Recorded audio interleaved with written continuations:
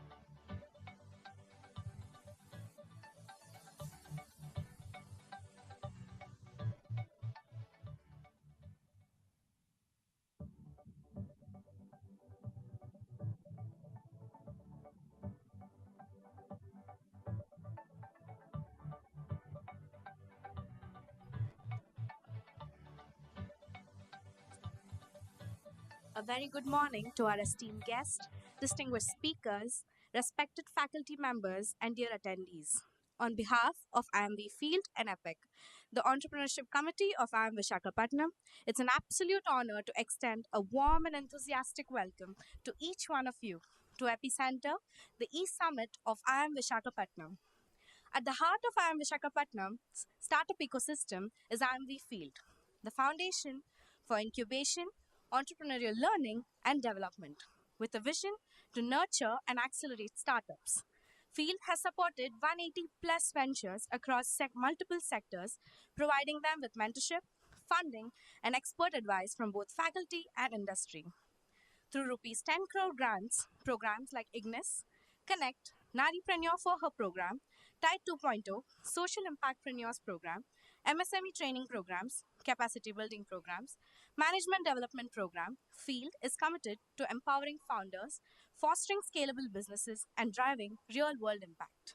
EPIC is a student led committee that works closely with IIMV Field to foster entrepreneurship, innovation, and hands on learning. Over the past year, EPIC has played a critical role in empowering students to explore entrepreneurship, providing consulting supporting support to startups, and creating opportunities for live industry projects. Among the many initiatives we have undertaken, a few key highlights include the EpiVault, which is a business idea pitching challenge where we saw remarkable innovations being presented. We also mentored over 50 startups through IGNIS, helping them accelerate their growth and bring their ideas to life. Our town hall events featured prominent VCs and founders who shared valuable insights into the challenges faced by entrepreneurs today. On the national stage, EPIC was also recognized as finalist in the IIT NEC competition, underscoring our growing impact. Additionally, we are going to support MSMEs and family businesses through IMV Field PACE, offering strategic guidance to help them scale and thrive. These initiatives are just a glimpse of the work we have done over the past year. EPIC remains committed to bridging the gap between students and the startup ecosystem, creating a dynamic and impactful entrepreneurial culture here at IIM Visakhapatnam.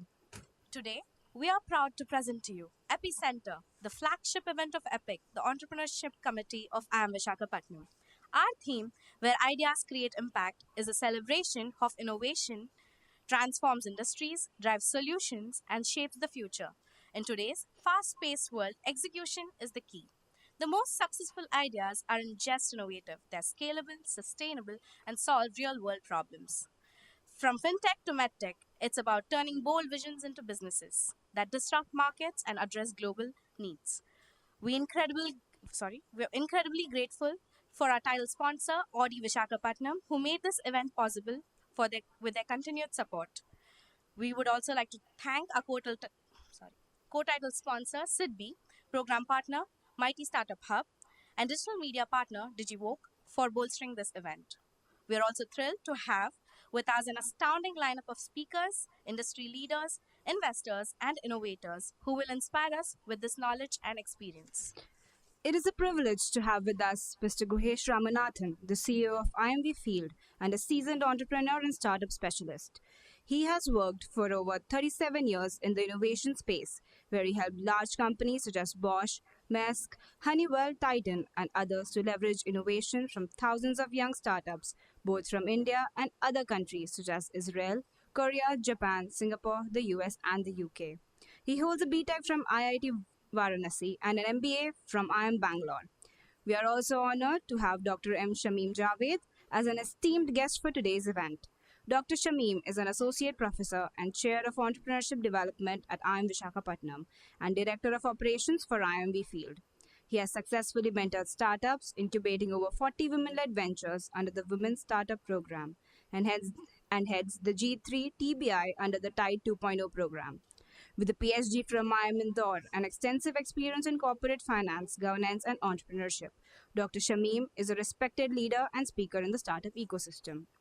To commence this enlightening journey, it's our pleasure to invite Dr. Shamim, Director of Operations, IIMV Field, to deliver the inaugural speech and mark the beginning of EPIcenter 2025. But before that, we would like to invite all our esteemed speakers, Mr. Siddharth Sirigeri, Mr. K. Vaitishwaran, Mr. Karthik Prabhakar, Mr. Vijay Singh Rathore, Mr. V. Chandramoli, to light the ceremonial lamp and mark the beginning of EPIcenter.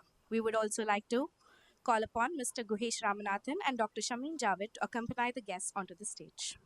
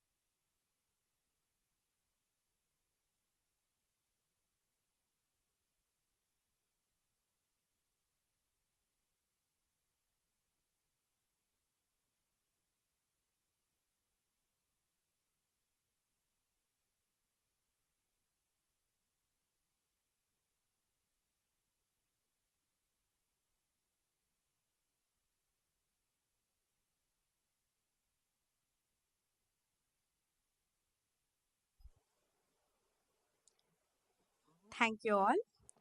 Please join me in extending a warm welcome to Dr. Shameen.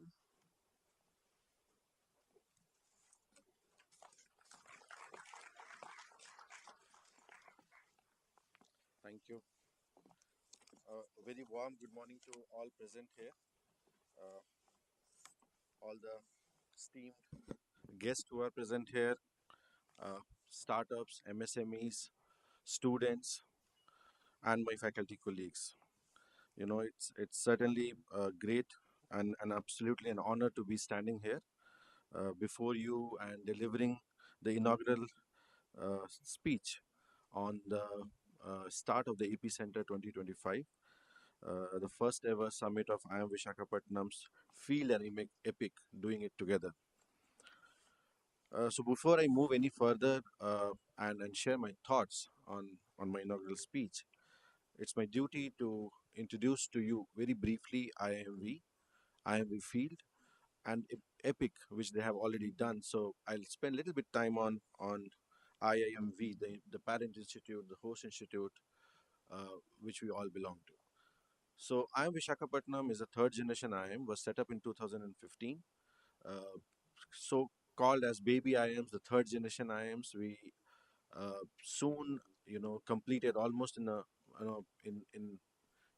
very quick time. We finished 10 years of our existence. We are in our permanent campus, standing taller amongst the committee of all new generation IIMs in terms of our ranking as per the NIRF ranking framework.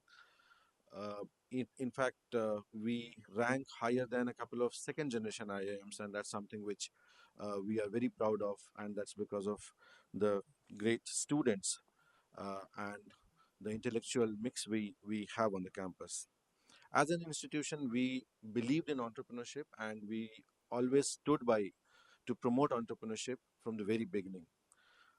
Our chairman, Shri Hari Bhartiya, entrepreneur himself, uh, always had this vision that, as a management institution, we should have the focus to promote entrepreneurship, and this should start to go into the students where they became the front runner and take this forward. So if you look at our vision, and I'll just read the vision of the institute to be nationally recognized as a distinguished provider of innovative education for entrepreneurial leaders in business, government, and society. So we do understand we are a business school, and therefore we have to cater to the existing businesses, but we want our students to be entrepreneurial, and therefore we promote not only entrepreneurial teaching and learning, but in whatever we do, we try to make them start to believe that they need to be somebody who will be taking initiatives and driving things, and that's something which the culture we want to develop. Very briefly about field, we started in 2018 by partnering with IIM Bangalore's NSR sales program, which was on women startup and women entrepreneurship, and that is where the journey started. We learned with them, and soon by 2020 we had our own funds, with METI giving us a grant of around close to 2 crores, with which we started our TICE center and we registered as Section 8 company. And rest is story. History. You heard what all programs we do today. We have done incubation program, pre-incubation program, acceleration programs. Uh, we are now moving one step ahead and then doing programs where we can connect industry with startups, corporates and startups, and that's the bridge we are trying to connect now. And especially, programs like Ignis and Connect are those programs or initiatives which will bring that connect between startups and industry. I'll briefly want to talk about EPIC also. As they mentioned, that it started as it's an e-cell, and like any other institution in the country, engineering college, business colleges, we have many student-run clubs. They were also one of the clubs, like many clubs which we have, doing a couple of guest talks, a couple of events in a year. But then entrepreneurship, initiative has to start from them. And that is where we threw a challenge to them that can you start something of your own? You should lead by example. And that is where they came up with an idea to start their own company. And today, on this occasion, momentous occasion, they will be talking about their innovation, what it is. They're trying to bridge a gap in the funding space and trying to create a company which can solve some of the startup funding dilemmas which they have. There are a lot of people who have enough cash or access to capital, but there are many people who are having good ideas but they don't have access to capital, and there's a huge transaction cost for making them meet each other, and that is where they are trying to come in between and create a solution which can solve some of the problems on either side. So I'll leave the rest for them to talk about and do the curtain raiser. I'll not talk much about the idea, but on this time I just want to put my three thoughts at the kickoff of the EPIcenter 2025. First one is to cultivate a growth mindset.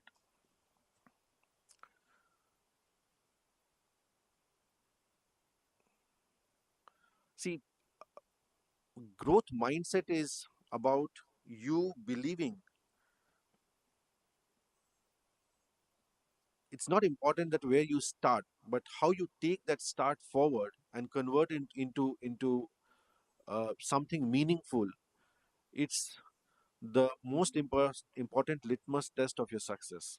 We have seen a lot of good ideas coming to our incubators, and if they do not have people who can execute them very well, it all fails. And if you look at how the funders look at startups and how startups are valued, team and execution is something which is very important and has been always looked upon as an important parameter. We all have heard of Airbnb, a very successful startup, much celebrated, talked about. It all started with two broke roommates who did not have money to pay for their rentals, and then they wanted to rent air mattresses in their own apartment. They had multiple failures of raising fund, But today they are not renting air mattresses. What they are doing is something very different. So if you have the growth mindset, your idea does not matter, it will pivot, but you'll reach to the right idea. And you want to grow, you want to solve a problem, and you will find that problem with multiple pivots which you'll take. The second point which I wanted to talk about is build with purpose. You have to have a value system or a purpose why you are into something. Many a times we have good idea, we know it's scalable, and we want to make it big so that I can raise fund and grow very fast and become a big company which is trying to cater to so many people. But under all of it, there will be multiple occasions when you lose the track, lose the sight, what you're doing. And therefore, you have to go back and ask yourself, what is that which pushed you to start it? And that is the purpose. You go back to your value system so that you come back onto the core of what you wanted to do. So there has to be an impact of what you are doing. Take an example of, Grameen Bank of Bangladesh. Now he's a prime minister there. That's a separate story. But a Nobel laureate, Muhammad Yunus, he started this, and he did not start to make a huge company out of what he wanted to start. He only saw that there are women who wanted to do something, but credit is a problem. They are not bankable and they are not getting credit. But if they get credit, they will earn livelihood for their family, which is the most important thing for them to do. And to find solution to this problem, he started something where he created a system which today has created an industry in itself. Many financial institutions and many companies, many employees, and many thousands of women across the globe are benefiting from the system which he created. The last point which I wanted to talk about was about take action and not just inspiration, right? We generally attend events like this, get inspired by some thoughts, gets inspired by the stories of some successful startups and how they made something big. But then we wait for the right moment to start and then continue, right? And that is where I think it's important for us uh, to change it. Uh, Change happens through small efforts on a daily basis rather than one big effort on a particular day. If you think of Elon Musk, he created SpaceX, he created Tesla. Neither of them had an ecosystem for private players to operate. There was no charging stations when he came up with electric vehicles in US, which was government funded charging platform or stations or ecosystem. He had to create his own charging stations to give people the comfort that if you own a Tesla, you will have charging stations at different locations. There was there was no government system which was supporting SpaceX when they thought that they will get a rocket which can come back and I don't have to let go of the rocket which goes once and then recreate that rocket. He believed in it, they tried, they failed, they experimented, and they got successful. And it was a continuous learning which they had in the process.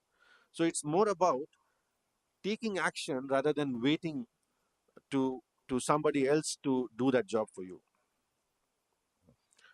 So I don't want to take more. I know there are good speakers who have done themselves, who are doing it well, who are supporting the ecosystem of startup and innovation, who are lined up for the day. Very thoughtful discussions and sessions are lined up, and I want you to make the most of it. At the conclusion, I'll only say that we as a country, as a cusp of a transition, the government has done its part by spending a lot of money through creation of funds or directly supporting incubators across the country in educational institutions or private bodies, which had created that first push. Now it is the industry who will start participating, and you will have enough and immense opportunity. We are a very big nation, not only in terms of population, but also in terms of opportunities which are there.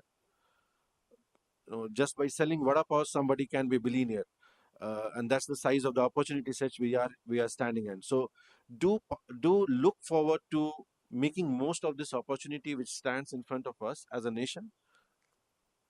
To all the students who are present here, my final words will be: this is your moment to shine. To the entrepreneurs, this is the stage for you to inspire others, for them to think that they can also shine like you. And to everyone who is here, this is your opportunity to be part of something extraordinary. We all are trying to create something new, experiment with uh, some new ideas which Epic has seen, and to further some ideas which are already established, which field is trying to further. So with that, I will once again welcome all of you and thank you for being part of EPIcenter 2025. Let's begin. Thank you.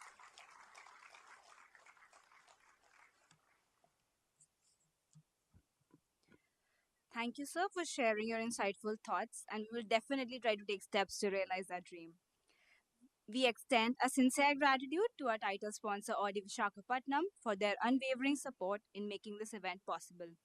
We also appreciate the contributions of our co-title sponsor, SIDBI, along with our program partner, Meaty Startup Hub, and digital media partner, DigiWalk, for their valuable role in strengthening this initiative.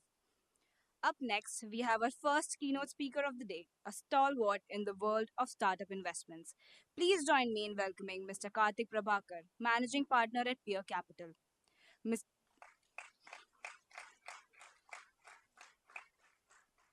Mr. Karthik has spent over a decade building and scaling ventures, from managing $300 million plus in funds at Chirate Ventures to mentoring early stage startups across India. His expertise in identifying potential and building sustainable businesses is unmatched. Today, Mr. Karthik will share his insights on crafting narratives, harnessing storytelling to build startup brands and engage audiences. I request Janvi, partner at Epic, to felicitate Mr. Karthik.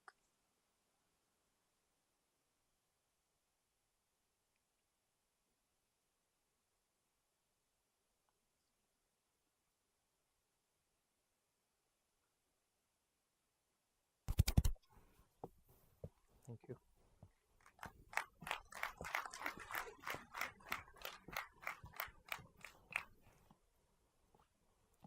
Thank you.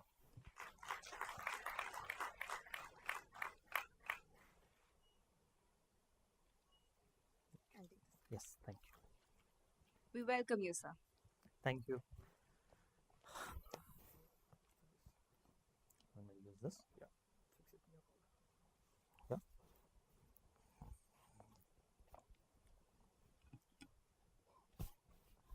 Okay. Now that we have all the technology set up, first of all, thank you very much for inviting me here. Uh, Guhesh, you've been a great friend. At the same time, Dr. Shamim, thank you so much. Uh, Wonderful setting here and a beautiful campus that you guys have. Envy you. But thank you so much. Uh, I'm from Peer Capital. We are a early stage venture fund. But before I jump more into that, the topic for today that I'm going to talk about is, from an entrepreneurship perspective, crafting narratives. How do you kind of build on storytelling to really engage your audience? It's a it's actually often a talked about topic, but most of the times we kind of renegade it to, okay, we'll kind of figure that out later on. But before I kind of go talk more deeply into this, let me just tell a short story about ourselves. I think that will maybe help understand. At the same time, I'm also very clear. I'm not here to give you the 5 Ps or 3 Cs of storytelling. I think that Dr. Shamim and there are experts here who will provide that framework. And trust me, those frameworks are very important. And many times, I've been in a B school as well. We often think that those frameworks are not, we just study and then we forget. But it's very important to learn those. I'm not here to talk about those. I'm here to build on top of that and say, how do you actually put that to practice? So just a short example of that. Can we have the video running, please? Uh,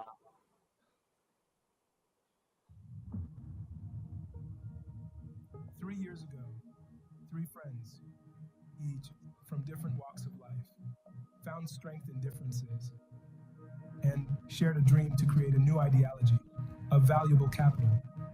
Peer capital was first born as a promise, then as a fund, where entrepreneurs found camaraderie and fuel to their fire. The question is, what is the making of an entrepreneur?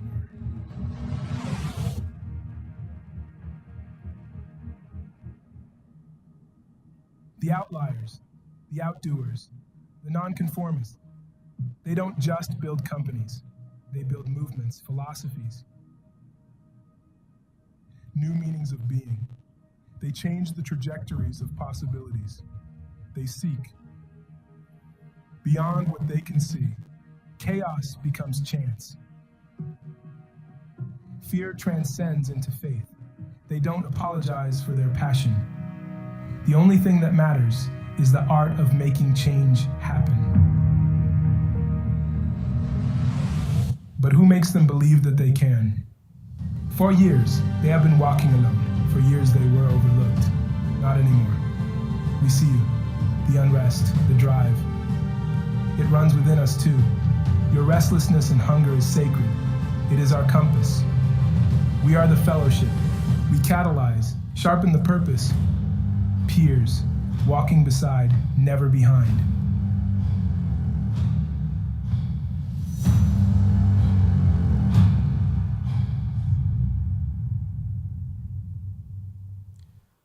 So that's our thank you. So that's our attempt building our narrative. There are so many funds. Yeah, you exist to just give capital, but that's not all. There has to be a purpose for us to start as well. So I thought before I take some random story, I thought let me just relate to my story.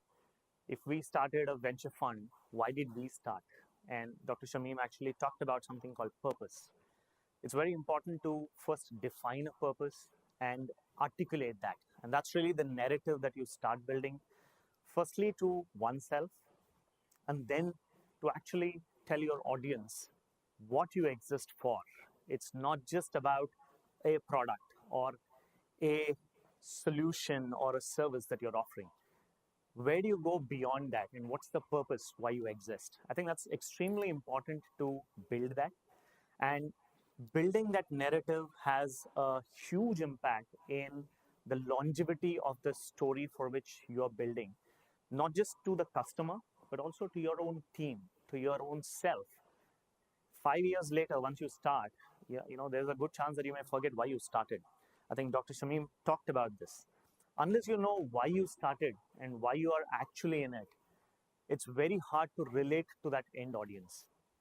So I think I've just taken two more examples here. Given there's a B school, I thought Red Bull is something many people can relate to for the late nights that people end up spending. And what is Red Bull? How many of you have kind of are latched on to Red Bull? A raise of hands? Not many. Okay, that's surprising. Maybe the market has changed. But Red Bull really kind of latched on to this whole thing called energy drink and created a story around it. Ultimately, it's still a fizzy drink, right? I'm sure there is something in that product, but nothing that differentiates in a big way. What really differentiated was that there was a story that got created. They said that there is an energy that comes out, and that's why you have Red Bull. Another example is Boat. Again, there are so many headphones, so many speakers, which are all available, but they created a story around why they exist. So end of the day, that story creation is what is driving many of these products. And okay, so like I said, framework is paramount, but how do you actually put that to use? So these are just a few things that I've kind of put together. Extremely important to one, understand who your audience is. Who are you telling this story to? And why do they care? Dr. Shamim actually talked about one example of Airbnb. Like he said, I'll not repeat that, but they started because they found a purpose for themselves. But then gradually they started seeing that the audience is not just about somebody who's seeking a stay, but essentially somebody who's looking for a home where somebody is hosting. So they created stories around how a lot of hosts are sharing stories. A lot of guests are sharing stories about hosts hosting them. The audience cared about that. They said it's not just about yet another bed and breakfast. It's not just about a cheaper place to stay or a fancy place to stay. They said this is a place where you feel homely. You're actually staying with somebody. Somebody is hosting you. So the audience, be it the guest or the host, they actually cared about it. And you started creating that story around it. And based on that, what can you do to actually help them? And that's where they created the narrative of creating that marketplace as well. And how you do it is the later part. But essentially, creating that story goes back to that. And many a times, we often think that storytelling is about bunching a set of lies. Not at all.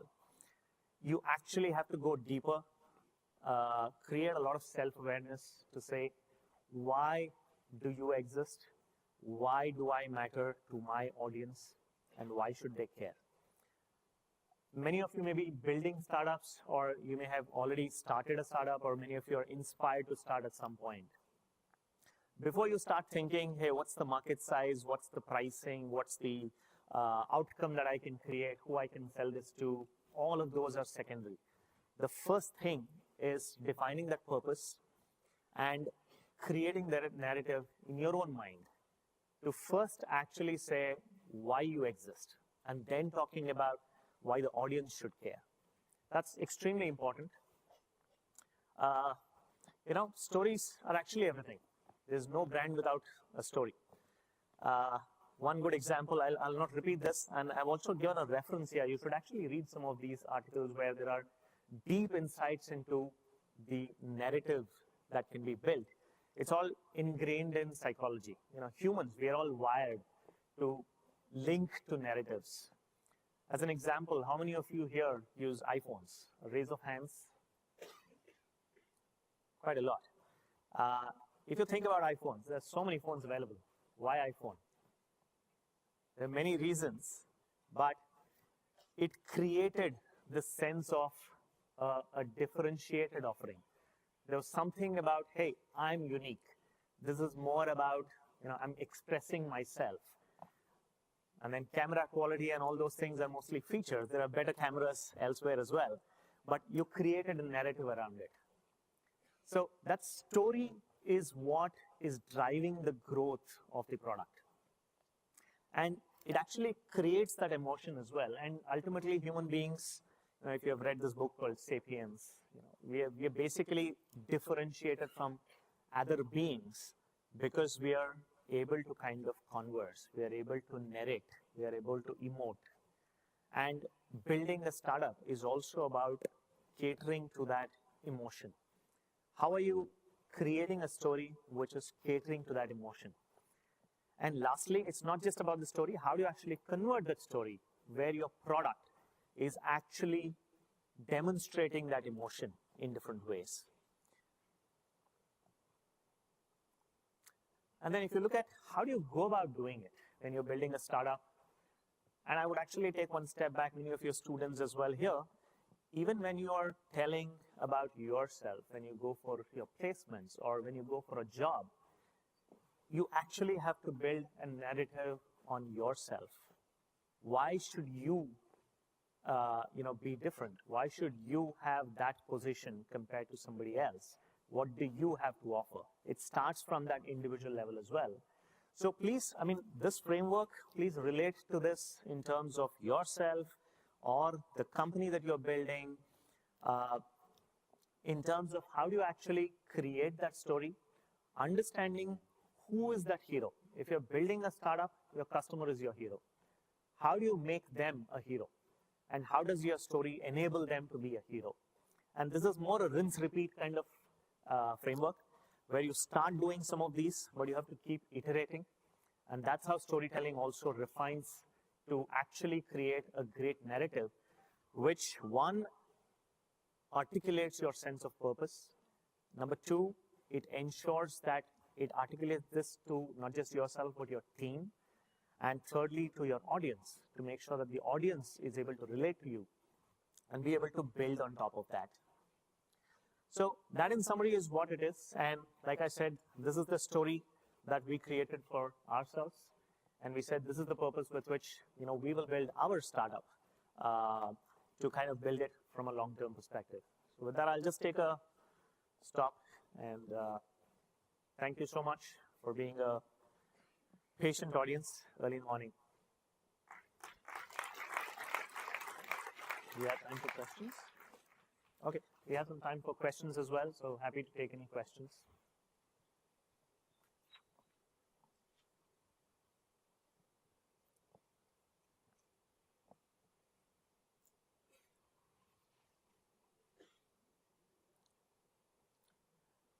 I think there's some questions at the back of the seats there.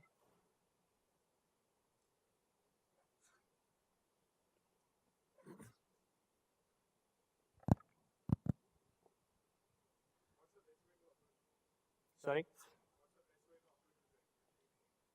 Approach, I've just put that there. My LinkedIn profile, I've just put it there. Hi, my name is Varun. So I have a question regarding crafting stories, but also translating it to say tier 2 and tier 3 cities where it becomes a lot more regional in nature. How does that stitched in? Because top 1% is, I think, slightly easier to sort of put the information across and communicate with them. But when we start targeting the masses, how does it change and what should be some of the things we should keep in mind? Sure. Actually, I would differ with the view on that, where the top 1% is also bombarded with so many things. And because of the clutter, actually penetrating that 1% is actually fairly hard. So everywhere, it has its own kind of challenges. But I think the generic answer that I would give is be the top 1% or the top tier cities or a tier 2, tier 3. Understanding that persona of who your audience is, that is at the crux of crafting those stories. You need to really understand who your audience is. Now, again, if I take my example as a VC fund, who's my audience? Is it my investors or is it the founders who we invest in? It's two customers there. So who do you kind of cater to? It's a constant question that runs in the mind, right? But you need to be clear who your audience is. And that helps you to go deeper to say, okay, how do I understand the persona of this audience?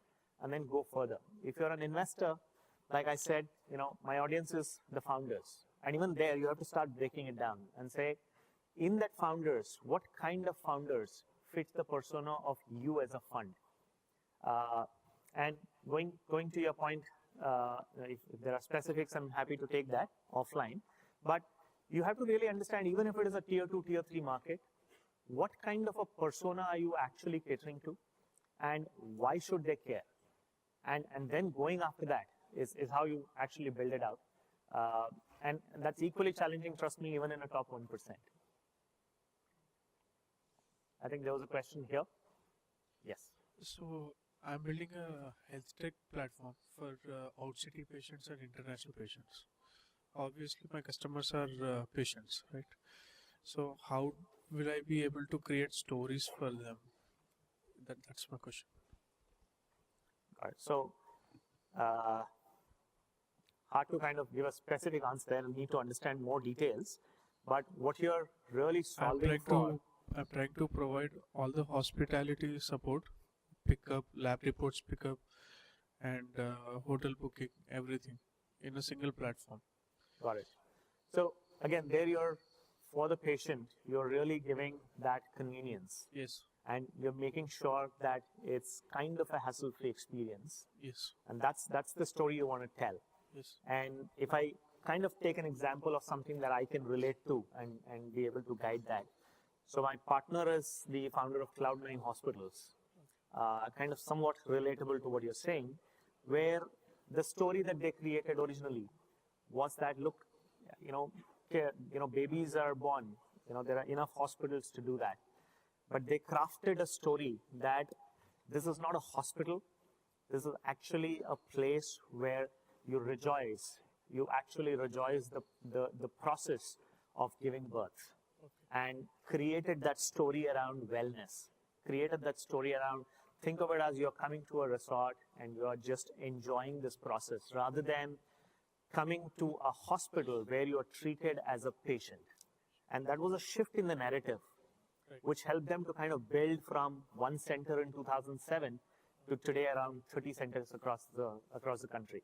I'm just taking that as an example because I can relate to that story, but it's a very similar thing. You know, how are you kind of treating that audience in crafting that story? Right. Thank you very much. I'd like the audience to keep their questions till the end. We'll have an Ask Me Anything session, and we can have a Q&A at that time. Thank you so much, Thank sir, you. for your invaluable lessons. Sanika, there is one question. Here. Ajay will be taking the questions at the end. We'll have an Ask Me Anything session. Can we have a round of applause? Thank you. We would like to thank our title sponsor, Audi Visakhapatnam, for continued support. Could we please play the Audi video, and may I request the Audi team to come on stage?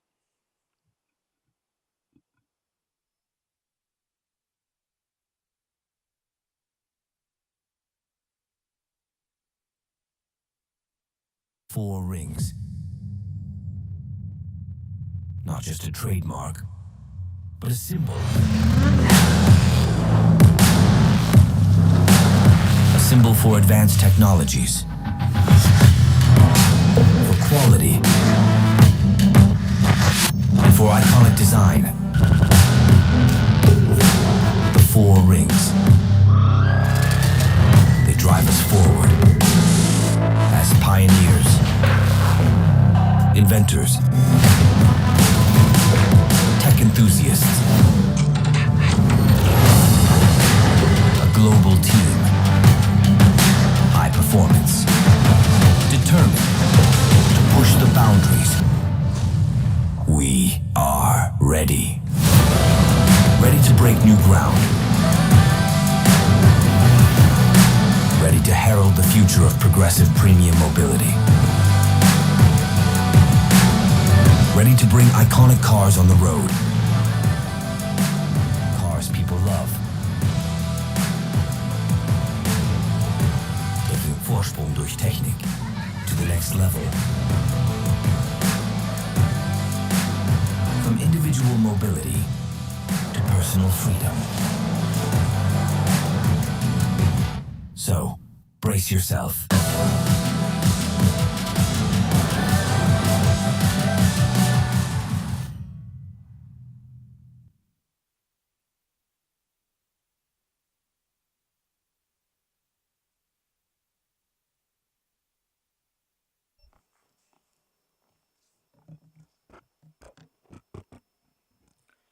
So, very good morning, everybody, ladies and gentlemen, esteemed faculty members, and talented students of IIM Visakhapatnam. So, my name is Arvind Kumar. I'm here standing in behalf of Audi Visakhapatnam. It is a pleasure to introduce ourselves here at IIM, the only authorized dealerships for Audi in Visakhapatnam, as a brand which has been there for more than hundreds of years ago, and it is an embodiment towards innovation, luxury, and perfectly embodied passion of confidence while driving the cars and giving luxury towards all the customers and the brand. So at Audi, we share our passion for excellence and our commitment to shaping the leaders of tomorrow. We believe that this generation is going to lead every individual and every youngster towards the future mobility.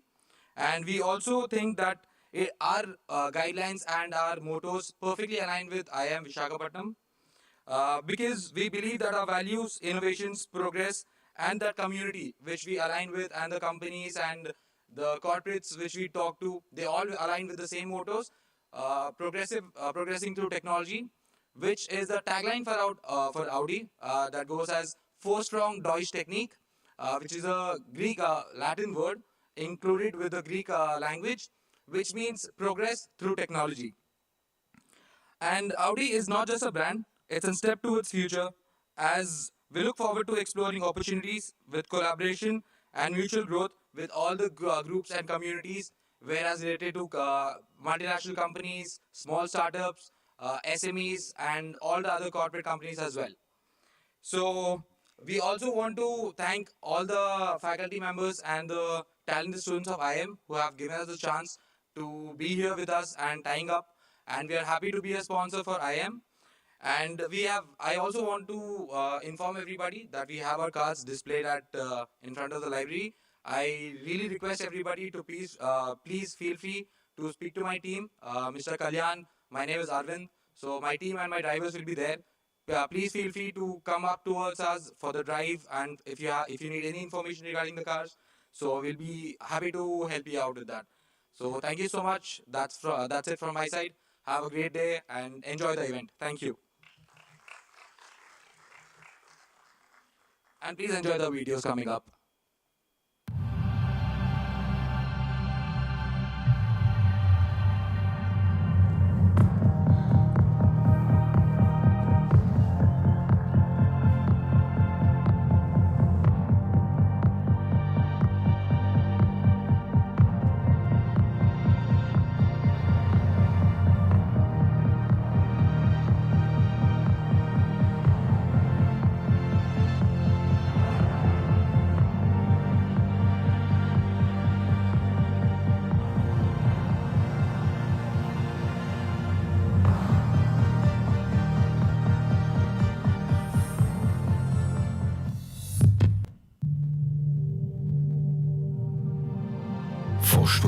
Technique is when functions please your senses,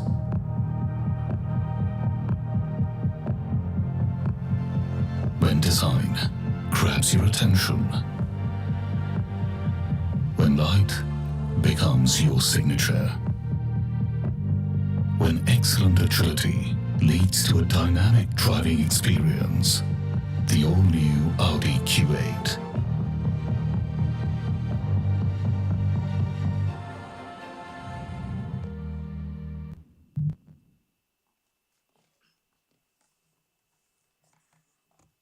Thank you so much, sir. Once again, we'd like to thank our title sponsors, Audi Visakhapatnam.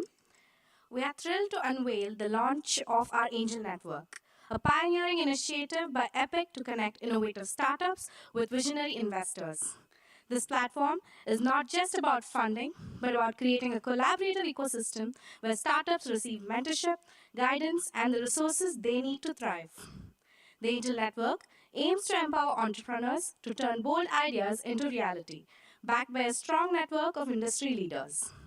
To give us a glimpse of this incredible initiative, we invite our senior partners, Sahil Yadav and Hemachandran Matiyalagan, to the stage, please.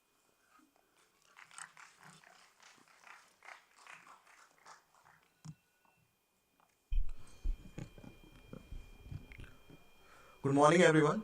It's an absolute honor to stand before you today. A special thanks to Karthik for delivering such an insightful keynote session, and to Anusha for inviting me to the stage. Let us start with a question first. What if I told you that in the next few months, one of the most transformative startups in India, the one that could disrupt industries and reshape the entrepreneurial ecosystem, could come up from a group of young innovators, possibly sitting right here in the room with us? What if I told you that the only thing that they might need to take the leap forward is the right support, the right network, and of course, the right capital at the right time? The reality is this: the next big idea, the next game changing startup could be right under our noses. It could be an entrepreneur with a vision but lacking the resources, guidance, or financial backing. And this is exactly why we are here today, to solve it. We are here to launch something monumental, something that does not just focus on providing capital, but that nurtures startups at their very core. An ecosystem that thrives on trust, mentorship, and collaborative growth. Today, we introduce you to EPI Funds, India's first student and alumni run angel network operating at a commercial level from an IIM. This is a historic moment not just for our institution but for the entire Indian startup ecosystem. EPIfunds is a testament to the entrepreneurial spirit that defines IIM Visakhapatnam, and it stands as a proof that innovation and investment can be driven by students and alumni themselves. This is the beginning of something that will outlive all of us, something that will shape the future of entrepreneurship in India. Let me take you back when Hema and I joined the institute. We were not here with a singular goal of landing placements or working with the top tier firms.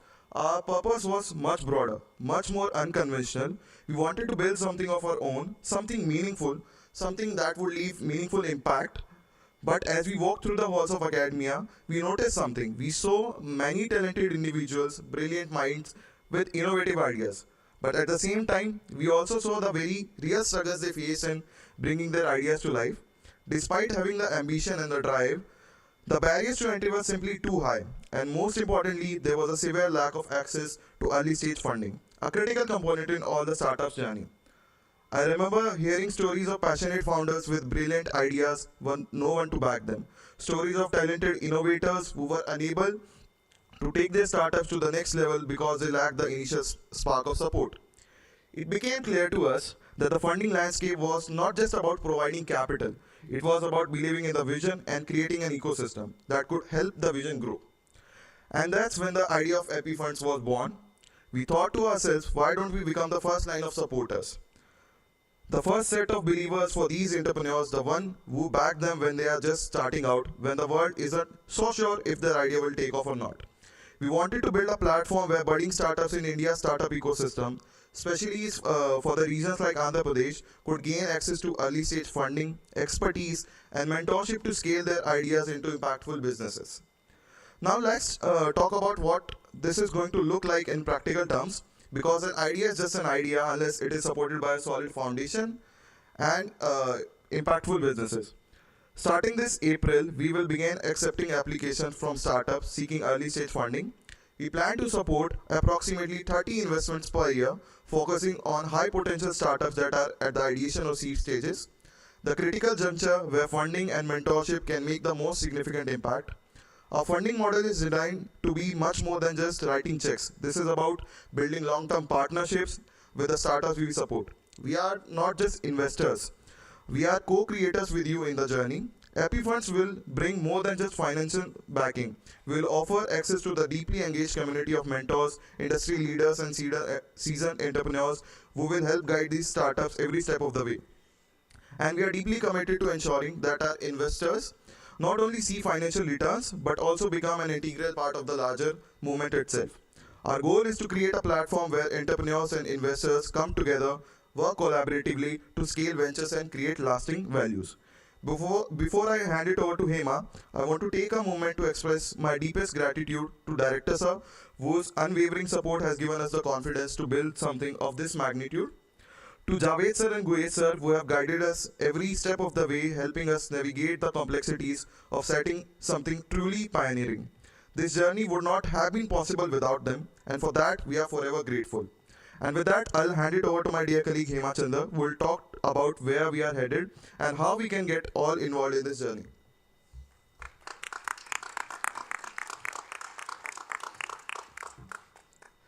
Thank you, Sahil. Now let's talk about the vision for the future of EPIfunds. What happens next is what truly excites me, and I know it'll excite you as well. Our mission today is not just about supporting individual startups. It's about creating an ecosystem of innovation, a movement that will shape the future of entrepreneurship in this region and eventually across the country. We are focused on a regional first approach. We are rooted in Andhra Pradesh, a region with immense potential but historically limited access to structured early stage funding. Our mission is to fuel homegrown innovations and help startups grow from local players to national and even international leaders.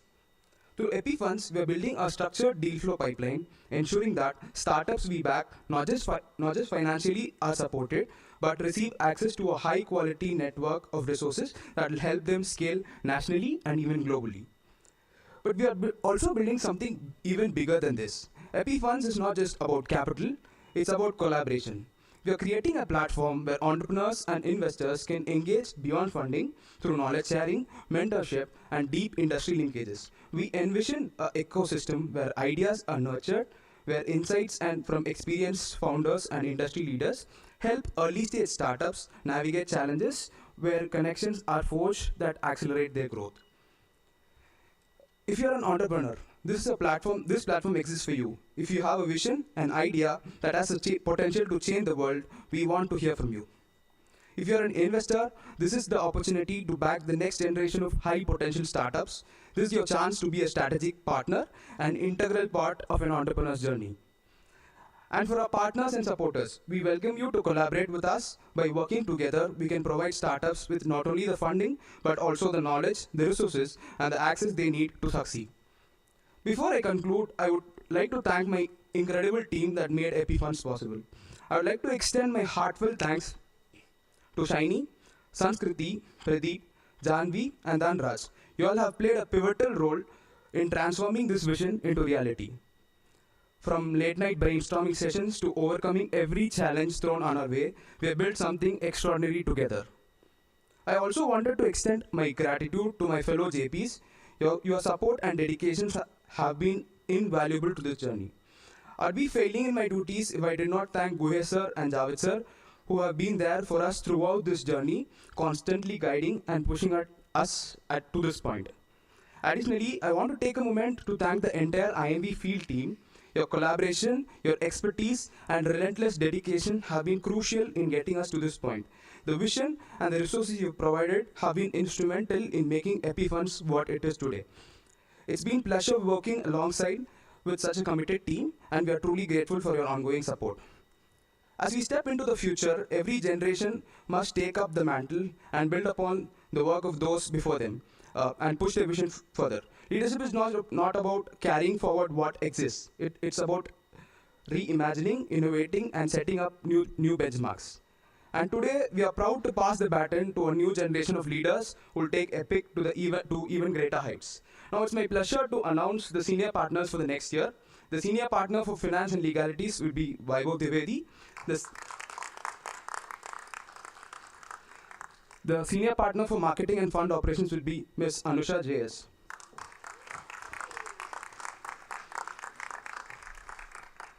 We truly believe that Vaibhav and Anusha are the right leaders to take this forward, carrying the vision to new heights. With fresh ideas, renewed energy, and a deep commitment to fostering entrepreneurship. They are well equipped to build on the foundation what we have laid and drive EPIC toward even greater impacts. Their dedication and vision will shape the future of this initiative, and we have no doubt they will elevate it to new horizons. To everyone who have been a part of this journey, your trust, your mentorship, and your unwavering support have meant world to us. This has been an experience of lifetime for us, and we are forever grateful for it. We are on the verge of something big. This is not just an angel network. This is a movement, a call of action for all those who believe in the power of entrepreneurship to shape the future. Let's engage, let's collaborate together, and let's build the future. Thank you.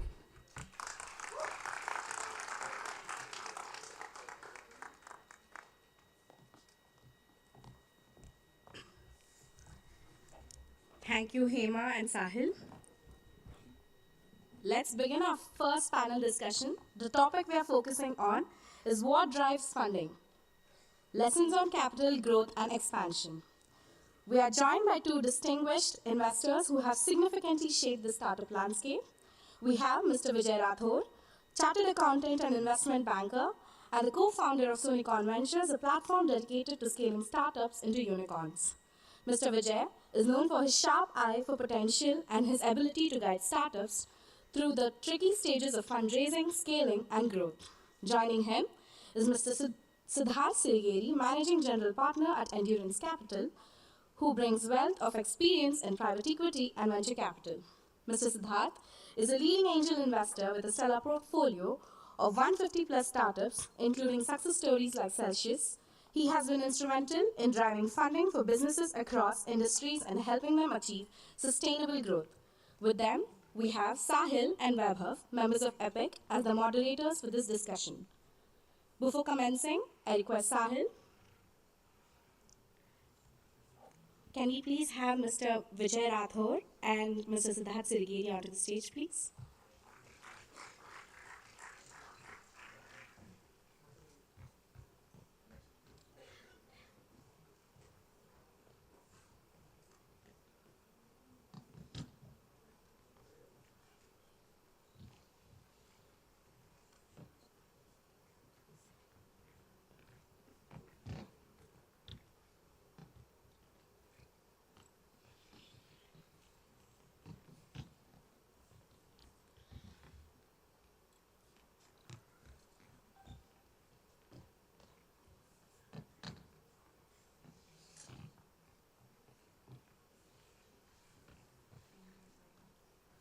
We request the audience to please put their phones on silent.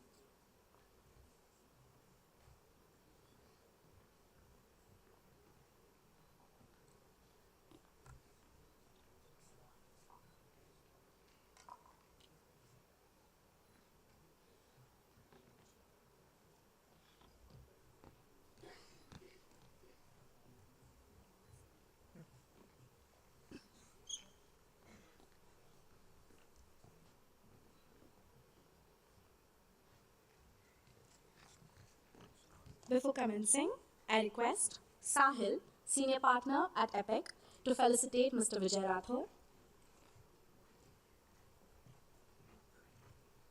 Can we have a huge round of applause, please?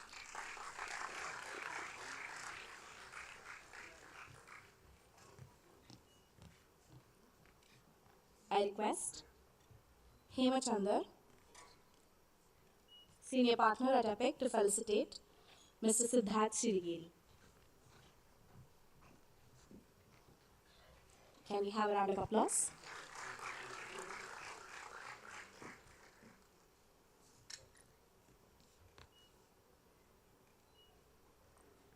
Let's give them a warm welcome as they share their expertise in this critical domain.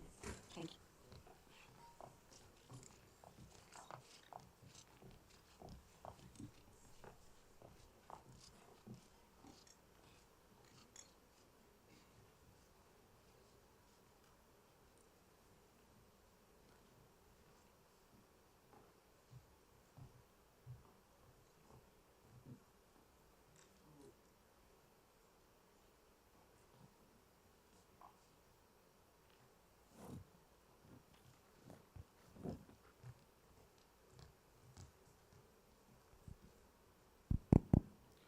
Good morning, everyone. Welcome to this exciting discussion we are going to have on venture capital and startup funding, and basically knowing about what really happens after a startup gets funded. We often hear about startups getting millions of dollars in the funding, but we never know what exactly they are going to do with it. Is funding the only thing that a venture capitalist do? The reality is far more interesting. Beyond writing checks, VCs mentor founders, help them scale, and open doors to critical networks. Joining us today are the two seasoned investors who have seen startups rise, stumble, and soar. Please welcome Mr. Vijay Singh Rathore, co-founder of Sunicon Ventures, and Mr. Siddharth Sirigiri, managing general partner at Endurance Capital.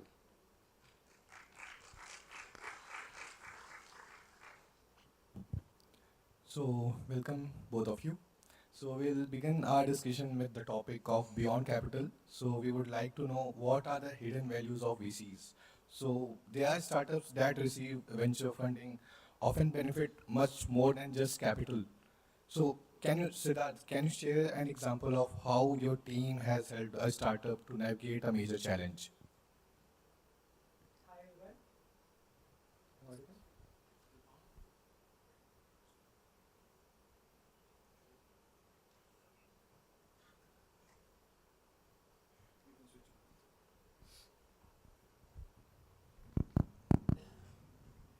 Hi everyone, good to see you all on a Saturday morning, and lovely campus you all have here. I really envy you guys, as even Karthik was mentioning earlier. It's a good place to study in.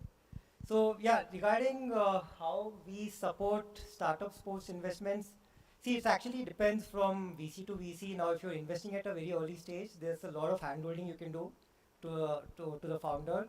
So for example, in my case, what I do is, since I have more than 100 companies in my portfolio, now let's say you're building a product, you want somebody to test it out, you want them, early adopter who wants to pilot your product at, so in those cases I open up my, network of founders to them, and, immediately you have somebody who can, use your product, validate, and see, startups can if you're going actually to your ICP, then they are very choosy, right? To basically, firstly, the sales cycles are very high, 6 to 8 months in some cases, and secondly, they want a product which is perfect.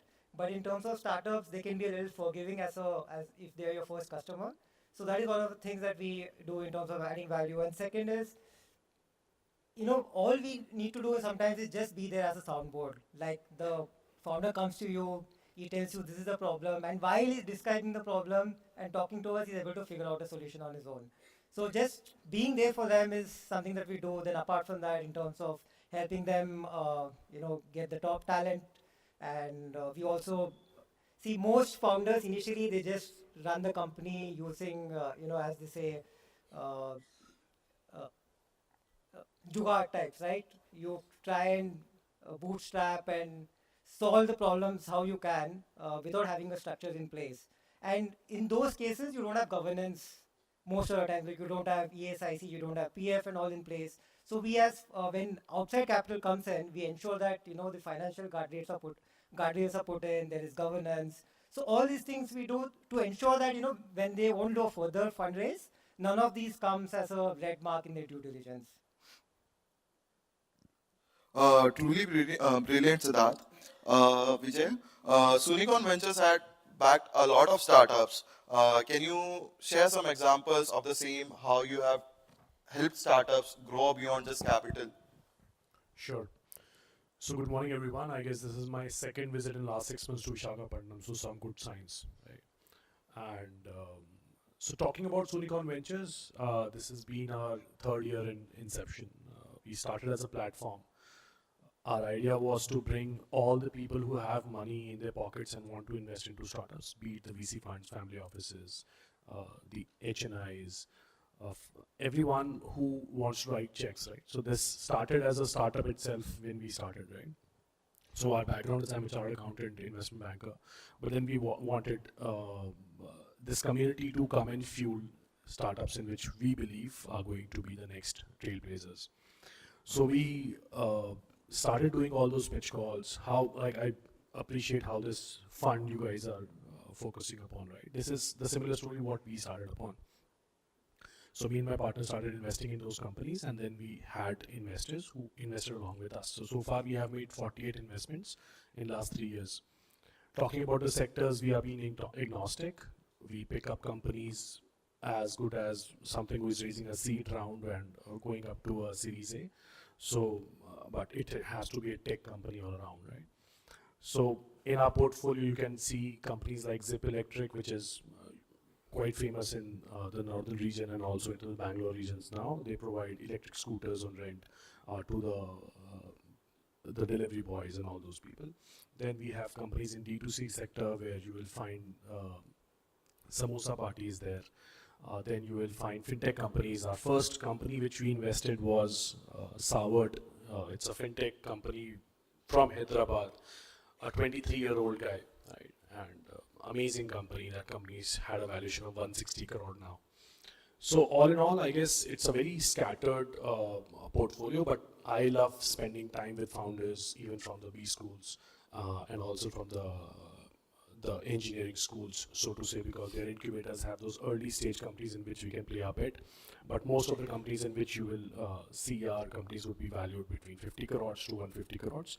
There are some outliers also, like Zip Electric is 2,300 crores now in valuation. So yeah, that's where the sweet spot lies in. Yeah. So it was great to hear your insights, how you help your portfolio companies to build. But there are few instances where the benefits of having a VC on a board are sometimes mostly overlooked.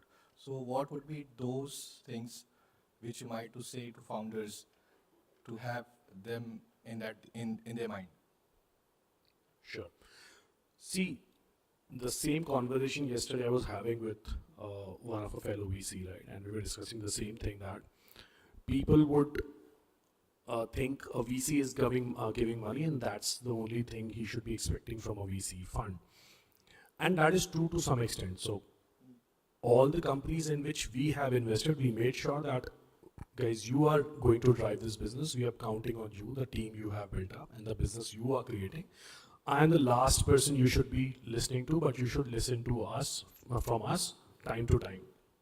The best thing we can do is, and what we have done with our portfolio companies is, I sit down with them in every quarter, understand what they have done so far, and I have a simple question: what help do you want from my side? Because we have a portfolio of 48 companies in our, and every month we keep on adding 1 or 2 companies, right? So if, to give an example, there's a company called as Pick My Work. They were struggling to find leads to which they can sell the financial products. On the simultaneously, we had a company, Credily, which had 4 lakh employees data because it was a freemium HRMS software. So we knew that these both people can work because Pick My Work had 2,300 employees who can sell those financial products to all those 4 lakh employees database, which Credily had, right? So it was a match made in heaven kind of a proposition. Similarly, Zip Electric, they source OEM scooters. So we had one of our portfolio company who can actually source the customized scooters to this company. So we spend time on building businesses, not on cribbing what you promise, what is delivered, right? This is what sometimes founders shy away from listening to VC funds, that they will be asking me about the progress. They will be haunting me for the charts I made and the graphs we have seen. So thousands of pitch like me and Siddharth must have seen. So all those promises. So we don't go and hound. We understand the challenges come after the fund is even. But we make sure that they grow on the businesses they are doing. So that's, at least from speaking from my side, that's where I put my time in. But yeah, there are different VCs, different band experiences also, even in the past with the founders, having raised funds from the A-class funds and then having some bad taste. But that's not with all of the VC funds. That's completely our philosophy at Sunicon. Do you want to add something? So yeah, as you mentioned, right, we end up looking at synergies between our portfolio companies to start with, or if your personal network can open doors for them initially. Like one example is Celsius, which is into cold chain. So when they came to me initially, they said one of the biggest issues is they have a lot of demand for their reefers, but they don't have enough supply. So then fortunately, one of my friends whom I did MBA with is the promoter group of Vadilal, and he said almost more than 6 months in a year, our reefer trucks are lying vacant. We are happy to, give this supply to them types. So that way, it's constantly we are, trying to figure out where we can add value, find synergies between portfolio companies, our network, and yeah, we are just not money on the cap table. We try and be as involved as possible. But again, this depends, right? If you're investing in early stage, you need to. But if you're going beyond Series B, Series C, the founder doesn't need you. So all they need is capital at that stage, and probably some help in terms of IPOing or getting the further fundraise post your investment. Truly great insights, Vijay and Siddharth. Just a bit of a personal advice that I would ask you guys. Since we are going to start our very own angel network, the basic question that we all have in mind is that apart from financial matrices, what does a typical VC look out in a company? Basically, it is an art. We can't just go with a scientific way. So, what are your ways about identifying a company? What are the things that you look out for? As they say, right, 3 T's: team, traction, and TAM. So, but in the early stage, it's mostly about the team. So you can have many ideas, but it boils down to how strong you are in terms of execution, and that boils down to the founder's capability, the purpose, why he wants to do it. So that needs to be really strong. The story behind it, as Karthik was mentioning. So it's all about storytelling at that stage, because I've invested a lot in idea stage companies, and it's been almost 5 years. And if I look at the deck that they presented to me at that point and what they're doing now, they have pivoted several times and they're doing something altogether different. So yeah, it boils down to the founder in the end, his ability to get feedback from the market and then listen to it and execute according to what the demands of his customers are. So the team matters a lot, but again, the traction in time, traction you want to see in what way in terms of adoption by early customers is happening, validation from the market, and most important, retention is basically is the customer coming back to you without you having to spend additional marketing dollars. That is very important. And of course, since we are taking a lot of risk, so we also expect returns to be north of 20 to 50x for each of our check, and that means that the market needs to be quite large. So this is if you're doing a top down, but there are funds who do bottoms up kind of a method as well, similar to ours. So there we don't look at time much. We just see whether this startup can reach this stage, and then we do a backward calculation. And if we think that is possible, then we go ahead. It was nice to hear that listening to like you invest in seed to Series A, but some people or some founders have this concern that when they onboard a VC, they fear that they might lose out their control. So how, and especially Vijay sir, how do you ensure that you invest, you provide strategic support, but they have that driver's control in their hand? Because some founders have this doubt. Right. So just to add few points which Siddharth said to the previous question also, right, just before jumping to this. One thing is very critical in any startup journey is execution, right? So whenever you are finding startups, and let's do a raise of hands, how many of you are doing a startup or thinking of doing a startup? Quite a good number. Just keep your hands up. I just want to see how many of you already have a startup. So who have only idea, just keep your hands down and already have started working on the startup idea. That's quite a number, right? So see, whatever the people who have just dropped their hands, right? They had the idea, but they haven't started doing it. I wish you start doing it as fast as you can, right? In the morning session, we were sitting, Gohesh, Dr. Javid, we were discussing ki ideas तो हैं, execution पे नहीं बात आ रही ना, तो because you guys are thinking कि पहले पढ़ाई पूरी कर ले, पहले job कर ले. Yesterday I was driving with Ajay, who was bringing from airport. He had done job, then he is doing his MBA, now he wants to, he's in a dilemma of doing a job or do business, right? So it's how fast you start and how fast you fail. That's right. That's the simple execution. Going back in time, when I thought the idea of providing the autos and also the delivery vans on an app, and my friend sitting next to me said, "Ki why not these plumbers and electricians can be done on an app?" Right? This is 2012 I'm speaking about. Did we execute that idea? No. We thought about it. We were doing a separate business of edtech. That's a different story. But we thought this is a great idea. But that didn't pan out. And 2017-18, there's a story of Porter coming out and Urban Company coming out, right? So it's about execution. So for you guys, when you're figuring out the companies who are, let's say, from this incubator or you want to pan out, just see how these guys are executing. As Siddharth rightly said, they start with an idea that can be pivoted. So you can change it over and over a period of time. But if the team has a zeal to execute the idea, that's the simple thing we would want the founder to be doing. Now coming back to your question, sorry. So regarding the strategy part here, your question was around when the founders have the control being given to the investors, right? As linked to the previous answer which I gave, right? We don't take any board seats, so to say.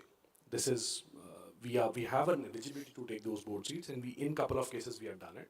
But most of the time it's board advisor, just a seat to see what the company is doing, right? So we don't enter into the day-to-day affairs of the company. That's not our part.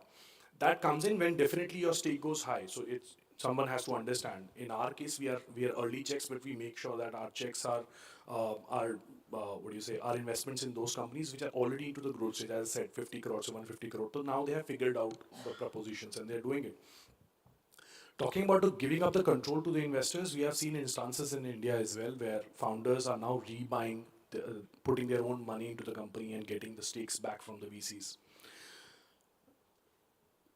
Should it be done? Should it not be done? It's a case-to-case basis, right? Some cases where we have seen that the investors who are on the board are becoming hostile and not letting the founders running the business.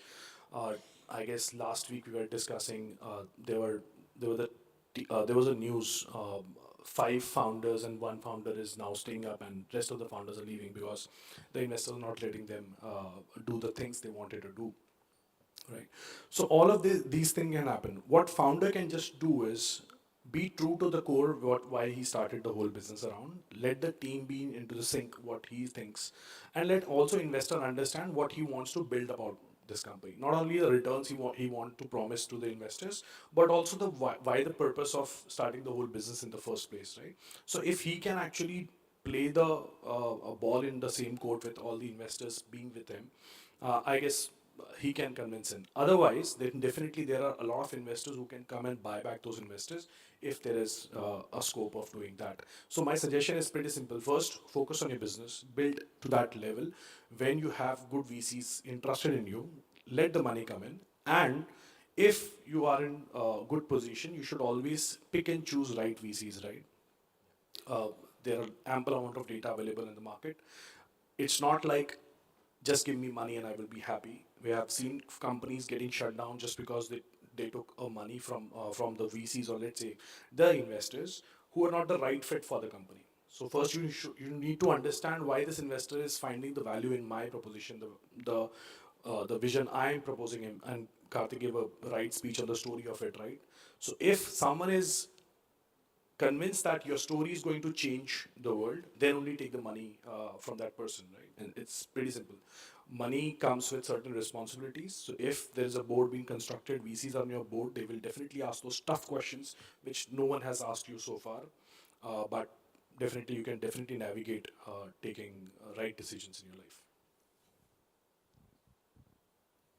Uh, the insights were truly great, Vijay. Having a VC on board is truly necessary. Somebody who could show you the mirror at the times when it is needed. Getting to the identifying the theses, the way or the industries that we are going to invest in. We would like to have your views. How do you form it? The roles of VCs have evolved significantly in the past decade. How do you see it changing further, especially with the shift in funding winters or funding streams? How do you see it, Siddharth?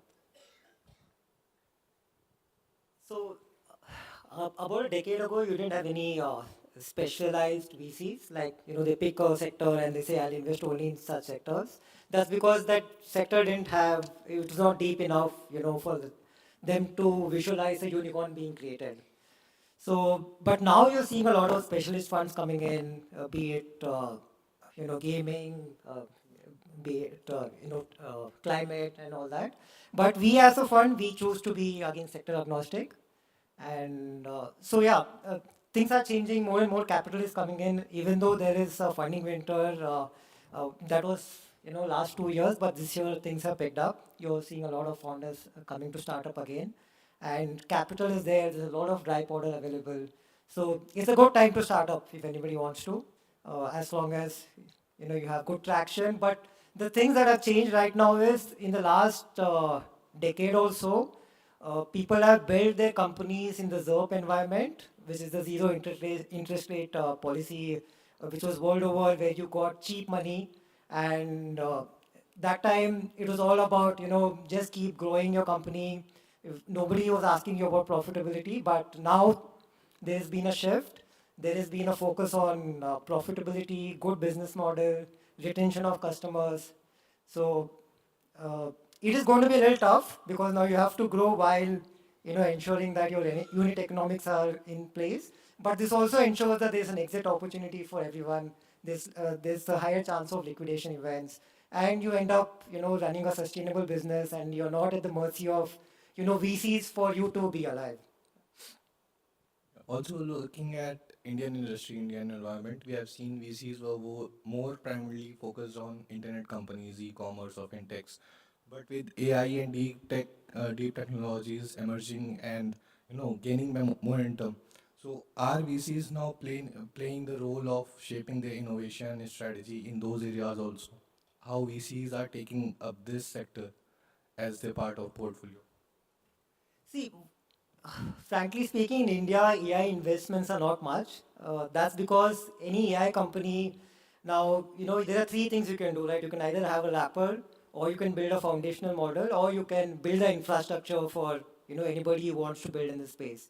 So the second and third, you need a lot of capital because firstly, getting those H100 chips, they cost a lot, And your initial fundraise should be north of $50 million if you really want to build, a foundational model or the AI infrastructure.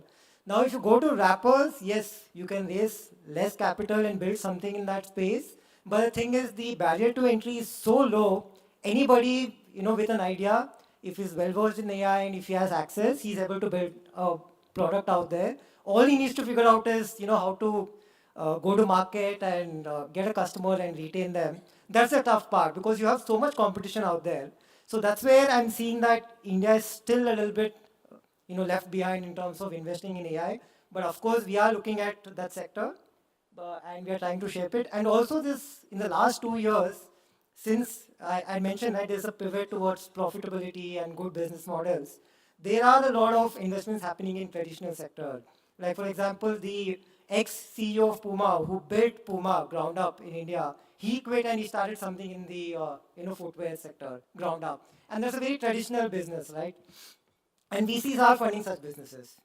We are now still funding, like one of our investments we made recently is in the food and beverages space, a specialty coffee company. You have a lot of coffee companies out there, but we still feel that there is room for such play in India. So there is a mix of both traditional and technology-based investments that's happening out here. Thanks for answering this.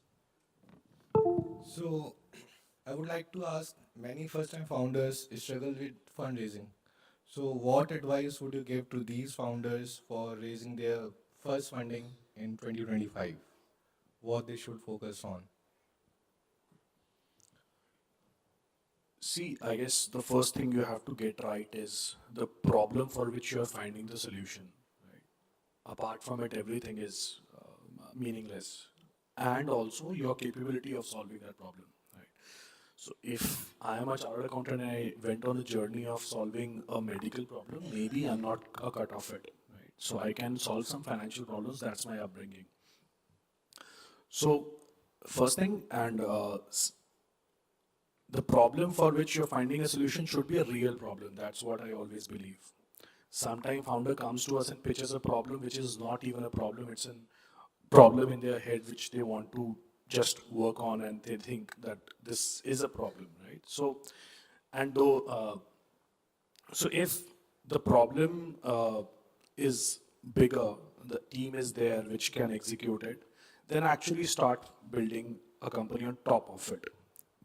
Before this, they say we have founders coming and pitching key. This is the idea, can give us some money and we will figure out what we want to do. That doesn't work in 2025, not even 2024, not even 2023.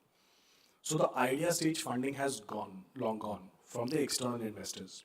You can get some seed funding, those grants, we have started calling them grantpreneurs. So founders who just look for grants from organizations and then they start figuring out what they want to build. We don't want to fund such set of investors, at least the VC funds, what I'm talking about, right? So start with the execution. It can be a smaller execution. Maybe your MVP is ready, your early attraction numbers are there, and then you start pitching up to investors. Before that, everything is a story in your head and it's not a compelling story which you can actually sell it to anyone, right? So if you want to raise funds in 2025, my first bit is find your problem, set your team in place, get your first earlier numbers, start selling to maybe your professors, right? So now they have a tough time after this. So just go and sell your product to them.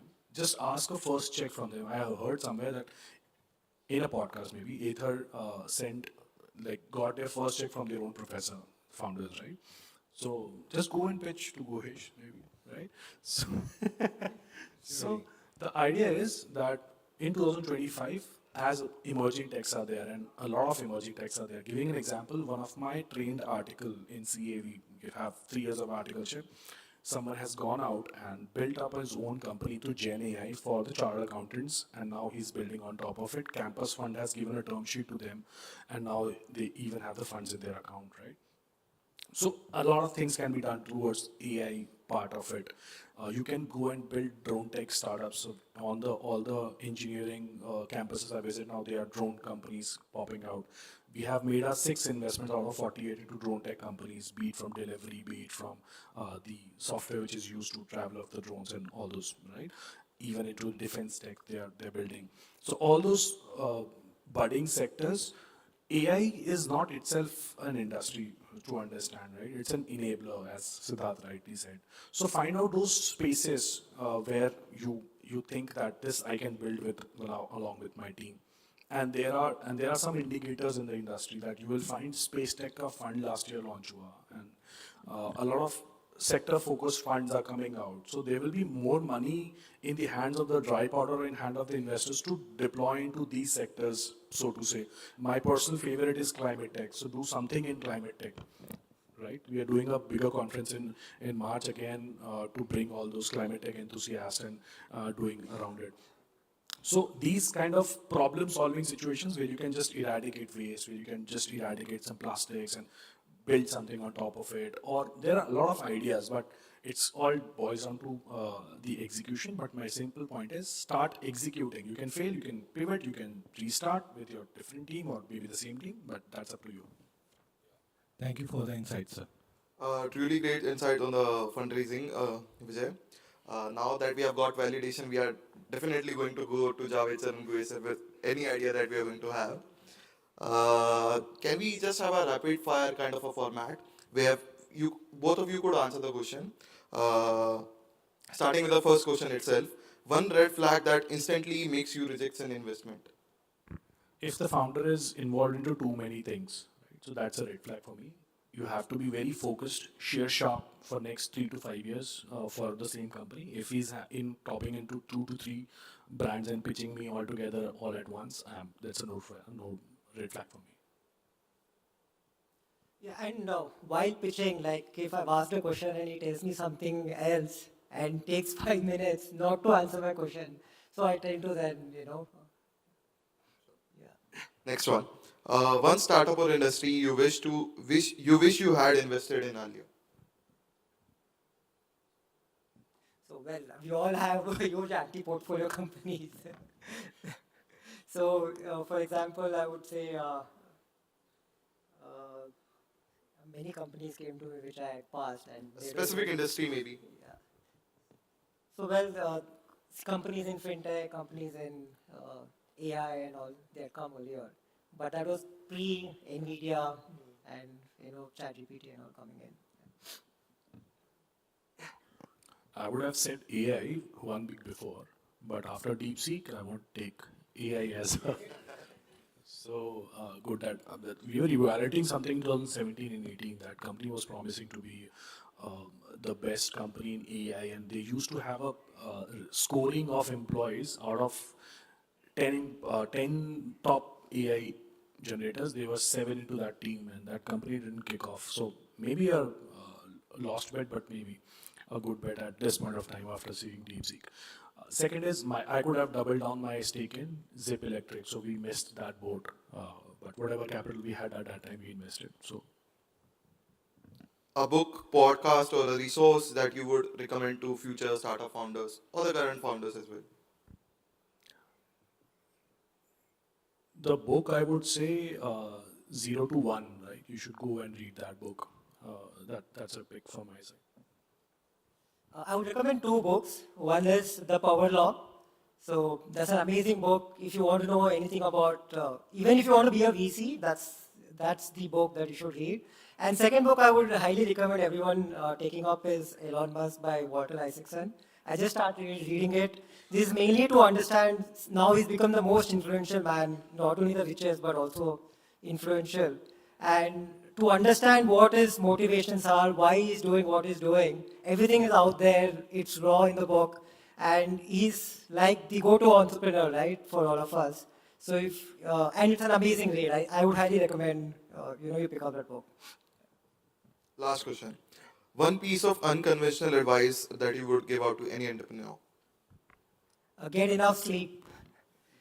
70 hours work week is overrated according to me. See, when these veterans talk about that, they come from a generation when 70 to 80% of their job was tedious. They couldn't automate most of their, repetitive tasks. But now with technology, you can free up a lot of your time and use that time not just to make money, find a purpose, use the time for your health. There's no point, giving your health away and after 10, 20 years, then you're spending that money to get your health back on track. And I was actually surprised to see, or pleasantly surprised to see that most of you guys are not on Red Bull, which is actually not good for your sleep. So well done, guys. Yeah. See, my food for advice would be to travel, right, as much as you can. Maybe you find a grassroots problem into your city, right, and you think this is going to be big. But I would advise you to travel more and to parts of India, right?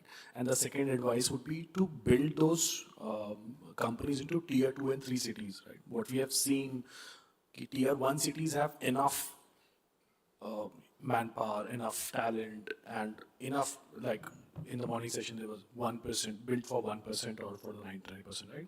Go and build companies in tier 2. You will find economical talent, economical workspace to work upon, and maybe a lesser competition in the initial time you are building upon.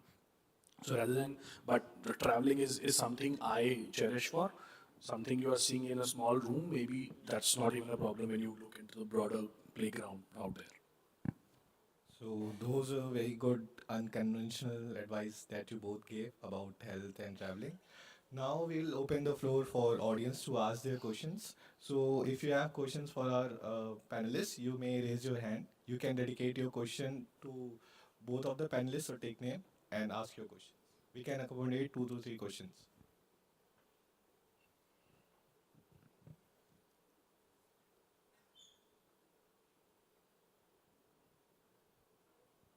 Uh, Bring the mic there.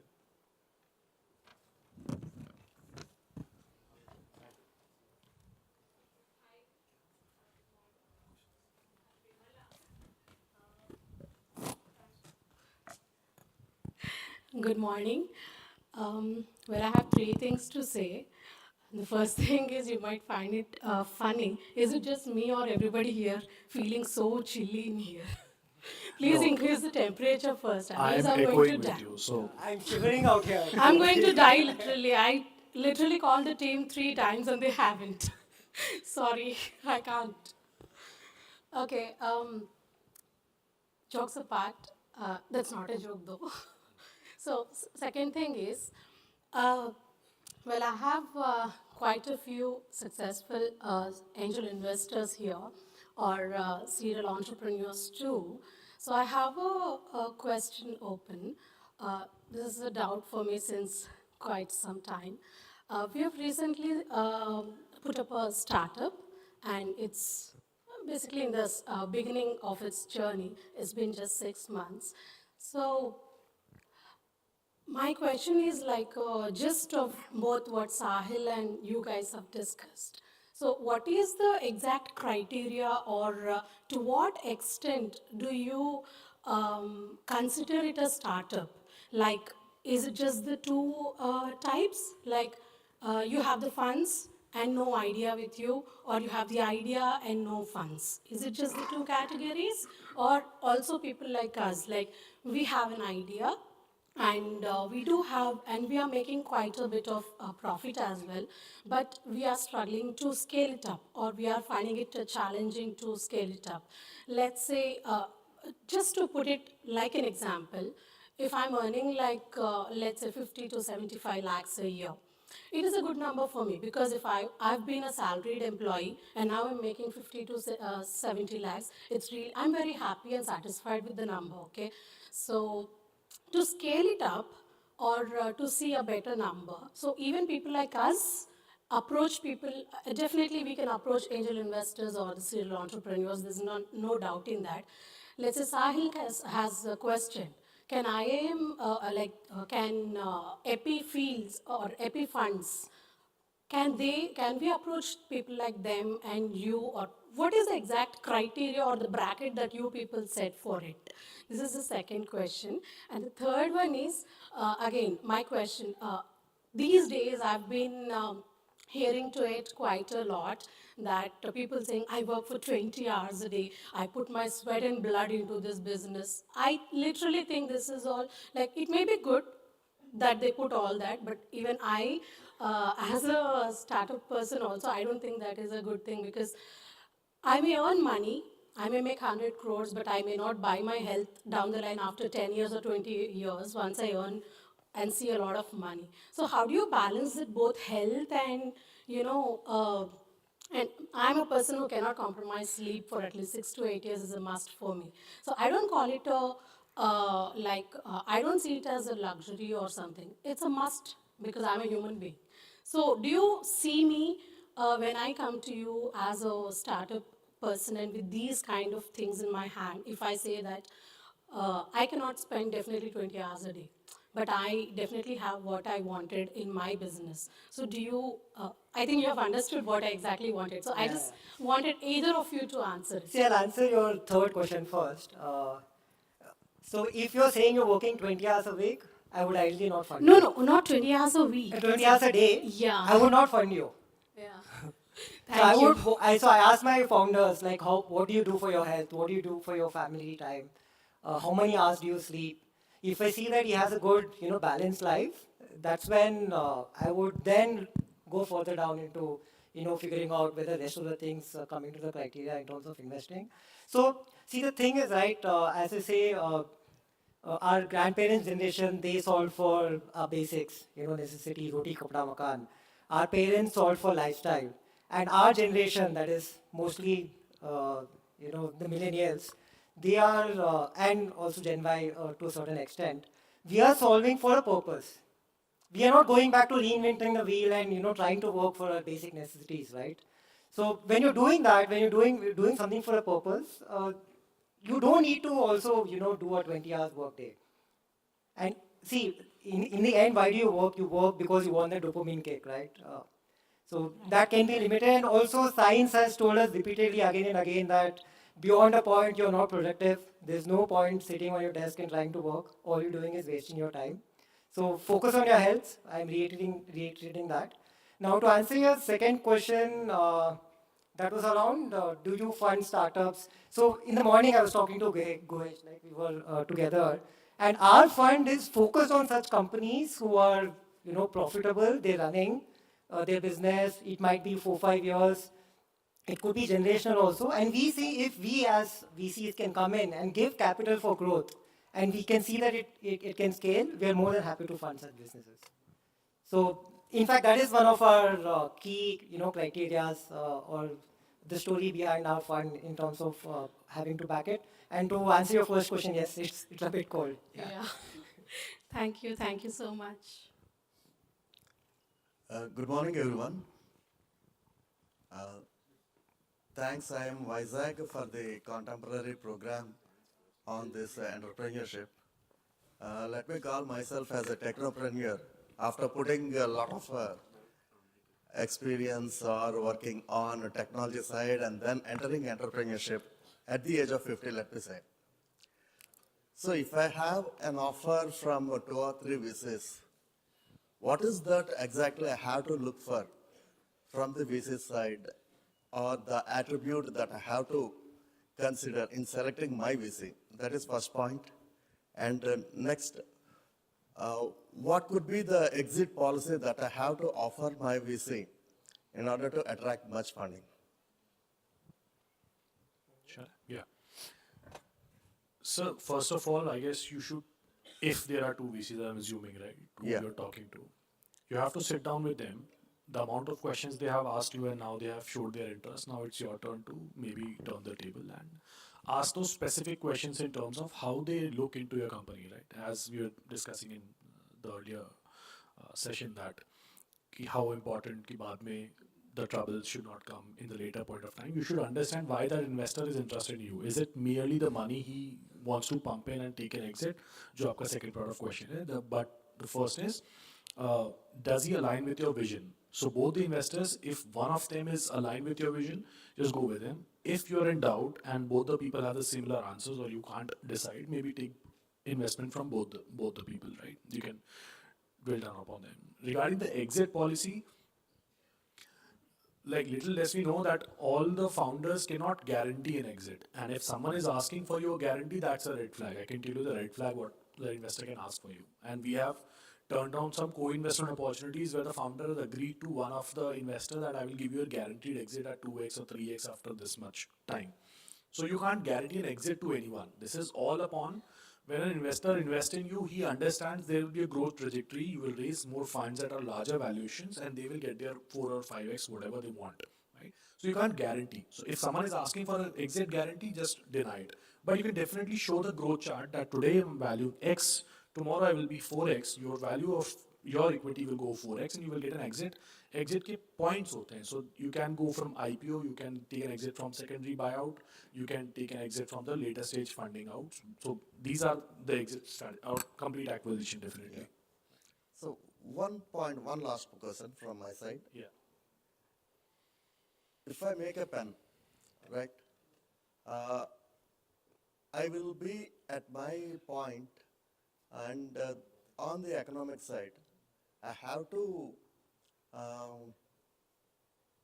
take a point on at which rate or at which cost I have to sell it. You So mean on the valuation, economic- right? Yeah, valuation side, like let me say that. So will you give any specific tips for valuation of my product such that the VC will be attracted? Okay, so first of all, I don't know your product and that will be detailed discussion, but I'll give you some parameters on how valuation is being done. There are specific methods, so to say, not so popular, but let's say DCF is one method which not more VCs follow, but ultimately that's one what government understands, or let's say the regulatory authority. So one is definitely DCF you can think of. Second is market multiples method, जहाँ पे you can find your kind of companies has raised amount of funding at what revenue and what valuation they got. So there are market multiples where revenue multiple is EBITDA multiple works, right?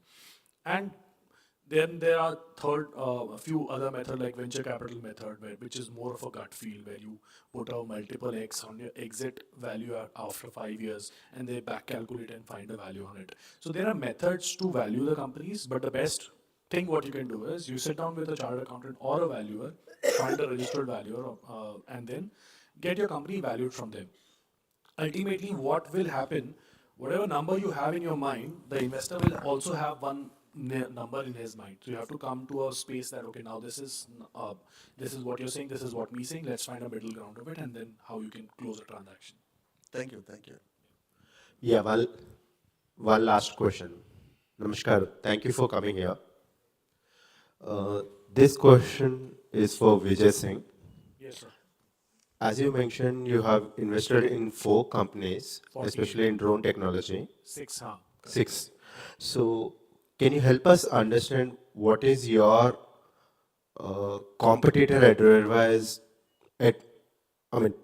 competitor advantage to be part in your portfolio? And in drone category, we have micro, medium, and large. So, what are these 6 companies? See, drone tech is an industry which I am very bullish upon, and I think next 10 years is for the drone tech industry to come upon. So last 2 years, we have seen DGCA giving approvals, and some of the drone companies are not even authorized right now. Right? But we understand those challenges. So when we started investing into drone tech, we started with TSOL drones, which was promising delivery of your medical report, the lab reports, and then they started building it into IIT Delhi, right? And so we invested in very early stage. So there are certain segments which a drone can solve a problem into. So we invested into, let's say, TSOL drones. Then Sky was again into delivery of products. So last mile delivery. They're right now working with Lenskart to deliver the frames using drones. They will have those in your society. You will have a small cabin of 6x6, and then there will be a scan code on the top. The drone will come, scan the QR code on the top, the drone will open, they will drop the package, and the local person will deliver the products. Right? These are all futuristic, but we see there's a lot of potential being coming out of it. Coming to the defense side, there are a lot of use cases where cash vans moves into the remote parts of the forest, right? So these drones have thermal sensors and they go and scan the areas for any anomalies on the road so that the whole troop which is going with the cash van be alerted beforehand, right? So all use cases. I can go on and on, so, but then there is NRCom, which is Yeah, into we can. minefield.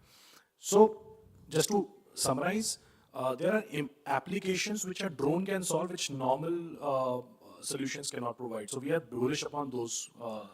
What about the ATC current rules and regulations? Because the specific use case that you're mentioning, are they regulated? They are currently getting regulated, right? So how the airplanes are defined on a route, right? If they have to go from this point to this point, they cannot go straight. They have to take a turn and go to this point, right? So well paved, all the all these drone companies which I'm talking about are actually figuring this out with the government that how we can have, and there is one company in particular which is doing that, Skylark drones, which is in our portfolio.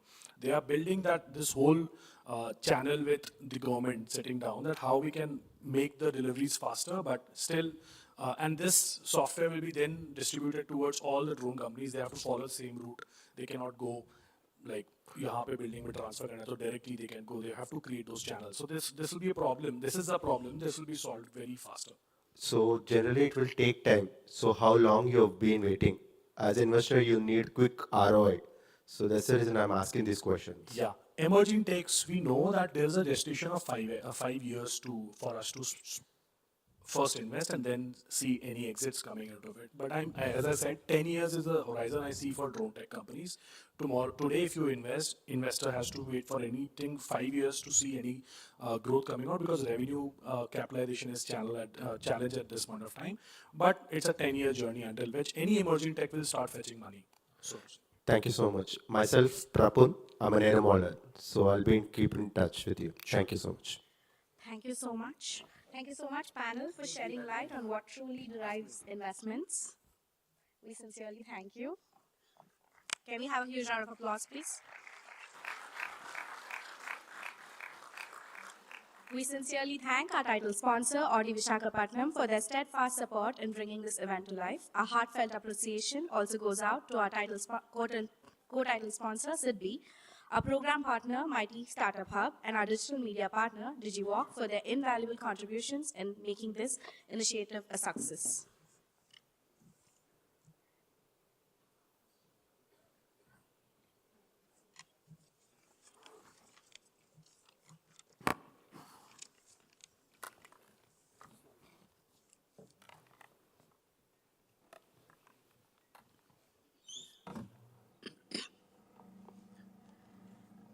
It's now time for our second panel discussion on the topic, Learning Forward, Essential Lessons from Leaders Who Turn Setbacks into Success. We are privileged to have with us two remarkable leaders who have redefined resilience in the entrepreneurial world. Mr. K. Vaidishwaran, known as the father of e-commerce in India, transformed online shopping by co-founding FabMart, which later led to the launch of India's first e-commerce platform, India Plaza, and the Fab Mall supermarket chain, now rebranded as More. As a TEDx speaker and author of Failing to Succeed, he shares valuable lessons from his entrepreneurial journey. A mentor to startups and advisor to global brands, he continues to inspire innovation and leadership in India's startup ecosystem. His story is one of vision, resilience, and transformation. Joining him is Mr. Aprameya Radhakrishna, an angel investor and co-founder of Coup, India's very own microblogging platform. He previously co-founded Taxi for Sure, which was acquired by Ola and has since become a champion of disruptive startups. His journey is a testament to innovation and adaptability.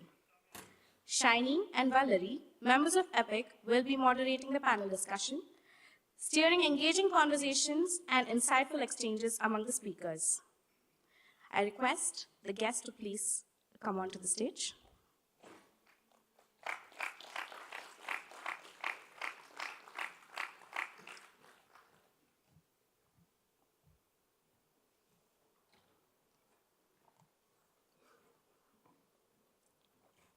I request Shiny, partner at EPIC, to felicitate Mr. K. Vaidishwaran.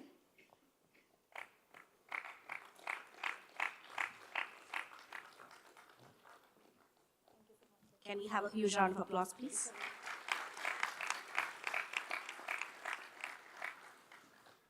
I request Sanskriti, partner at EPIC, to felicitate Mr. Apramaya Radhakrishna. Can we have a round of applause, please?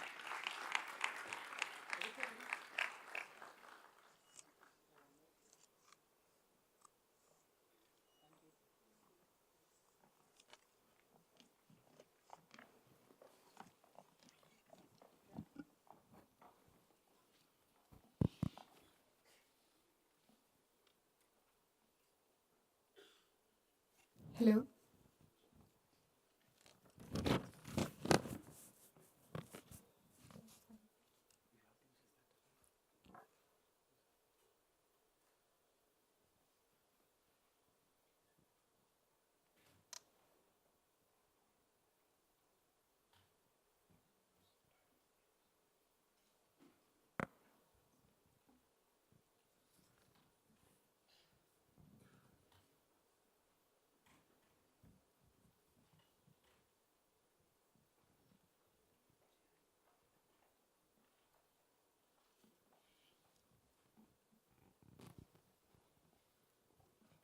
Good afternoon, everyone. Welcome to the discussion on the journey of entrepreneurship beyond just successes, funding, and growth. While we often celebrate startup wins, the real stories of resilience, pivots, and lessons from failures are what truly defines long-term success. Many of the world's biggest businesses today were built on lessons from setbacks. As founders, all of us dream of scaling fast, securing funding, and making a mark in the industry. But the real question is, how do we navigate these challenges, turn failures into opportunities, and build businesses that stand the test of time? To discuss this, we have two phenomenal speakers with us here today, visionaries who have faced and conquered business challenges. Please welcome Mr. Apramaya Radhakrishnan, co-founder of Koo and Taxi for Sure, and Mr. K. Vaitishwaran, founder of India's first e-commerce company, and also the author of Failing to Succeed. Can we have a big round of applause, please?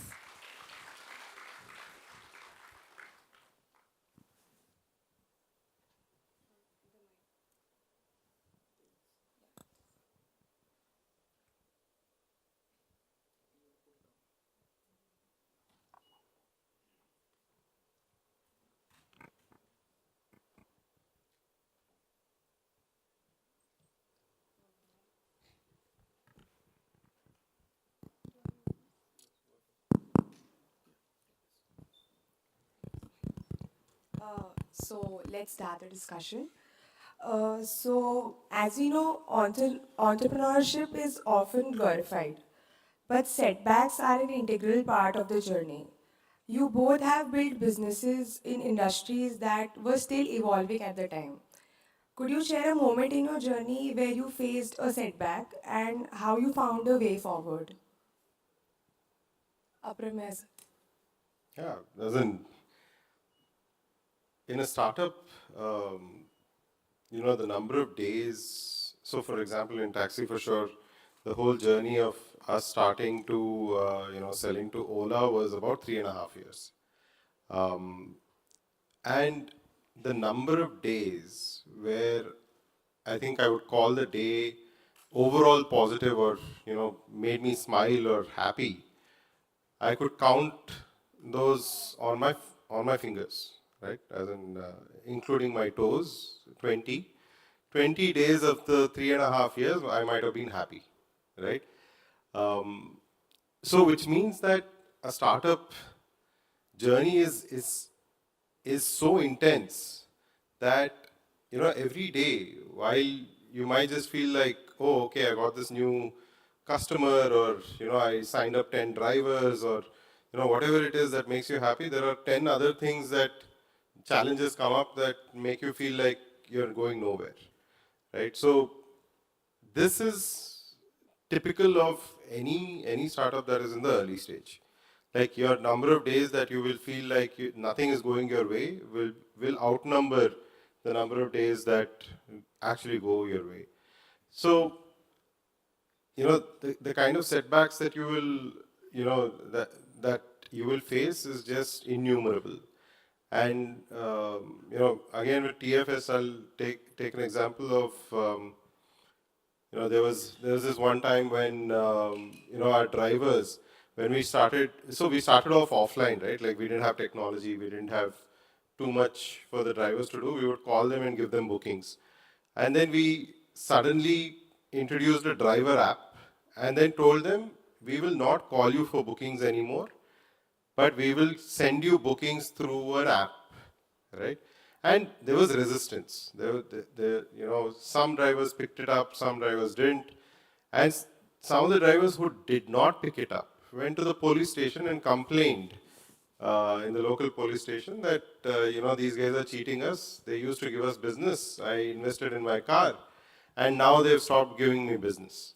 Now, this is back in 2012, right? 2012, 2013, when, apps were not known. And there I was sitting in JP Nagar police station in Bangalore, trying to explain to the policeman as to what an app is when he has no clue, when the driver has no clue. But without explaining it, I would be behind bars, right? So I think these are, examples of challenges that you don't even, kind of fathom. Like if in B school, you're sitting and writing down, okay, what could go wrong? These are things that you would never write, right? So I think that's an example. At KU, of course, the KU was also a 4-year journey. And the first 2 years, whether we liked it or not, everything went our way, beyond our imagination. The last 2 years of KU, basically, while we thought we had everything under control, everything else went out of control, right? Like Elon bought Twitter. What KU was anti-Twitter, as in anti-Jack Dorsey's Twitter. Now, there was a great product market fit across the world for it. Brazil was using us, Nigeria was using us, of course India was using us. But as soon as Elon, the world's richest man, bought Twitter and made it anti-Twitter, right, and called it X, now suddenly, like this black swan event, made every investor across the world think, okay, how can anybody compete against the world's richest man? And, we all have seen how it's played out. Now Elon becoming the most influential, he's great friends with Trump, Trump won, so, it actually makes sense for nobody to have put money into something that was trying to be anti-Twitter, right? So there are macros that change in the environment. There are, things as micro as a driver going and complaining against you in a police station. So challenges are so many. The number of things that one has to face while running a startup is crazy, but I think running a startup is the only way to accelerate maturity and know about life faster than in any other way. Like, I wouldn't know so much about how the world operates if I hadn't run Taxi for Sure and then KU. Yeah. Sir, what about you? Being an entrepreneur is very hard work. Being an entrepreneur in India is unbelievably hard, right? And unless you've actually done it once, it's very difficult to describe. No academic book can capture the challenges. I mean, he explained, I have a very simple formula. I've always believed in an early stage startup, 360 days in a year will suck, right? And you will have no idea what you're doing. I think the reason we are still able to, overcome those challenges and failures and come over is by nature. An entrepreneur is a very positive person, right? I mean, it requires, in my book, Failing to Succeed, I've mentioned this, that an entrepreneur is brave and stupid. I call that person brupid, right? I mean, no person in his right mind would become an entrepreneur in India, right? There's so many challenges. You need to be brave to think you'll be able to do it. And you need to be stupid enough to think you'll be able to win it, right? So I think it requires an unique combination of people to go and attempt to do a startup. And because of those positivity, I think you face those incredible challenges. He mentioned how he was sitting in the JP Nagar police station. I can tell you I was actually in Alsur police station. And because some vendor somewhere said the payments had got delayed and we were not paying. And you know, the judicial system in India is a very pliable system, right? And you could make virtually anything happen. So before I realized, I'm coming from work in the evening, and 2 hours later, I'm standing with a whole bunch of criminals in Alsur police station and treated like a criminal, all because my business failed. And I think the biggest challenge that India needs to get over is we fail as a nation to differentiate between the individual and the entity, between the founder and the venture. So when a company succeeds, a founder is given unbelievably huge amounts of credit, which is, in my view, undeserving. And when the company fails, the founder is totally blamed, which is also undeserving. And I think unless India is able to differentiate between individuals and entities, we'll continue to face these issues. But like I said, an entrepreneur is a positive person. This too shall pass. Tomorrow is another day. Sir, you also, built the company when the ecosystem was not ready. It was too early on. And so how did you convince the, customers or investors to, believe in you and take your service? And then what, lessons can startups today learn from that? So that was a time when the ecosystem was not created and you started your venture there. So what are the lessons that we can learn, sir? For paucity of time, I'm not going to give you all the lessons. The other reason I'm not going to explain all that is I prefer that you buy the book. But let me tell you a few things as far as the ecosystem is concerned. I'll just tell you one story and I think you'll understand what. We said we'll set up India's first e-commerce company and we were clueless about what it meant, but we just said we'll do it. And we went to this software person and said, we want a website like this, e-commerce. And he said, can you tell me what you want? And we said, we don't know. We opened Amazon.com and said, we want something like that. That's what we defined because we didn't know. After we put it up, when the website was ready, we decided what products to sell. It suddenly struck us that people have to pay. And there are no payment gateways. And then we searched all over the place and the word payment gateway did not even exist in India. And like Guhesh has mentioned several times, this was the time of the dial-up modems. Nobody in this room would have even understand what a dial-up modem is. Right? It'll make a screeching noise. So, for an entrepreneur, a lot of luck also happens, it's a good fortune. So at that time, at an event like this, and I remember that place, it was a Data Quest event being held at the Taj Residency in MG Road. And we met one of my old colleagues in Wipro who had moved to Citibank. And we were chatting over and he said, what are you doing? He said, I've actually moved to Citibank and I'm a vice president for payment gateways. And we said, wow. And he said, what are you doing? We said, we are setting up an e-commerce company. He grabbed us and said, I'm not letting you go because I'm looking for somebody to set up e-commerce for me to put up a payment gateway. And we said, look, I'm also not letting you go because we don't understand what a payment gateway is. It took us after that 6 weeks between us, Citibank Chennai, and they had a team in Zurich to set up what became India's first payment gateway. So today when we talk of ecosystem, it didn't exist. When an entrepreneur starts and there is no ecosystem, there's only one way out. You build it.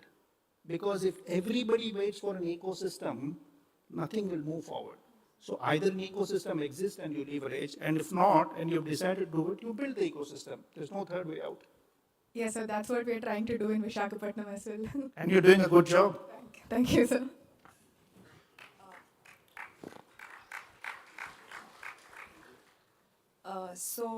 Premya sir, taxi for sure competed with a giant like Uber, and Coup entered a space dominated by global platforms like Twitter. How did you approach the competition, And what lessons from Taxi for Sure you applied to Coup? So any thoughts about it? So I think when we thought of Taxi for Sure, this was late 2010. Guhesh was actually one of the first few people I met when he was at NSR Cell in IIM Bangalore. And my particular question to him was, I'm building this website because the app came later in 2012, but in 2010-11, we were still building a website. And I said, how much time should I spend on the design of this website? And how important is a branded number versus some number? And Guhesh basically said, when you're spending time on it, it'll be a competitive advantage if you do it better than anyone else. And, I actually took that and, spent a couple of weeks more on the design, and we were actually better designed than most others when we actually got to know the competition, right? So I think, for Taxi for Sure, not knowing that Uber existed in the US was an advantage, right? Because we were just imagining the solution ourselves. So because we did not know Uber, we did not know who we were going to compete against. Like one of our very early angel investors actually was from US, was a senior from college, and he said, "There's nothing like this in the US either. Why don't you come there and start building it there?" And as first-time entrepreneurs who are still learning how to run a business, we just said, no, we've thought of this because we observed the problem in India and we want to build it out of India. Now, if you ask me, Uber, Travis basically thought of the same idea in SFO. We thought of it in Bangalore. Uber ended up becoming a global giant, and we ended up being a local player selling to another local player. Like Ola also never became a global giant, right? So I think if you have a disruptive idea that can go global, I think global ideas from India are yet not accepted by the world. Like, and Amazon will dominate the world from the US. Flipkart will remain in India.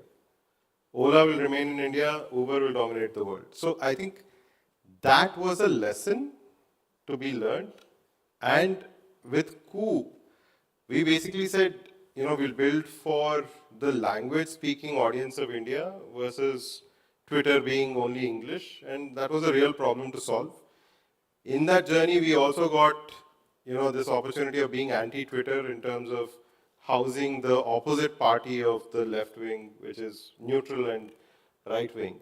So there was language, there was political ideology, both of these plugged in as, competitive advantages over Twitter. But again, just as in the perception of, okay, can an Indian company be accepted by America was always there. Like, media in America just did not write about us. While we wrote to 500 journalists saying, we are an alternative, please talk about us, please use us. They would mention Mastodon, they would mention, 3 other competitors, but they would never mention Coup. But Brazil picked us up, Nigeria picked us up. But to become a global phenomena, even today, you need to be a phenomena in the American market, right? So that I think is a lesson for me personally. If I'm thinking global, then that's the reality today. India will someday get there, hopefully. Like we're already very, very late on AI. We're doing a knee-jerk reaction on, oh, okay, there's DeepSeek and now we don't have anything and we have to build something and let's get stuff together. Even if you build it, even if it's competitive, that itself is a challenge. But even if you build it, the perception of Indian tech has to change for an equal or better technology to be accepted by the rest of the world. Right? So all of these are lessons, as hopefully, as I'm thinking of, the future and what part of the future I want to be part of. All of these are lessons for me to incorporate. Thank you so much for showing this from your perspective. So as every founder, we tend to make unconventional or counterintuitive decisions. So some work in your favor, whereas some don't. So could you share us an instant where you made a decision that worked in your favor for the startup? Counterintuitive decision that eventually worked. As in we overemphasize on us knowing everything, right? Like we don't know anything, right? So I'll give you one example from Taxi Brochure. We started off as an airport transfer company, saying, okay, Meru, mega cabs, everything, was charging $800 to the airport. So let's just charge 650 rupees and start from there. And as we manned physically the call center, right? Like we would pick up phone calls. Our strategy was to be an airport transfer cab service, right? But 8 out of the 10 calls that I would receive was basically asking for neighborhood pickup and drop, which means one area of the city to another area of the city. So strategy was airport transfer, but demand from the customer was neighborhood pickup and drop. We could have actually said, okay, we are MBAs from IIM Ahmedabad, we know better, my co-founder was a consultant. We could have actually stuck to that. But we said, this is where the demand is. Let's just start picking up the bookings. And then we learned on the go that, neighborhood pickup and drop was a massive market, and that's what we need to solve. Again, we didn't know Uber existed, right? So navigating based on market realities, I think, is very, very important, right? And even for Koo, right? We started off as, let's give a voice to the people who don't speak English on the internet. Yes, it's still not unsolved problem. And you don't get to set the narrative unless you know English on Twitter, right? Like that's the reality even today. But that would have been a slow, long journey. What happened was, in between, in 1.5 years, the government of India had a problem with Twitter. Twitter was left ideology, and hence they didn't like it and wanted an alternative to it. And said, there is a platform, we're going to use it as an alternative. Which meant that we would be the right-wing perceived microblogging platform. But, that's what the market wants. So we could have stuck to, okay, I want to be language only, but we also rode the wave of what the market wanted. So at any point in time, the founder has to be humble enough to keep listening to the market and kind of learning and making sure that, you take advantage of anything that the market positively throws at you. So Vaitesh, answer. Yeah, I have an interesting story. When we launched FabMart, we started selling books, first music, then books, then movies and all of that. And I'm talking 1999, 2000. The number of people on the internet were less than 3 million. Today it is 500 million. The number of people shopping online was less than 20,000, and all of them were buying from Amazon.com. Not a single, no site existed. So when we started selling music, movies, books and all that, attraction was very low, hardly anybody was buying. And we were 6 co-founders. And we were breaking our heads saying, what is going on? And then somebody came up with this idea saying, look, I think we are selling products that really nobody cares. So you're selling books, you're selling music. If you don't deliver, it doesn't matter. What we need to do is to sell need-based products. What is it that the customer needs and will buy regularly so that we can make them buy? And we said, we'll sell groceries. So we launched online groceries. I'm talking 2002, right? Online groceries in Bangalore, Chennai, Mumbai, Pune, and Hyderabad. And our business was losing money before we launched groceries. Now it was hemorrhaging because we put up 5 warehouses and before we realizing everything is gone. We learned an important lesson, and for all of you who are in B school talking about retail, an important lesson in retail is that certainly in India where gross margins are very low, a retailer makes money by buying well, never by selling well, which means you can never make money at the customer end. You make money by buying better. So somebody said, look, we are not going to do anything in this because we were buying some few kgs of rice, few kgs of sugar. Somebody came up with a brilliant idea, said, let's buy lots of it so we'll reduce the cost. It's a very stupid thing to do because the cost is irrelevant, we're not selling. But we went and bought a lot more rice, lot more sugar, lot more oil, and our warehouses were full and there was not a single sale. Then we said, okay, now that we've got this stuff, let's go sell it in bulk. So we started approaching small grocery stores until you buy from us. But nobody wants to buy from us because they're buying from distributors.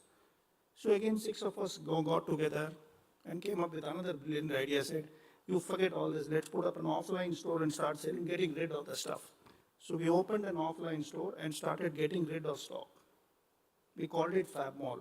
4 years later, it became India's largest offline supermarket, bigger than Food World. We merged with a company in Andhra Pradesh, many of you may know, Trinetra. And in 2002, we put up the first store. In 2006, it became a 300 crore company. And 6 months later, Aditya Birla Group came and said, we want to buy. And we said, we want to sell. And if we had not noticed that change at that time and said, exactly like I said, we could have stuck to, no, we are an online company, we won't go offline, we would have shut and gone long time back. Now, when we look back, we say it's such an incredible piece of luck that we started getting bulk selling offline and suddenly it opens up a whole new business. So another point that he said, we pride ourselves on knowing everything. The fact is, we believe we know anything. Actually, the one thing entrepreneurs don't know is what the consumer wants. Consumer behavior is almost impossible. In fact, one of the best books I like in Harvard Business Review, and you should pick it up, is Why the Customer Does Not Know What We Want Her to Do. It's just an incredible book. And that was a great lesson for us. Thank you so much, sir. So, as you mentioned earlier, that an entrepreneur must be equal parts brave and stupid. So, one example of bravery could be an entrepreneur entering into a area which is unknown. And so, what would be your advice to such entrepreneurs taking up this challenge? And what level of stupidity that you just told they might have to just enter into this area? Oh, I would encourage, in fact, I think you would ask a very important question because a lot of people who want to do their startups get confused with domain knowledge. So people go and let's say work in let's say bank for 10 years and say, okay, I'm not going to do a startup in financial services. And then somebody goes and works in a restaurant or a cafe and say, I want to do an F&B startup. The reality is entrepreneurs solve problems. The domain is irrelevant. So if it's a new area, I would just encourage them. And I've done 2 startups. One is we did India Plaza Fab Mart. The e-commerce in India didn't exist. So it's not that had domain, nobody had domain expertise.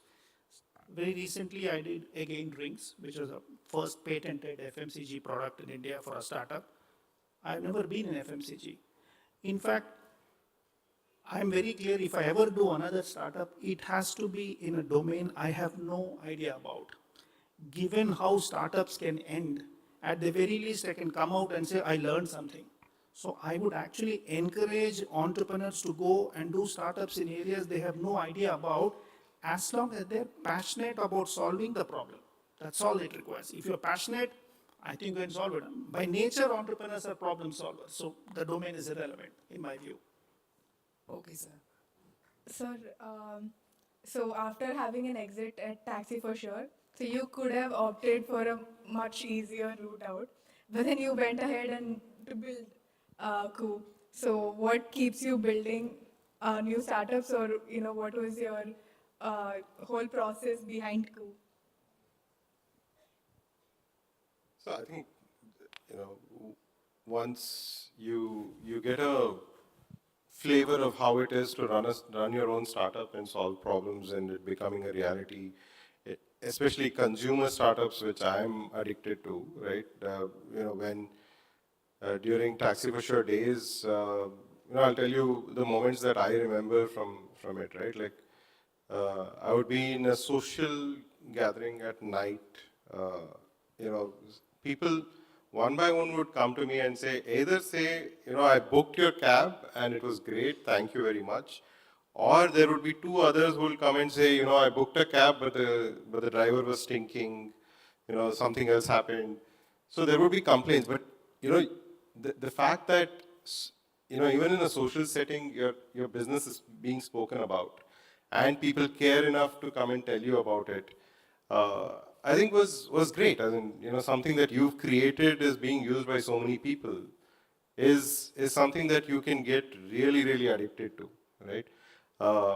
And Koo was basically a reflection of that, as in, 40,000 drivers or cars and, a few million customers was what Taxi for Sure was. And the idea was to give the power of technology at a higher frequency than a cab usage, which is information sharing and talking on the internet, and hence impacting a lot more lives. So that was the theme around which, I wanted to use, I know technology, so I want to use technology to impact more lives, was how I started thinking. And, Koo was one product that kind of like met that, right?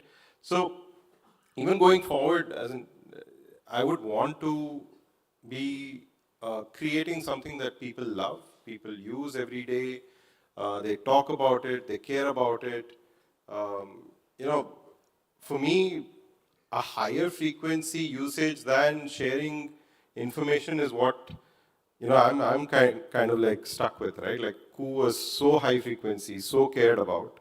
So, what should I create, right? So that's the ideation phase. I have a lot of ideas now. Which one should I double down on? Which one should I spend the next decade on, or more on? Is a question.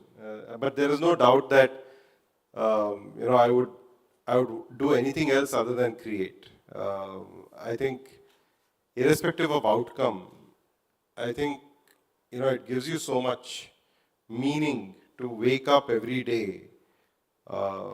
It is unmatched. But for me, I can't wake up to multiply money or get more money or grow somebody else's 1,000 crore company into 5,000 crores. Is not my thing.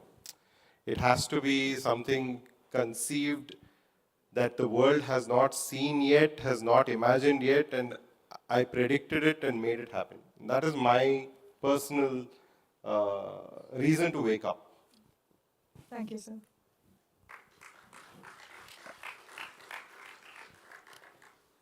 Moving on to a more financial point of view, startups often struggle with raising capital, and MSMEs face their own financing hurdles.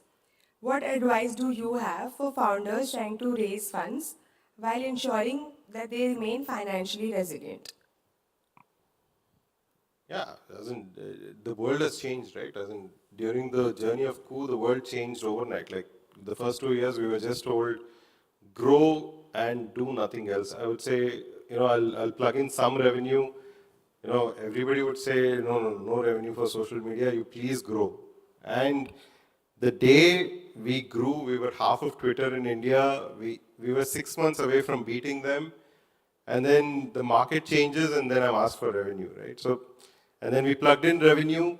Most of our advertisers were, gaming companies. And then, that was growing. And then government put in the 28% GST on gaming companies, and all of them didn't, stop spending. So everything that could go wrong went wrong, right? So, should you be financially prudent? Absolutely. Like if you're running a tea shop, you should be financially prudent from day one. But if you're running social media, when do you become financially prudent? How do you predict the market? You can't. Building Facebook took, probably 7-8 years of heavy investment of money. And if we are trying to create something like that. Of course, few years later, but with much lesser money than what Facebook did. So I think certain businesses require certain kinds of financial prudence. You need to understand where you are, what kind of business you're building. If you try to be too financially prudent on a business that requires imagination and aggression, then you're nowhere, right? At least for me personally, I wouldn't want to raise money and become a small, irrelevant business. If I want to be a small, irrelevant business, I want to be my own business, right? But if you want to be a global disruptor, known name in every household, it requires money and it requires aggression, it requires heavy dreaming of the impossible stuff, right?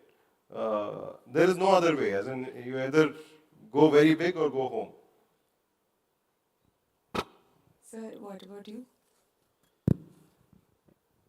Fundraising is a topic on which you can keep having multiple debates. There is no right answer, wrong answer. A lot of it depends on the type of business and, more importantly, the size of the opportunity that the startup is attempting, right? Some are small opportunities, some are large opportunities, and I am not putting down a small opportunity. It's perfectly good to build a small business targeting a small opportunity which is sustainable and profitable. There's absolutely nothing wrong. But if you're working on a large opportunity, then it's, like you said, money is so important. The only advice I would have is almost always make sure that the money that you raise is what I call growth capital. If you raise money for a business to pay bills, then I think you're digging yourself in a hole.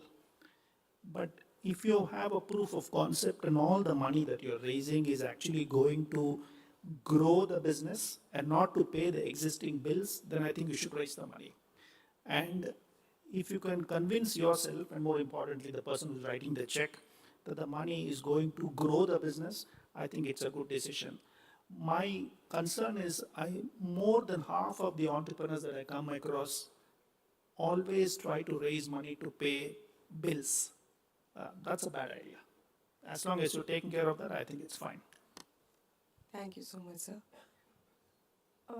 Sir, as both of you mentioned, that understanding what the consumers or customers want is the hard part.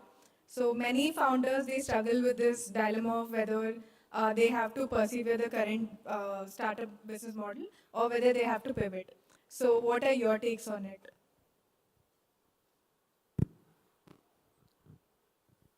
I have my view on this is very against conventional wisdom. Conventional wisdom says that fail fast, right? Which means you try something, it doesn't work, you learn from it and move on. And it sounds very impressive, but I have my doubts about it. I think an entrepreneur who goes with a plan B essentially is not giving his or her best efforts to make the startup work. What does an entrepreneur bring to a table? She brings mind, body, heart, soul, blood, sweat, and tears. There are only 7 things you bring. You can't bring a plan B to it. You can't say, I'll bring all these 7. In addition, I will also bring an alternative saying, if it doesn't work, then I'll pivot and do something else. I think pivots can happen because of the nature of the business, but to go and say, let me try this, if it doesn't work, I'll do this, and it's a related pivot. Some pivots are related. So for example, you could be launching a business on wooden furniture, but customer wants glass-based furniture. Of course, you then start shipping glass, but that's not a pivot.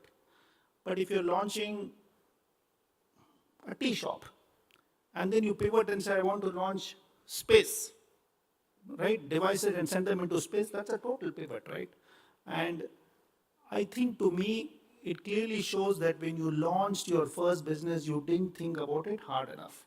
So like I told you, my view on it is very unconventional. If I go in, I go all in, and I spend as much time as is possible till I can no longer walk further. And then I come back. And I'm not saying my view is right. people generally would say you must know when to cut your losses and move on. I think when you cut your losses and move on, sometimes you have a safety parachute or plan B, and that's not a good thing for an entrepreneur to have. So I'll just add, you know, we live in a age where we're all addicted to reels. It's not the long form content anymore. It is 10-second, 30-second, 1-minute content. That's the attention span we all have.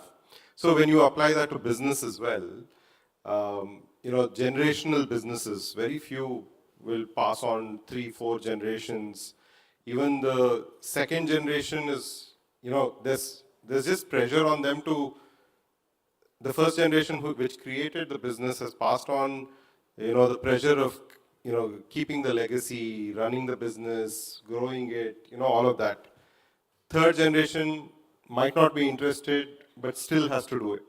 Fourth generation as well, right? So I think we are, I mean, it's, I've met a lot of these generational entrepreneurs.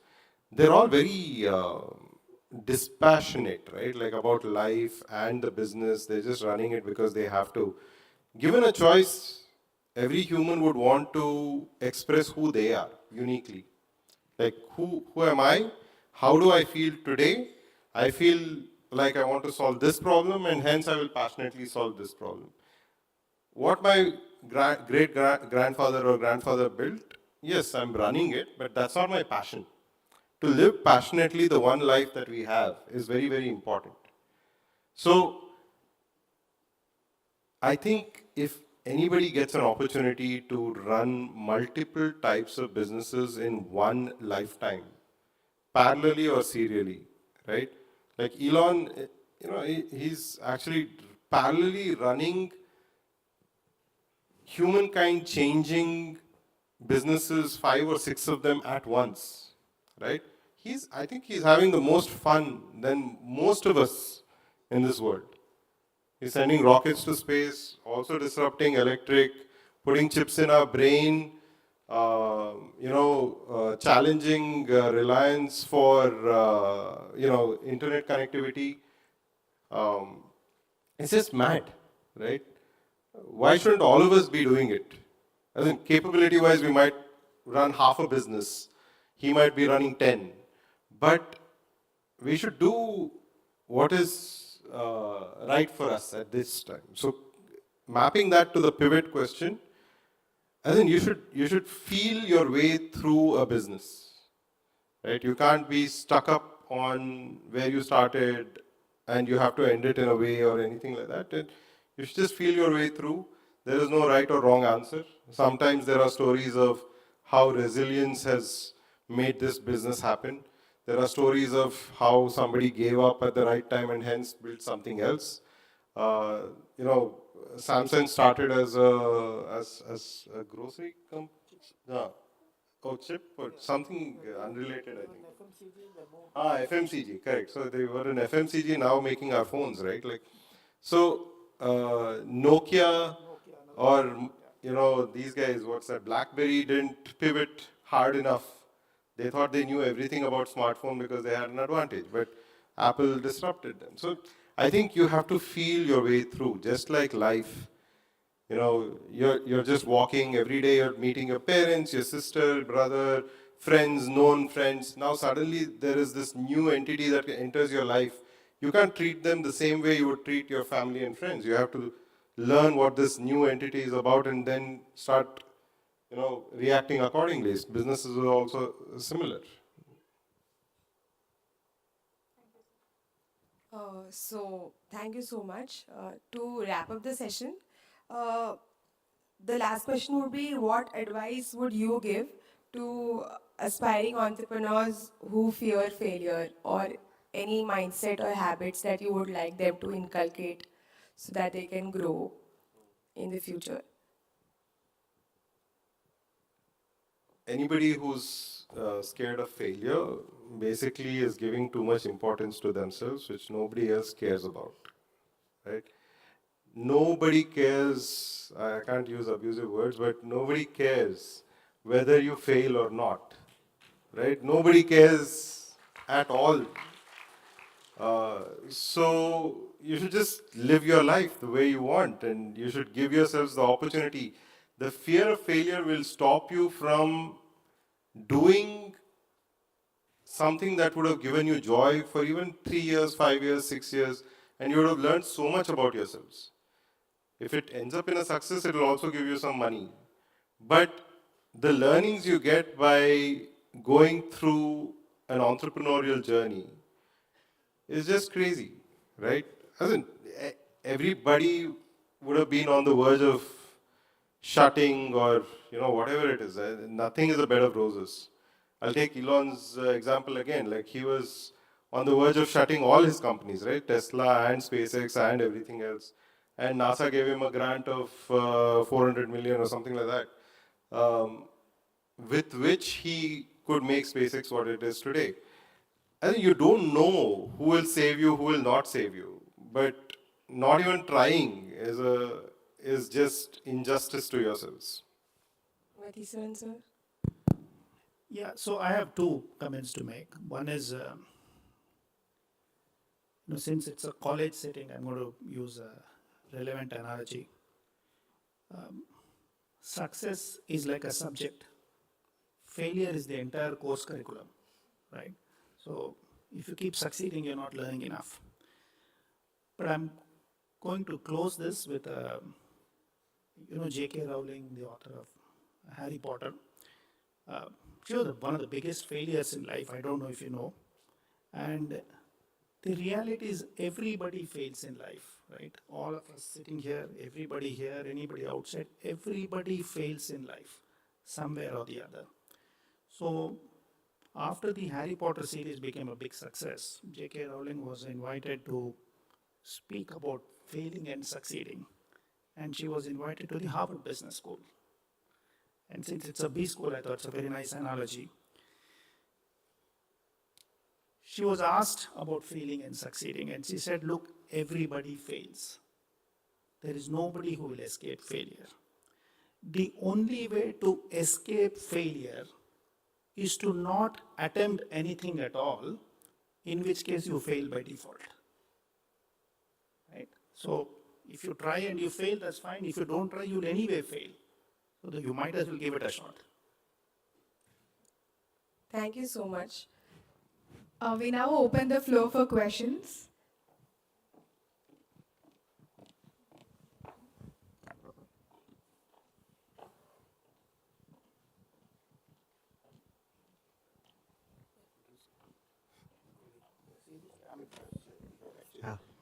Thank you, IIM Vizag. And my question is to Radhakrishna. Sir, are there any creative ideas like where new entrepreneurs can look into? Like you have idea, but you are not starting it immediately because of time or something. Like some ideas to start with. That's all. I have a lot, but I won't share it with you. No, not because you'll do it, but I think for anybody to wake up and go through the grind, it has to be their own imagination. It typically doesn't work. If I tell you the idea, it becomes my headache. To make you execute it. I don't want that headache. You tell me an idea, if I like it, I'll put some money into it. Is there anything like you are also looking for some partners or in making ideas or creating ideas? I think ideas, again, thinking of the future is fun. Like predicting, making observations on how humans will behave in 10 years or 15 years is just, is a lot of fun. Like the ideation phase is the most fun part. When you start putting it together and start realizing that, oh, okay, this part of what I thought was actually wrong and I have to like move it a little bit here. That is when, you kind of get involved. That is also fun. But again, as in you should think of your own idea. If you want to partner with somebody who has a great idea, then you're joining them. Like, when do you want to join them? Early stage, later on when it works. It all depends on your risk appetite because you have an opportunity cost. If you join somebody very early, that means you're giving up on the salary or something else that you would have earned for sure, right? So yeah. Yeah, I'm Venkatesh. Yeah, this question is for Radhakrishna sir. Sir, you mentioned that the companies which are from global is coming to India, but the companies which are from India is not going global. May I know why you mentioned that thing? So the financial reason for it is that US companies become strong revenue and profit wise very, very fast because it's a mature country, right? So the money, they're so strong there that they can now use the money that they earn in America to now experiment across the world. When India is the first market, India, it might be 50 million people who actually do some kind of meaningful transaction here, or not even that much, I don't know. So as a business owner, you now have the pressure of creating enough revenue and profit from India and then go and become dominant somewhere else. But to dominate US requires a lot more money. So it's just a matter of time. Like India has to be super strong in order for, like China has become super strong and hence it can do what it does. And it also created an explicit block for Amazon and Google and everybody else to not come in early enough for them to develop their own tech ecosystem. And now they're challenging US in multiple ways, right, in tech. India hasn't taken that stand. And hence, not taking that stand plus not having a great domestic market to become dominant globally, I think is the major contributor. Another question, as I'm startup, I have a startup idea of transportation. What are the tips that you can share to a transportation startup tech company? I think it depends on what you're transporting. You could transport anything, all kinds of things. All types of vehicles in one application. Okay. We'll discuss more in detail. I'll have to understand more. Very good evening, sir. Myself, Uma Mahesh, and I'm into the sector of travel and tourism, where most of the issues come from the driver's perspective. How can we channelize this? Travel and tourism comes with service in front, where the whole journey of a trip interlinks with the driver because he's the person who takes care of the traveler or the person who is going on a tour 70 to 80%. So how can we streamline this process where the service gets better? This issue is happening throughout the world. So, as in, money is the motivator. So if you can figure out how to align earning with whatever you define as quality of service and can really implement it as well, then this gets solved automatically, right? As in, it depends on what you incent. Like if he's getting the money anyways, irrespective of his behavior or whatever it is, then he will keep behaving as naturally as it comes to that individual, right? If he's good, he's good. If he's bad, he's bad. But if you align incentive and you can measure it, then you will solve it. Thank you for your questions. We'll take the rest up in the AMA. Thank you to our incredible panelists for sharing such thought-provoking perspectives. Thanks. Thank you so much.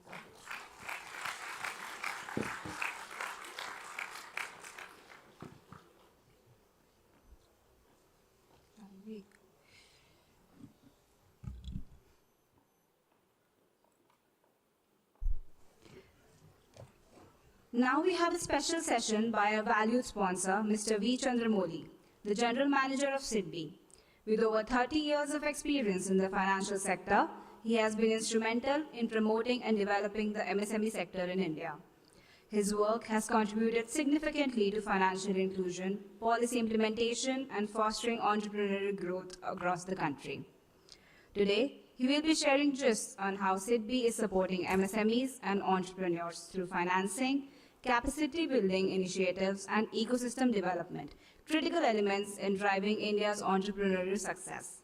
But before that, I request Pradeep, partner at EPIC, to felicitate Mr. V. Chandramoli. Please join us in welcoming Mr. V. Chandramoli to the stage.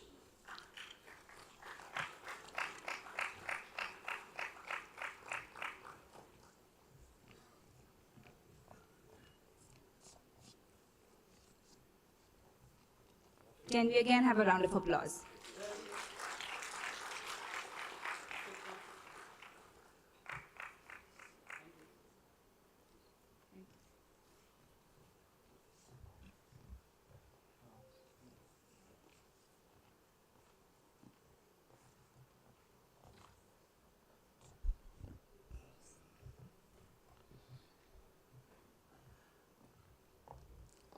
Hello friends, I represent SIDBI, Small Industries Development Bank of India.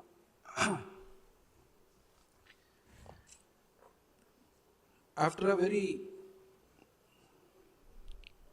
enlightening session in the morning, many of my startup friends, MSMEs, students with a lot of passion will be highly interested to know what are the other avenues available to fulfill their passion. When this proposal came to me, the first thing attracted me was that EP, environmental passion. What a word it is. So you have seen the captains who are speaking. See their journey, see the language they use. Excellent. That means the most important thing is in this type of knowledge industry and the high-tech industry is a passion. Needless to tell, SIDBI is a All India financial institution set up by an act of parliament way back in 90 to promote, finance and develop MSME sector and also coordinate the entire MSME sector activities in India. In this background, we do a lot of things in the MSME sector, be it brick and mortar, enterprises, startup, or developing them up the scale to a medium industry, provide the basic manufacturing needs of India in the MSME space, or meet their other plethora of problems on one side, and also to develop the knowledge-based industry, to create unicorns, to create the venture capital framework in India. We're doing multiple areas. There's a presentation which my colleague will also share. Every day we meet a lot of entrepreneurs with an idea to start a business. So there are two areas in which they come for financial assistance. One is what all my friends will provide, venture capital, angel network, is a patient capital, which will invest in your idea and develop it to grow up the ladder. And the other is those who set up industry or a startup to provide manufacture goods or provide services which have a regular repayment cycle. You prefer what? To take a loan, which is different from an investment. Because the investor has a lot of patience and a bigger goal. They look at something X, multiple X of valuation. Whereas in a loan, typically from SIDBI or any banking sector, we look at a simple interest rate. And we only want you to grow and give back the money. Only the problem with the interest is you may sleep, but the interest will not. So it will keep on adding and you'll have to pay back. So this is a challenge. Can we start the presentation? Gopi? So there will be a presentation about SIDBI. Basically, SIDBI, in this presentation you will see here the entire focus at IIM level is to create entrepreneurs with passion in the growing high-tech, high-value industry. It's very correct. But at SIDBI, we work in multiple platforms. We work at skill level, skill to entrepreneurship with micro entrepreneurs, and also these knowledge industries to create unicorns and larger enterprises which can challenge the world. So I request the presentation to be start. The small video also can run.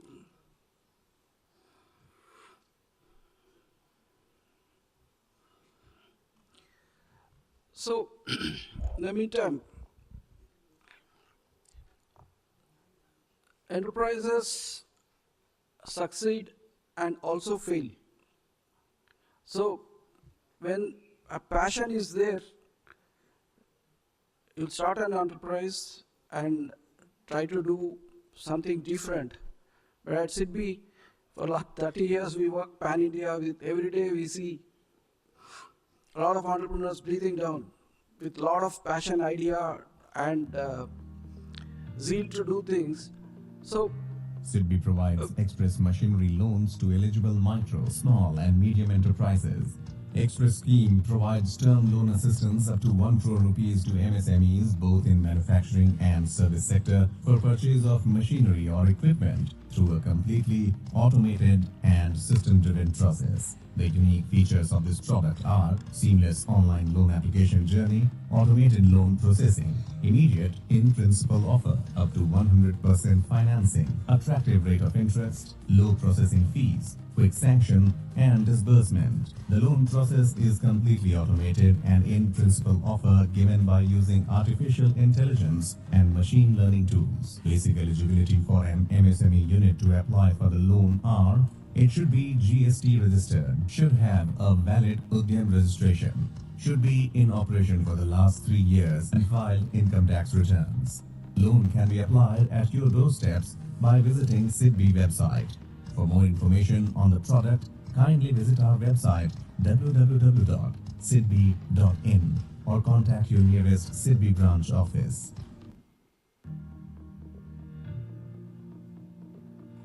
SIDBI provide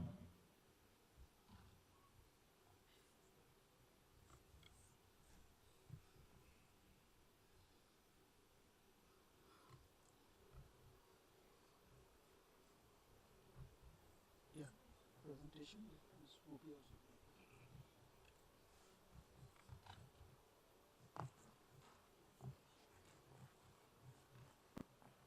India is attaining Atmanirbhar Bharat in defense and is emerging as a global manufacturing hub. At SIDBI, we understand the unique needs of MSMEs contributing to India's defense sector. Introducing Cash Defense, a specialized financial solution designed to empower MSMEs engaged in existing work orders related to various defense projects. For new or existing MSMEs supplying to the armed forces, defense public sector undertakings, DRDO, or Tier 1 defense vendors, Cash Defense is here to empower them by stepping in as a reliable financial partner. MSMEs can now access financial assistance to the extent permissible over and above their existing working capital limits with an umbrella limit of up to Rs 20 crore for established entities and Rs 5 crores for new ones. Now secure a working capital term loan up to 100% value of defense contract plus a standby credit facility of 10% for urgent business needs. Cash Defense in SIDBI's commitment to strengthen India's defense ecosystem.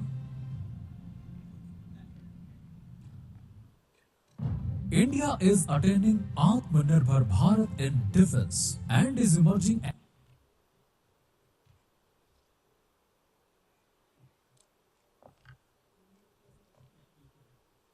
Could we have the presentation, please?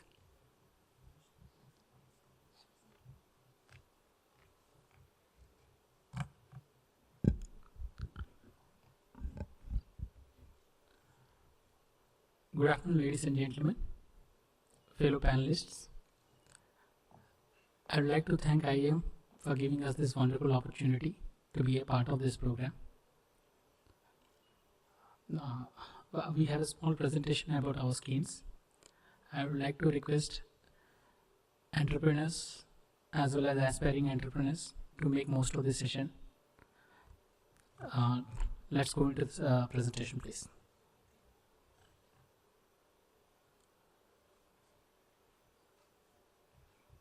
Excuse me. Yeah. We are into 34 years of financing MSMEs. As mentioned earlier, SIDBI is a financial institution into providing finance to MSMEs. Apart from financing, we undertake other activities that is mentioned in the left-hand side of the screen.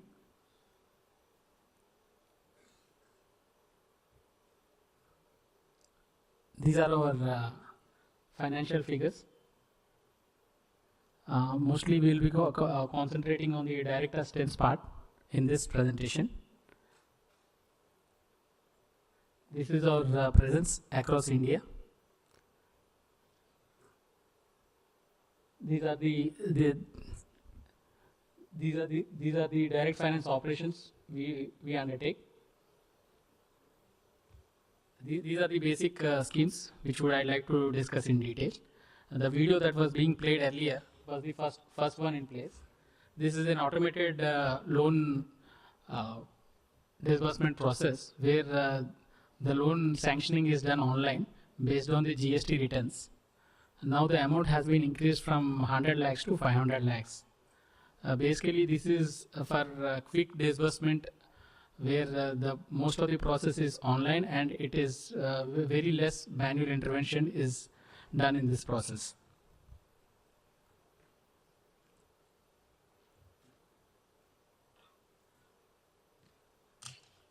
The second one is for CapEx, is for arrays, where we finance existing units that has been in operation for at least 3 years. For Greenfield, we mostly that would be to the current audience is for Greenfield we finance under Sthapan, where we finance up to 80% of the project loan. And for export units, we have a special scheme by name Ubarte Sitare, where there is a special component for financing the export units, and there is an incentive program also inbuilt into this program so that the export oriented units can gain from the incentive. The fourth one that is the 4E, where we finance end-to-end energy efficient machinery. This is mainly into energy saving equipment. We have a list of machinery which we normally categorize into energy saving equipment. Based on that, for up to 200 lakhs, there is a special inter-subvention scheme by name MSME Gift, through which they get an inter-subvention of up to 2% if the loan project size is up to 200 lakhs for M and S units, that is micro and small. The fourth, please can we get back to the earliest? The fourth one is the short-term overdraft scheme, where this is also an online scheme where the eligibility criteria is mostly decided by the GST returns and the CIBIL track record.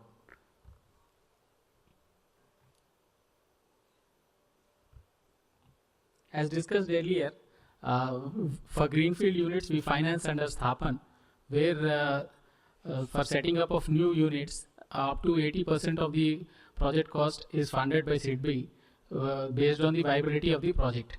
And for special, there is a special scheme for women entrepreneurs.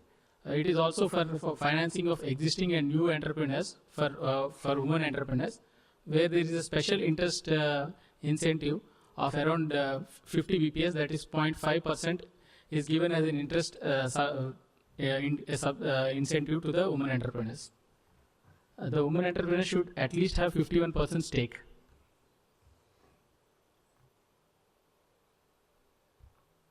As discussed earlier, this is in detail for the Express, that is for financing of machinery loans. It is an online process. We have something called green finance loans, where the energy related loans are undertaken, and the special interest are available for these schemes.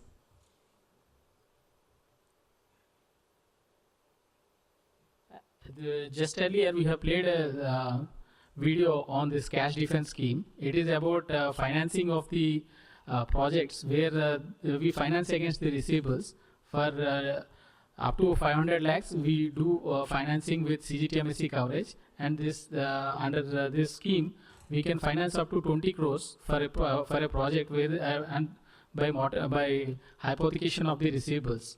This is for encouraging MSMEs who are into defense programs, so that there is no dearth of financing for undertaking defense projects.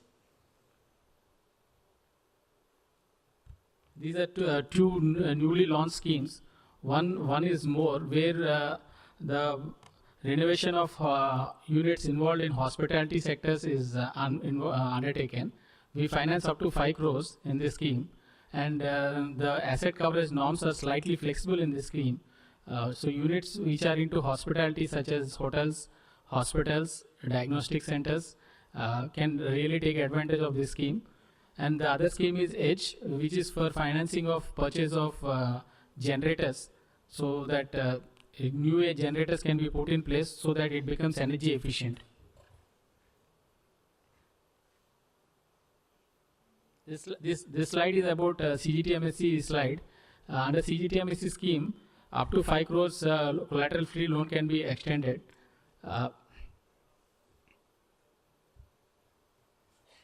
This is about our associate concern Mudra.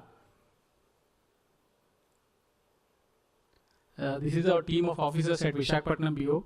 Interested candidates may kindly note down our mobile numbers so that we can get in touch with each other. That is our office address.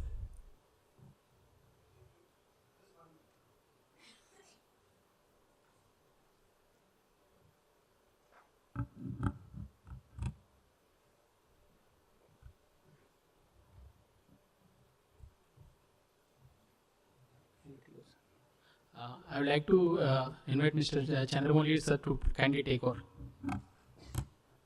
So, thank you.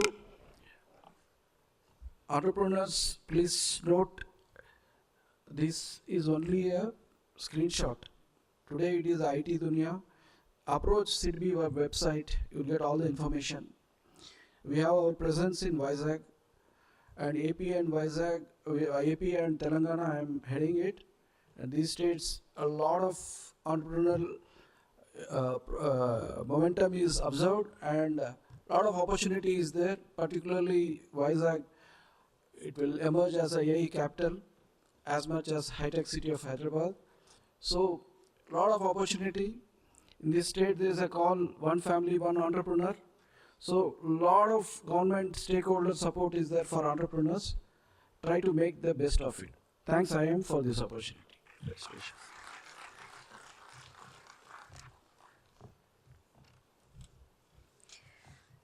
Thank you, sir. I'm sure people would reach out to SIDBI for assistance. We'll now take a break for lunch. It will be for 1 hour. Please be back by 2:15. We have a keynote session again by Mr. Chakradhar Gade. So please be back. He is the co-founder and CEO of Country Delight. Thank you so much. We have 3 food stalls outside the auditorium. You could please have your meal there. Thank you.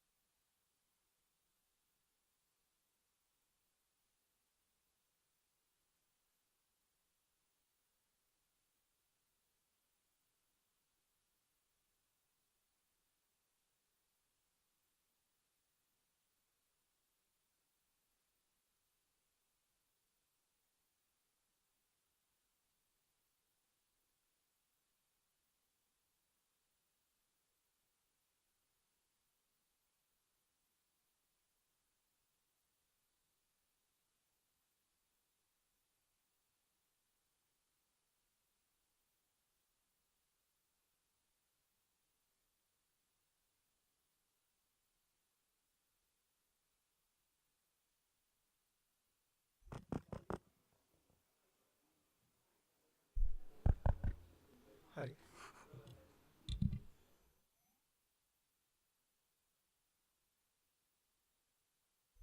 Hello, hello, hello.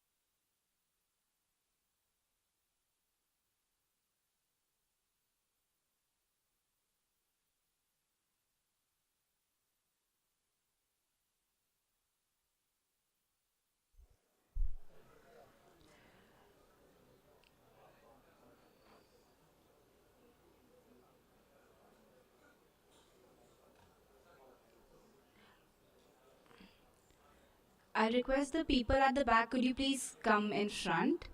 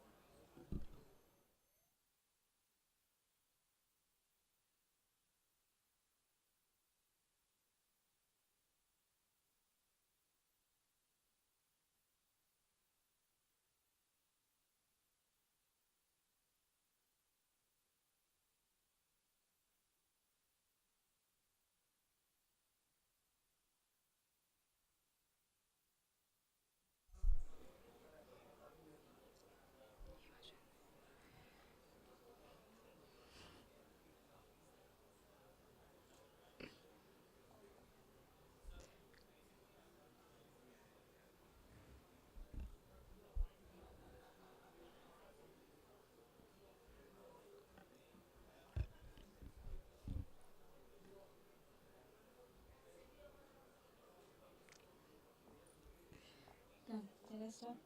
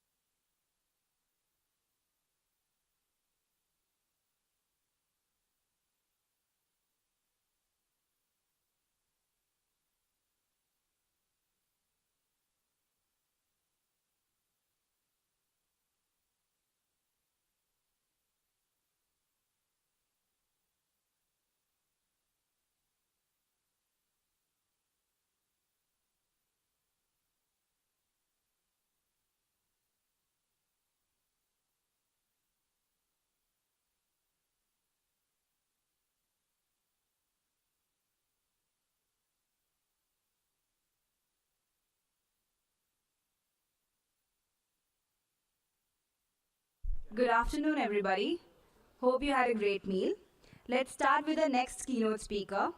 He is someone who has revolutionized the way we consume dairy and other essentials.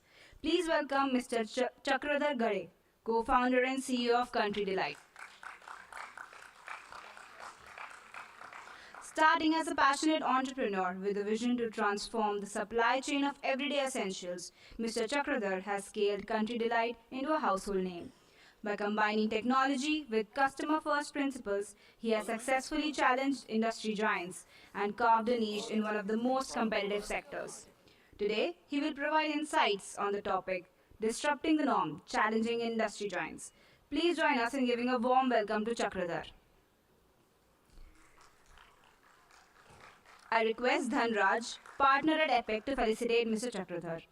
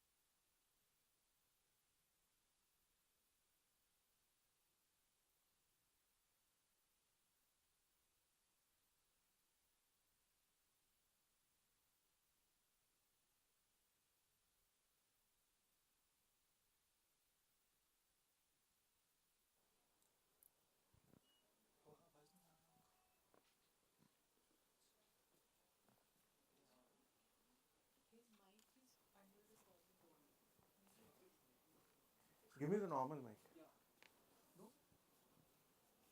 Oh, mic. Huh? Am I audible? Yeah, this one is working, sir. Okay. Yeah. Hey, sir, give it. Oh. Yeah, yeah. So, let's keep it in your pocket. So that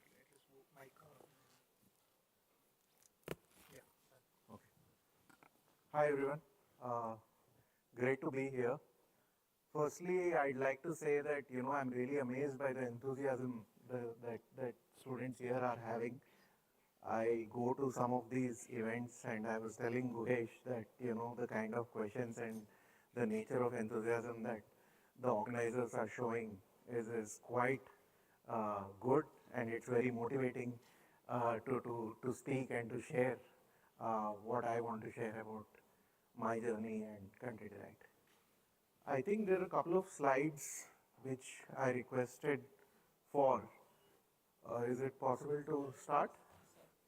Yeah, hi. So a little bit about country delight, because we are not present in Visakhapatnam, so I just thought it will be good for you guys to know a little bit about us. So if you look at the Indian food FMCG space, on one side there are a lot of brands which are organized players. They have 30, 40-year-old business models. They are based on the philosophy of long shelf life. They're based on creating supply chains where a lot of middlemen are involved. And on the other side, you have a bunch of retailers, e-tailers, modern trade, distribution companies, which solve for choice, which solve for price, but they don't solve for product.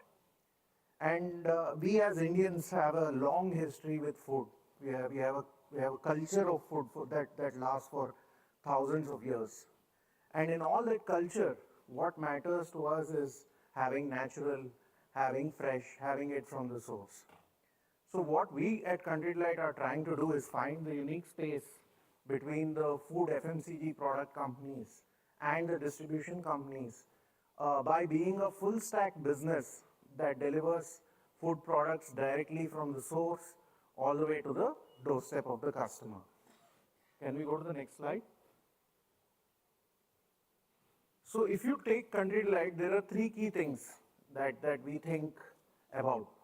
The first thing is that we call ourselves a brand. Although we are a platform also, we call ourselves a brand. And I'm a finance professional. I was very hypocritical about brands for a very long time. But the one thing I understood over time, that a brand is nothing but a promise. It's what you commit to your customers.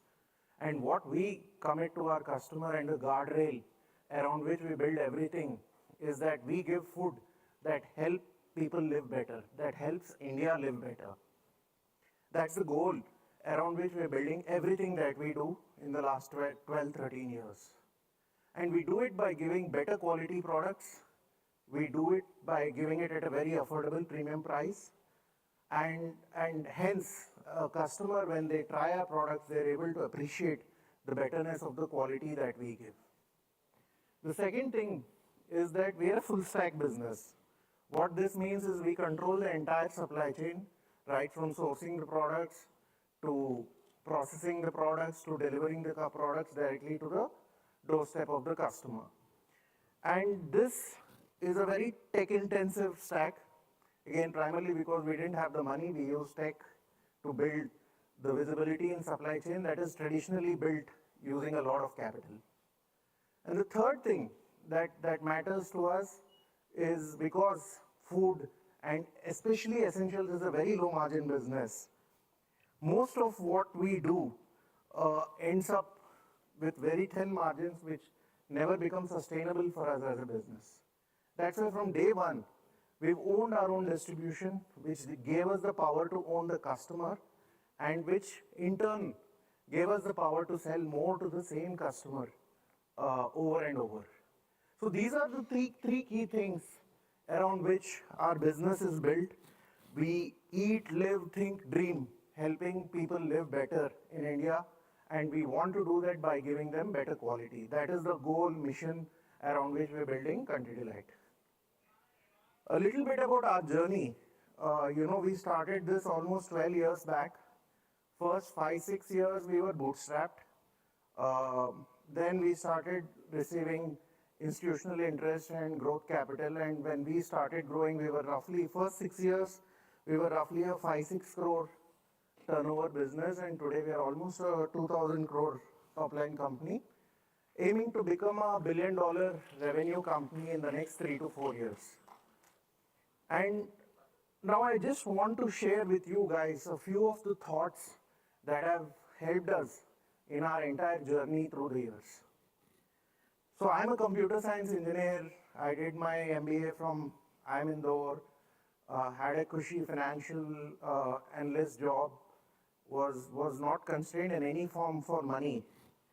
But what made me do this, and my partner also do this, was a lack of meaning to life. What that means is I come from a family where my parents were doctors. So they have saved so many lives through their entire journey. And I, because of laziness, didn't become a doctor more than anything. And I just felt very purposeless at some point in my life and wanted to do something which was very large, very impactful, and can create me some meaning. And that is the only reason, I started Country Delight with my friend. Now, why I'm saying this is when any of you think of your life journeys, money is only a small factor. The final thing is it's what you spend your 10, 12 hours a day on, and that should make you feel excited about, and that should give you the sense of spending the next day with the same excitement that you have today. And that would be the most important thing for anyone to go through a journey as an entrepreneur. Now, if I take our journey, there are three parts in the last 10, 12 years. The first is something which many businesses also see, which I would call a 0 to 1 journey. This is a phase where you just want to do something. You don't know what you want, but you want to do something very big.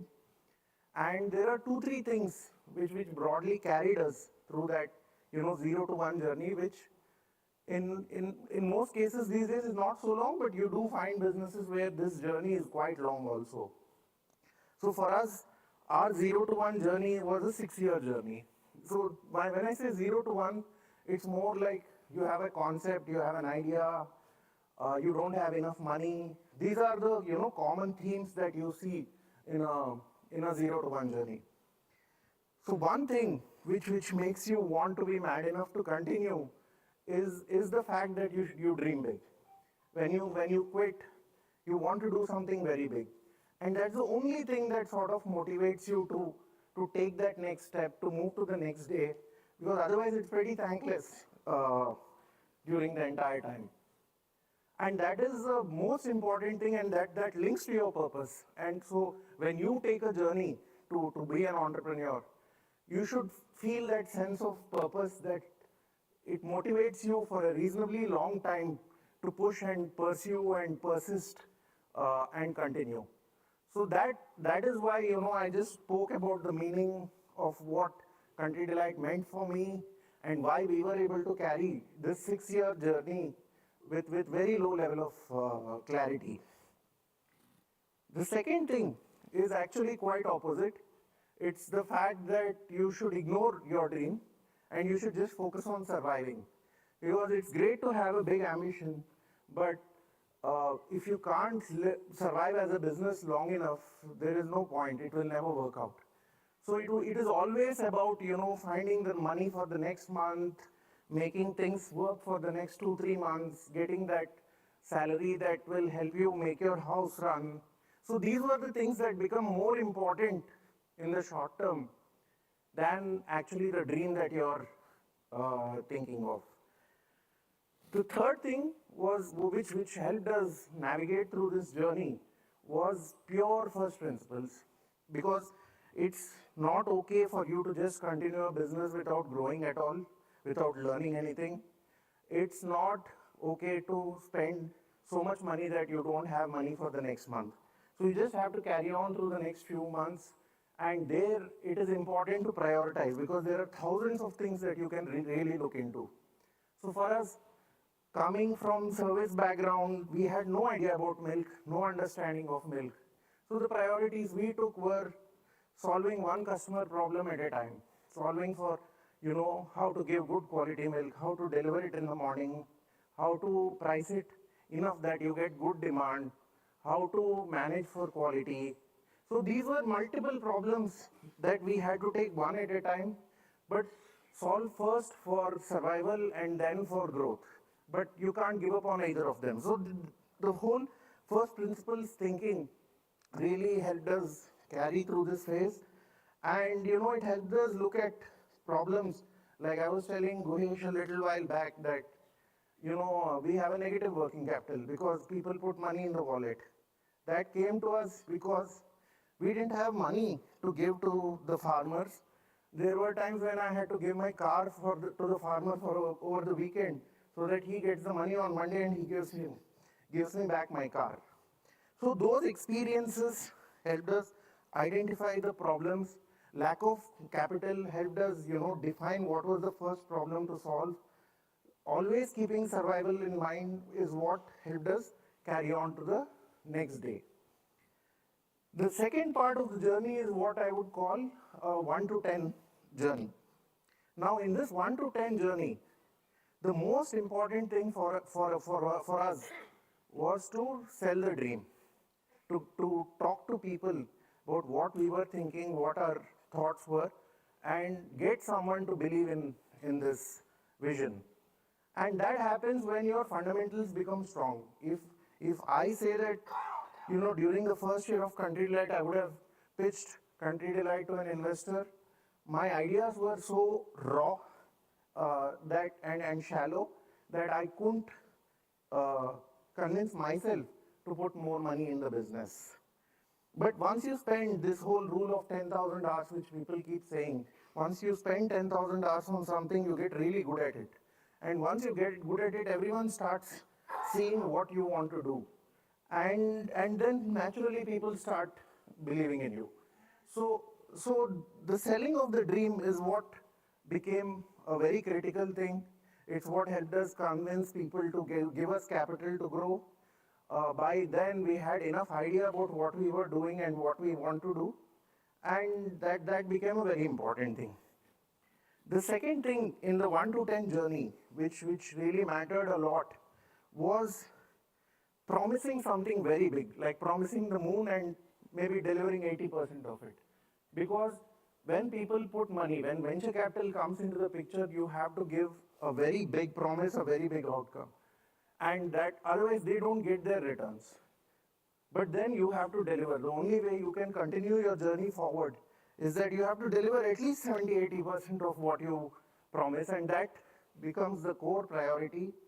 And in here, pretty much you have to do the heavy lifting because you're in the 1 to 10 journey, your team is not built fully, and these are things which sort of matter a lot. The third thing is again optimize for survival because you have a tall promise to achieve. You get a lot of advice now. Many people will tell you, do this, do that.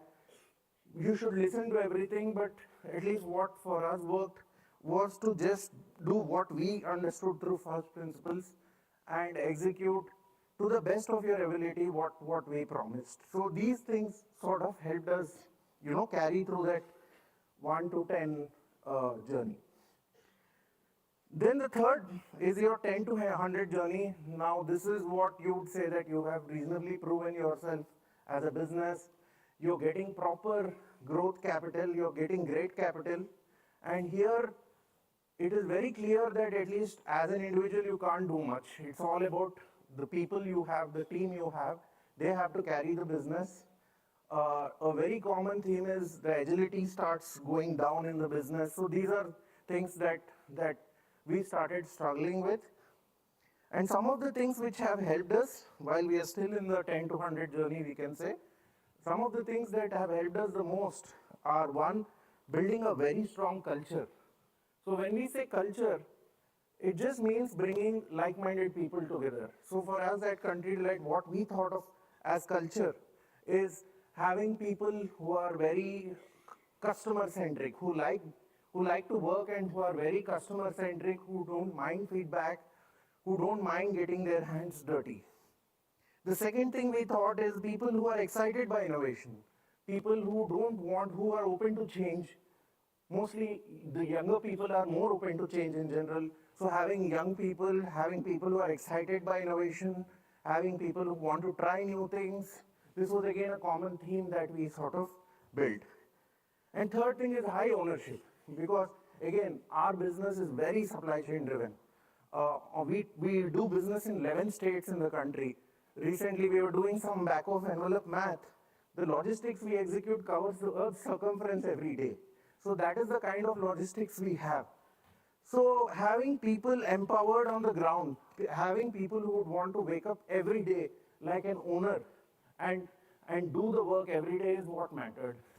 So it took us a lot of time and effort to build the team, but this is one of the things that has helped us the most in the 10 to 100 journey and continues to help. The second thing is, again, realizing that unlike the 1 to 10 or the 0 to 1, it's not about you, it's more about the team. It's about empowering the team, it's having good relation with your team, it's about retaining your team. These are things that sort of started becoming very important for us, which I believe have helped us and which will take us forward. One of the big things that we are seeing, at least as we grow, is the nimbleness of the organization going down. And the only way that I think we can handle that is by thinking ahead, to plan ahead, to think of what are the problems that will come 2 years down the line and then seed the thoughts, work on the projects, do small projects today, create micro organizations within your company that solve these specific problems. These are things that we are sort of working on today. So this is a little about Country Delight and our journey and what we are trying to do as a business. Couple of thoughts that I would like to leave you guys with. First thing is that, it's a very exciting time in India. It's a great time to be an entrepreneur. There's a beautiful ecosystem. The 0 to 1 journey is really short, so one should not get too intimidated by long 0 to 1 journeys these days. At the same time, AI is a very disruptive thing that is happening across the world.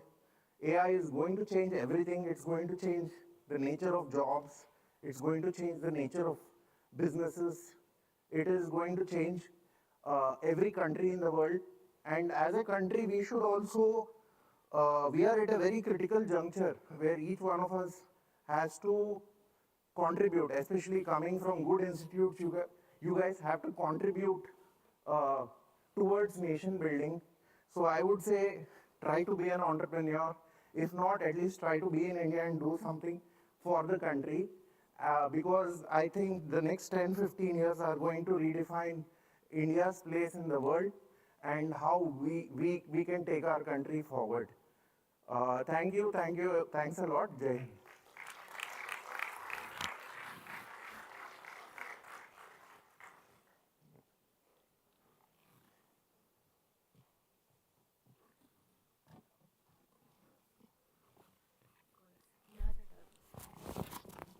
Thank you so much, sir, for such an insightful session. We now come to one of the most exciting segments of the day, the Ask Me Anything session, with all our incredible speakers. This is a great opportunity to engage with industry leaders, learn from their expertise, and get your key questions answered. Let's get started.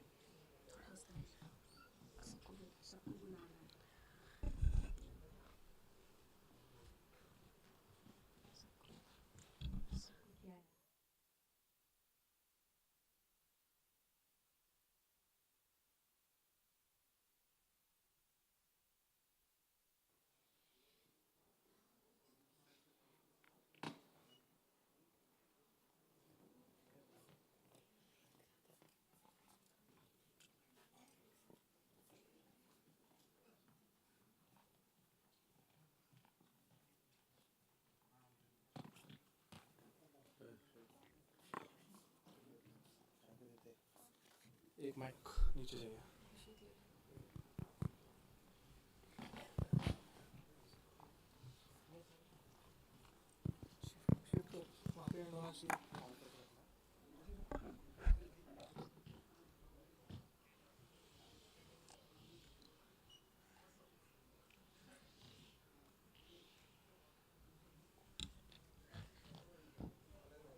Audience, you can scan the QR code and Drop your questions there. We will be asking the questions on your behalf.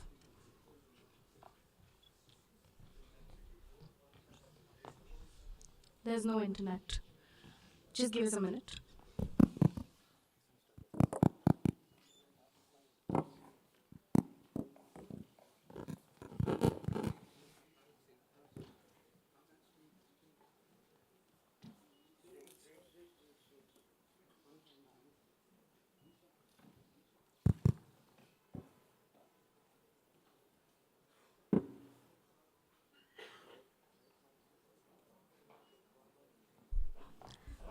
Those who have connectivity, you can place your questions in the form.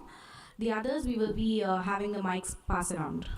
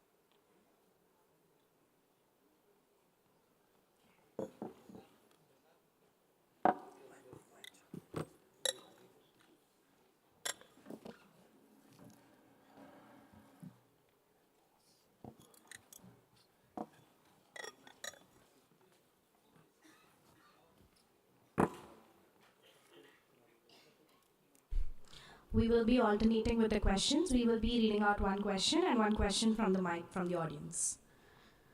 To commence with the Ask Me Anything session, I'd like to invite Mr. Siddharth Sirigeri to the stage, Mr. K. Vaitishwaran to the stage, Mr. Karthik Prabhakar to the stage, Mr. Vijay Singh Rathore to the stage, Mr. Aprameya Radhakrishna, Mr. Chakradhar Gade, Mr. Guhesh Ramanathan to the stage.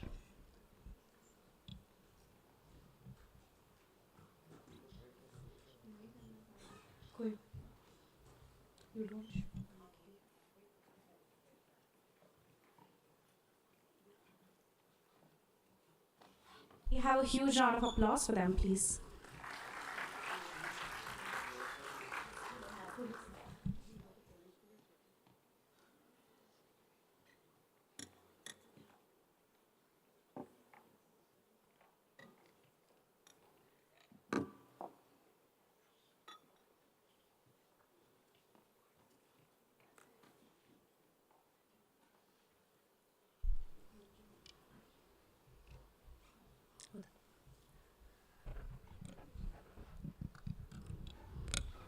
The first question. The first question we have is, how does Country Delight ensure the freshness and quality of its dairy products? Am I audible? Yeah. So the primary reason we are able to ensure it is because we own the entire supply chain. Just to give a sense, if it takes an Amul or a mother dairy 10 to 12 days to deliver their milk from the source to the doorstep, and they also recombine milk. Basically, they have milk powder and water combined with milk to deliver. Whereas we have our own local supply chains in every region that we operate within a 100-mile radius. We take milk directly from the farmers separately as cow and buffalo milk. We control the entire supply chain, own the entire supply chain, and deliver directly to the doorstep within 24 to 36 hours. So our philosophy is again low shelf life, and we achieve it by tech-driven control of the entire supply chain.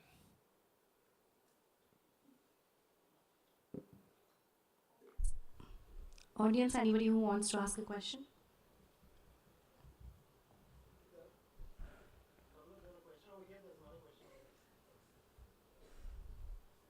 Am I audible? Yeah. I have two questions. One for Country Delight. Where do you see the vegan dairy space going? it's very early days, at least in India. Globally, it's a big phenomenon. And with the evolving trends in AI, we are going to very soon reach a state where even normal cow milk, which is non-vegan, will be far more superior in quality and far more precise in nutrition. So I actually believe that there will vegan trend is not a very significant trend in India going forward. That said, we will for the completion of the range, there will always be one or two plant milk or non-animal milk products that will continue. Thank you. I have one question for Peer Capital. In the morning, you mentioned you have to create your own heroes. So, what is your hero in Peer Capital case? Founders.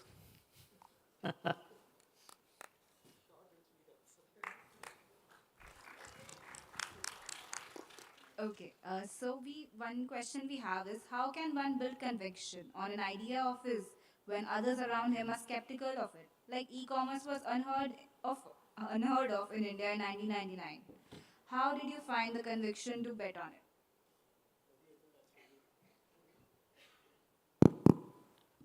So, conventional logic would suggest that you do a market survey, do research reports, and then take a decision. In our case, we got lucky. Nobody knew e-commerce, so we didn't have to do any survey. So we just launched.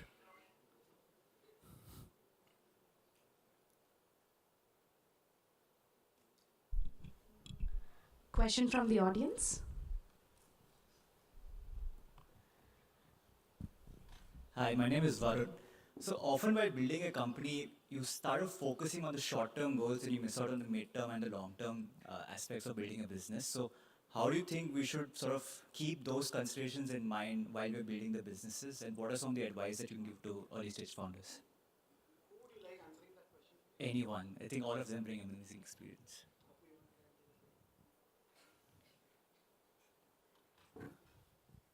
Well,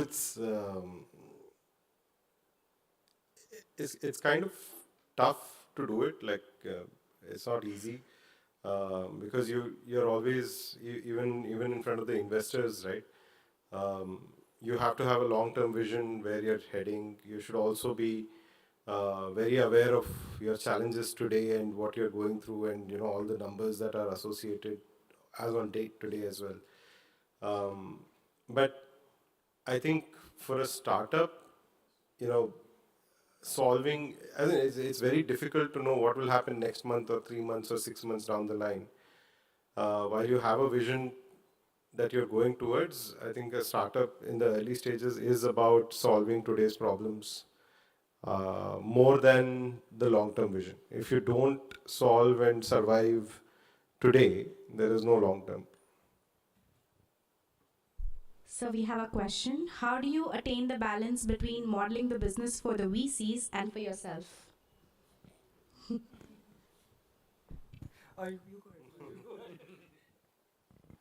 Don't model. Do it for yourself. VCs will follow.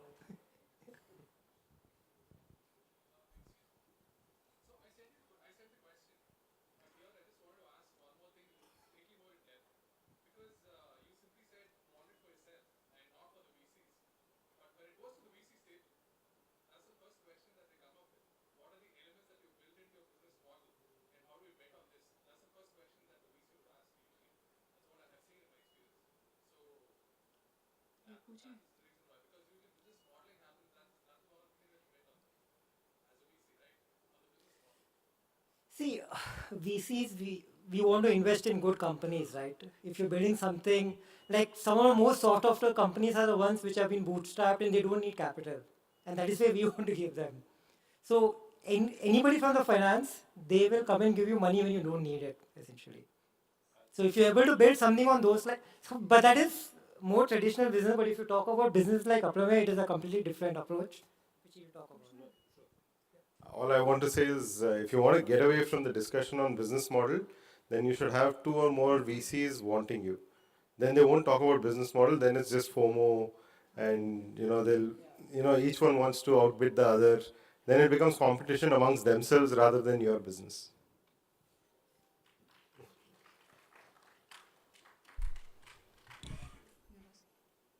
So there's a question. Oh, sorry, just a second.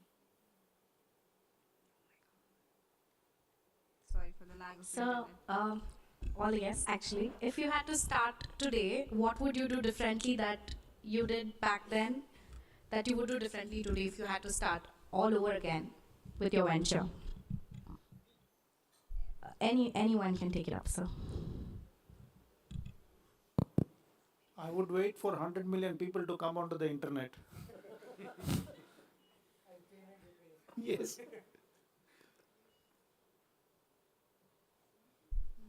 Audience, any questions? Simran, can you pass the mic to him, please?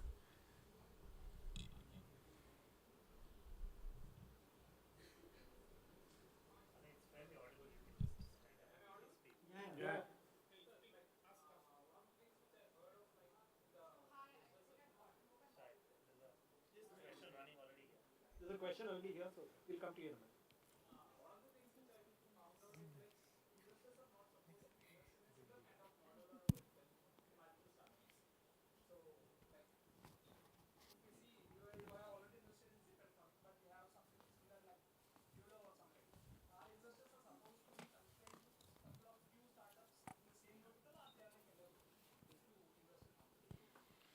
Okay.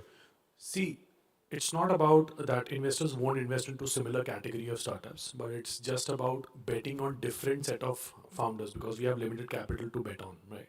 So we would love because and we are agnostic. So this problem is more fierce when there are sector focused funds. So they have similar set of companies every time. If you're medicine delivery companies would be more in the health tech bound and all those things, right? But it's completely on the thesis of the fund. If the fund feels that there is one company which is solving one problem in the chain and then the second company is similar to it but it's have a different moat into it, we'll definitely play a bet on those, right? But it's completely VC to VC. So as a founder, when you're reaching out to a VC fund, you should always look into the portfolio of the they have. Mostly they have on their website. Even ours is posted on the website. You can just look into it.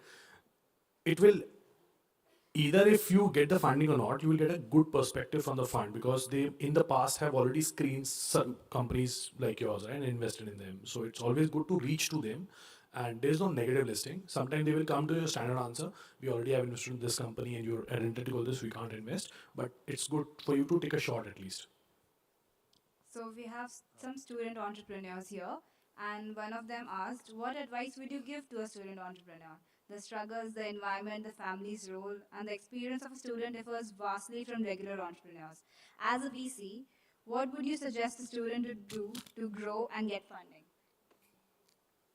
See, I just love when, like, during the lunch also we're having discussion with the first year and second year students over here, right? The kind of environment you have, the kind of accessibility you have with people like us or people who are coming regularly to these campuses, that's one way you can open up your network. Second thing is, you have those like-minded people across your own room, in your own classroom, who have done their jobs. Now they thought they have to upgrade, so then now they're coming for the MBAs they want to do from here, right? So you can even build your teams across in the first 2 years. You have your own incubation center. Guhesh and his team is anyway here. So people, you have a good accessibility. Going back, I'm a chartered accountant, so we don't have such kind of environment. We don't even get to colleges. We are always into tuition centers running across and then completing our CAs, right? So this is a great environment and accessibility to all the IIMs and all the IITs of the world and the incubation centers you have. So you can actually, you can test your product into the whole ecosystem, get failed, try again. And once you're out from here, you can definitely test the market with your product. So it's a great ecosystem. You just start building on it. Don't wait until this 2 years lapses and then you start doing it. That's a waste of time for my sense. Right, sir. Any questions from audience? Hi, Vijay. Yeah.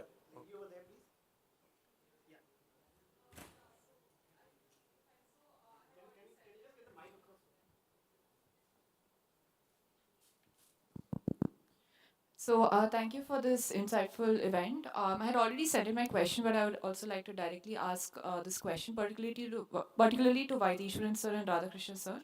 So how did you stay persistent in your journey, and how did you also avoid getting distracted by perhaps potentially attractive offers from perhaps other companies? Like, what was the mindset that you developed? And yeah, that's my question. I think it's very hard to give a specific answer.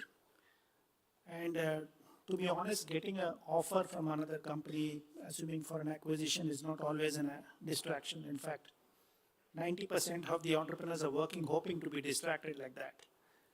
So in that sense, it's not a distraction. I think in my specific case, as I was working on India Plaza, I had the benefit of already exiting once in the Fab Mall stores. So it provides you a cushion to say you can spend a lot more time on this instead of panicking. But on the other hand, the answer could be very different. If there was no distraction, if there was no other offer coming in and there's only one, how would you stay persistent? I guess it's just a matter of mental strength, your conviction, and if you believe that tomorrow is going to be a better day. I mean, at some point, if you think tomorrow is going to be a worse day, that's the time to think. As long as you're optimistic, you continue. So I'll just add to say, we should basically be passionately dispassionate about what we're building. Like when you're building it, you be all in, passionate. You build as though you're going to build it forever. That's the only way to build. As in, you don't build to sell, you don't keep anything else in mind. So you be passionately involved in everything that you're building. But at times when circumstances which are placed in front of you, whether it is fortunate or good circumstances or bad circumstances, you have to react to it. Because if you've raised money, for example, you're not the only owner of the business anymore. You have investors, you have employees, you have so many other lives of your suppliers, everything tied in. So at that point in time, you have to be dispassionate. So your passion as an entrepreneur has attracted VCs and other investors to put in money, and their business is to actually multiply money. So when you've taken their money to multiply money, you can't say, no, I'm very passionate and hence I can't take this offer, because you've now involved another energy of multiplying money apart from your own passion, right? So you'll have to be hence dispassionate about your business at particular points in time when you have to take these calls. I think hi Vijay. You were mentioning about that you're also looking to do more climate investments. I'm assuming the investment thesis is fleshed out by now. I wanted to get your take on what kind of problems you think VC-backed capital should solve and what problems it shouldn't solve. Maybe some problems that maybe Acumen or Omidyar should solve. Okay. See, climate tech is a very vast subject. Like even the whole world is after it. You pick any fund and look into their portfolio, you will find one such company which is solving some climate problem, right? This is a basic study, but there are definitely impact-focused funds which are actually looking into this, like Omidyar. And so when we look into like recent investment, I can just talk about, we did the Raksha. They even came on Shark Tank, right? So I don't know how many of you know about them, but they're solving two problems from one single business. So one is they're sourcing the paralis from the farmers, right? And then processing it and giving it to the D2C brands as a recyclable material to replace the packaging of thermocols into their packaging. So now you're reducing the air pollution, which we all Delhiites face 3 months in a year, and also reducing the packaging thermoplastic, which is going again into the landfills. So these kind of companies which have a business proposition inside of it, like people get confused कि climate take है तो वो impactful होगा और वो profitable नहीं हो सकता और वो एनजीओ ही इन्वेस्ट करेगी या फिर कोई नॉन प्रॉफिट ऑर्गेनाइजेशन ही हो सकता है. There are business models which can be turn around into climate tech, right? So pick any air, landfill, your noise pollution, anything which can come around and impact lives of people. We as a, like, this is my personal interest. So this is my thesis being laid down into our own fund. We should invest into such companies which are solving real life problems, right? So this is one example, but I can go on and on. But this is what early stage investors can solve, and founders, once they reach a stage where they can be affecting at least 3 to 4% of the whole problem, I guess then the business model can actually spun out and become a bigger business. So we have a question from the audience. Every startup has a story to tell to their VC. In cases when the VC is not accepting their stories or buying it, how should one confuse or convince the VC? Let founders answer that. Huh? How do you confuse?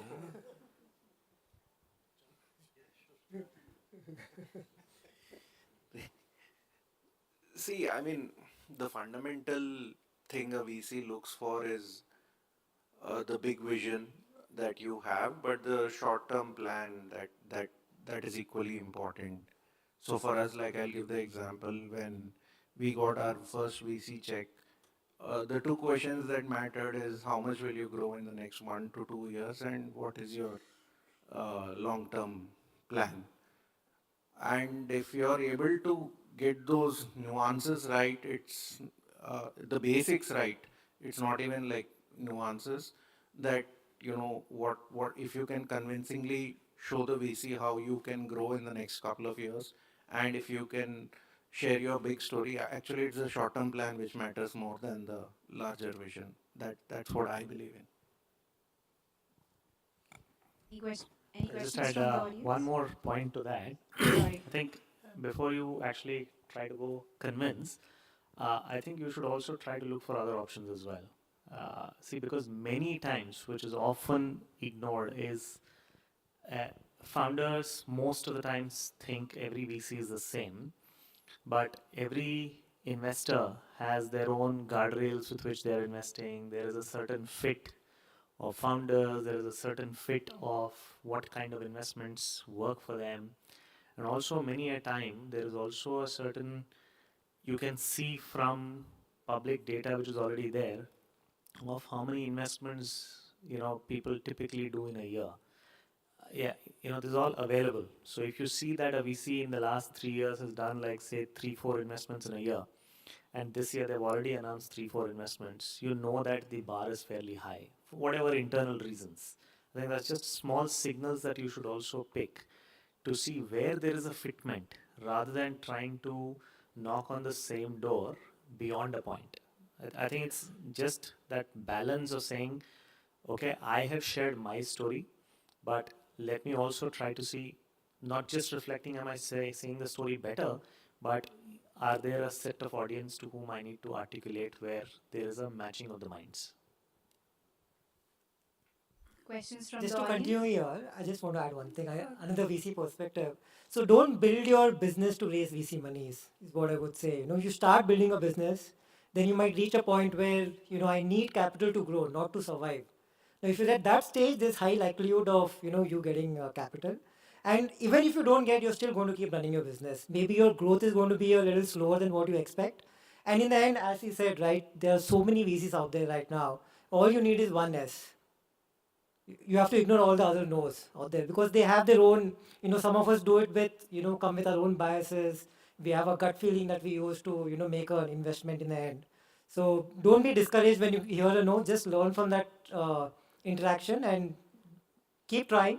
And as long as you have a business which inherently is self-sustaining, you don't need to worry. It'll just take time. Hi, I have one question. I'm an engineering faculty. I have students who are very passionate about entrepreneurship. They come and share ideas. And I also have parents who come to me say, why you are brainwashing them for entrepreneurship, and when he is supposed to go for a job. So how should I deal this scenario?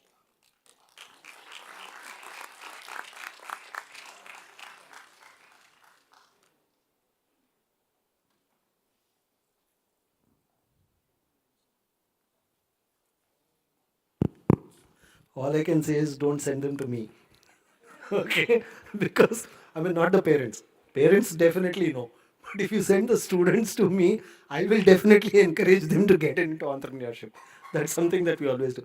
But in all good humor, parents are genuinely worried. It's like, I think one of the discussions that we had in the morning was very, very telling, right? Which is that generationally, if there are certain parents who have not arrived at a stage where they are providing comfort, a comfort of life as far as their children are concerned, the children will not become, they might be aspirational, but the parent will never support the child to say that, look, you have to become entrepreneurial. Or I think the parent will probably turn around and say that, look, make sure that a quality of life is taken care of before you try and do anything else.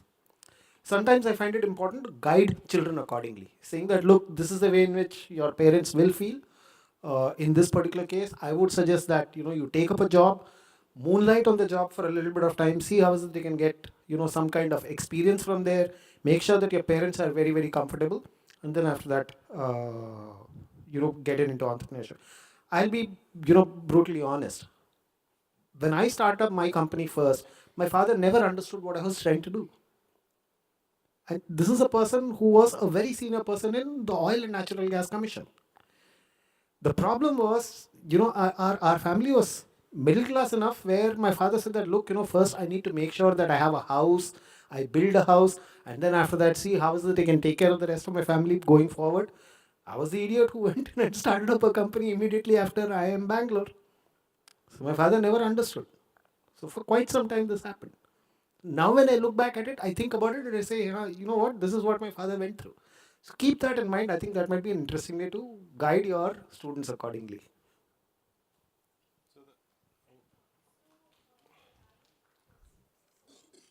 No, so I just want to add my personal experience. My parents were never for me getting into entrepreneurship. They were actually trying to brainwash me not to get into it. Right? So it was the other way around. So my response to that, I think, was the only thing that finally convinced them was that I said, okay, I'm going to try this for 2 years. I took a finite amount of time in which I'll be crazy, right? So they kind of got the confidence that this guy is not going crazy forever. Only for 2 years he'll be crazy. After that, if it doesn't work, he'll come back and get a job, right? So I think it depends on what is the framework with which you give some certainty back to the parents, so that they don't think that this decision is going to last forever. Because honestly, out of the 100 students who take up entrepreneurship, most of them will fail and some of them will succeed, right? And at the first attempt or whatever it is, that is the statistic. So you can't say no, this is what India is about, and all of those things. So, and also everybody might not take a crazy entrepreneurial bet. They might build a small business also, so which is not so risky. Yeah, finally I got this. Not wasting much time. Yeah, not wasting much time. I just have a few questions for VC and also the founders, Ku and Country Delight. The first question goes to anyone can answer about from the VC perspective. So to set the context, I come from a venture studio and venture capital space. So typically my day includes connecting with VCs and founders and also LPs. So my question is, so whenever I connected with Indian VCs to share the deal flow or investing together, what happens is the first call was very nice. They say, okay, I'll share your email and you send me the deal flow. But after that, I done a hundreds of follow-ups to get that, okay, this is what progress is going on. But similar thing happened with I'm also connected with the US ecosystem. So similar thing comparatively in US, after the first call, they gave me an email and they'll say like, okay, send the deal flow, and they'll say either yes or no in a very much few days. They don't try to hang out with a long term. So why?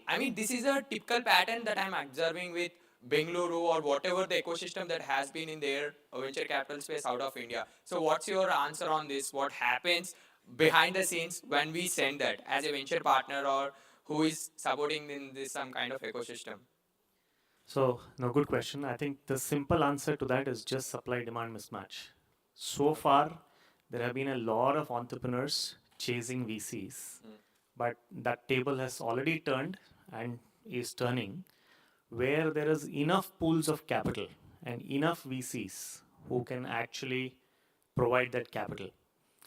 And that's the reason why US you will see a lot more responsiveness, because there are 4,000 VCs. If you don't behave well, there's somebody else who will take your plate away. Exactly. I think that is what is happening. And I think clearly you will already start seeing this because there are so many VCs. Exactly. And very hard to differentiate one from the other. The low-hanging fruit is to just be disciplined. And I think it's a matter of time. Exactly. 1 minute. So my next question is, in the conversation, many of the VCs tends to get frustrated when the things go south. I don't know. I mean, maybe the capital or something, but it's a real thing. And I am also on the other side. Whenever I get pitched by any startup, I am also getting angry. Like, okay, this is format. This is not the format that I want to talk about, and like that. So why many VCs tends to frustrate while they are talking, while they are pitched by founders for the long time? Two reasons. One is inexperience. Okay. And number two is you actually not really face that issue as an investor yourself. So what I mean by that is I think unless I go back to what I said in the morning, unless you as an individual have defined a purpose of why you want to be a VC also, this problem will be there. And this you will see in the US also, where there will always be some pocket, because VC from outside looks like a very glamorous role, but that's only 10% of it. 90% of it, even there, is hard work. So the two reasons: one is inexperience, and number two is the fact that you've actually not been through that grind as an investor. You're kind of just looking at it from a giving perspective. If as an investor, if you have also gone and raised money because you're also raising money from somebody else. So if you've faced investors yourself and faced so many rejections yourself, that balance automatically comes. So I think it's again about just that experience. The VC industry, we all have to understand, while it's been around for 15 years, is still very nascent. There's only been maybe full cycles of capital in, capital out that has happened. That usually takes 10 to 12 years. And very few people have actually seen through that whole cycle. But I'm very confident that if you see the next 10 years, you will see a lot more evolution of that will happen. Last 3 questions in 3 minutes. What is the one typical advice that you give for emerging VCs? And I just had last 2 questions for who and country dealer. That's it. I'm so sorry, we just have time for 1 or 2 questions more. Your question is tips for emerging VCs. See, the only thing what you can do is, and what Karthik rightly said, first raise funds for those startups, right? When you enter that conversation of, first you have to have little bit prospects of companies in which you want to invest. So for that you need to have a thesis, why you want to invest into those set of startups. Now then start having conversation with the LPs. They will train you. So all those masterclass will be on those 1 hour sessions with those investors. They will ask you those tough questions. Why this company? Why not these 10 companies and all those things? And that's how you will grow. So it's a longer journey. It doesn't come like, it's not a 2-year journey. It's a 5-year journey. Uske baad 5 saal, you have to marry with those LPs to give them returns plus 2 years of extension or 3 years of extension, whatever it can come for. So it's a longer journey, but you can definitely start networking. You can start networking with the LPs and the founders and start being a matchmaker between it.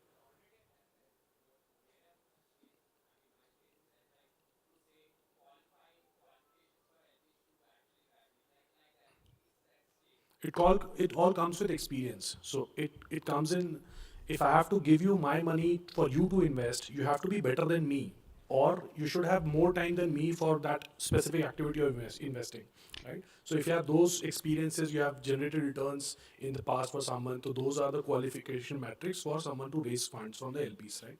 That's how simple is it. Thank you so much. We have time for just one last question from the audience. Uh, Good evening, sir. My question is to Radhakrishna, sir. As a startup founder, your journey is inspiration to us. The day you have shared the LinkedIn post stating the shutting down of co-operations is very sad because you have built coup for India and like countries keeping India at the center stage. You have gracefully exited the business. I'm sure it would have been a real hard day. So, as an for youngsters, how do you advise us to be prepared for such kind of scenarios and move forward? Thank you. So, I think you always build a startup for the most positive outcomes. So you're never thinking about the most negative outcome at any point in time. While it keeps coming into your mind once in a while, you shake it off and say, no, no, no, that's not happening. We're going to survive. We're going to sell. We're going to do something. That's 95% of your mind for most of the journey, right? But at some point, for us, a lot of things hit together, as I was speaking earlier, right? Like macros, funding winter, Elon buying Twitter, making it what we wanted to by buying it itself, right? And then the advertising money going away, so you can't predict all of this. Then we had tried to sell Coup. One deal was almost through, but one of their investors didn't approve. Only one investor didn't approve one of the deals, right? And the second one, despite going through diligence and a term sheet signed, it didn't go through. So I think we tried everything that was possible, right? And through all of this, trying to save independently and sell, we had expended a lot of, the softer aspect of the business, which is, a number of employees who were waiting for something to happen and were at 40 or 30 or 40% of their original salary for more than 1.5 years, right? Just hoping that all our efforts will be, somehow be made to use by some company or the other, or, we ourselves are building it further, right? But when it goes through 4-5 attempts of saving it in some way, they've all been expended in a soft manner. Means their willingness to keep going at 40% of their salary, their willingness to put in more effort, there's frustration, there is, nothing is happening, all of that. And, that is when you kind of know that you've done everything possible. And when I look back at it, I think I wouldn't have done anything different. I don't have any repent of, oh, we took that decision wrong, this decision wrong. I don't see too many of that. So I think we gave it our all. Mentally had to be prepared.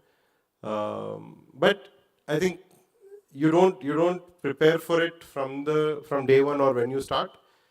If at all anybody has to go through it, you prepare for it then. So always be positive. All of us have said entrepreneurs are eternally optimistic, positive, and that's why they're different, right? So that should be the only way to build a startup, and never think about the negative. Thank you so much, sir. Thank you so much for being such an interactive audience. You can surely write all your questions to us and we'll try to get it all answered for you. We'd like to extend a big thank you and gratitude to all our panelists for sharing their expertise, wealth of knowledge, and shedding light on the intricate dynamics of business functions.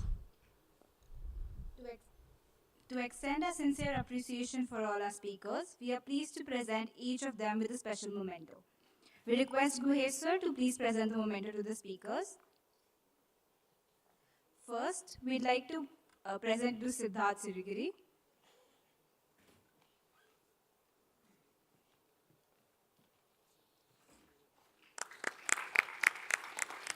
Mr. K. Vaitheswaran.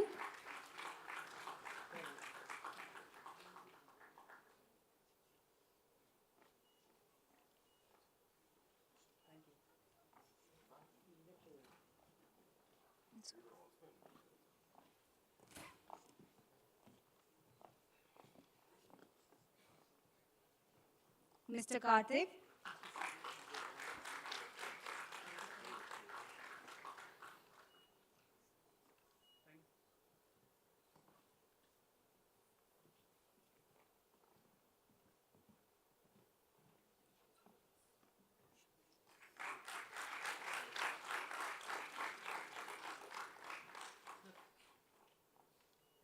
Mr. Vijay Rathore.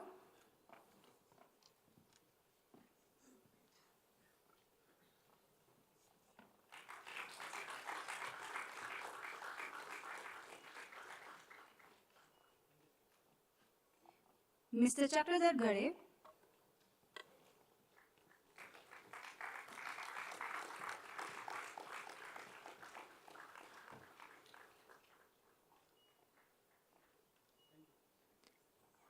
And Mr. Apremya Radhakrishna.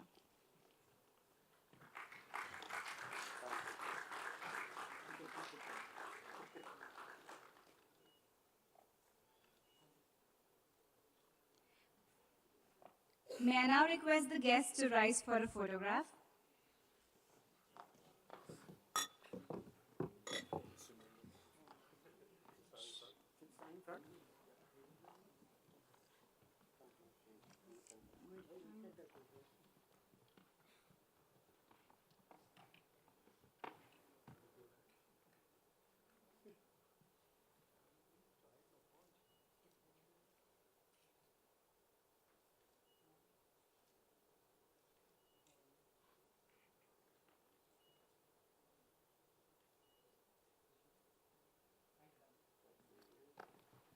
So much. Can we have a huge round of applause for all of them, please? Thank you so much, sir.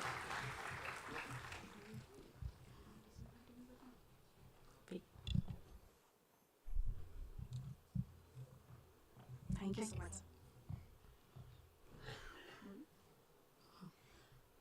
EPIWorld, the ultimate stage for students with entrepreneurial vision and passion to pitch their game-changing business ideas. Whether it's a small spark or a revolutionary concept, this competition is your chance to transform ideas into impact. We received a myriad of applications, each showing exceptional insights and innovation, making the selection process incredibly challenging.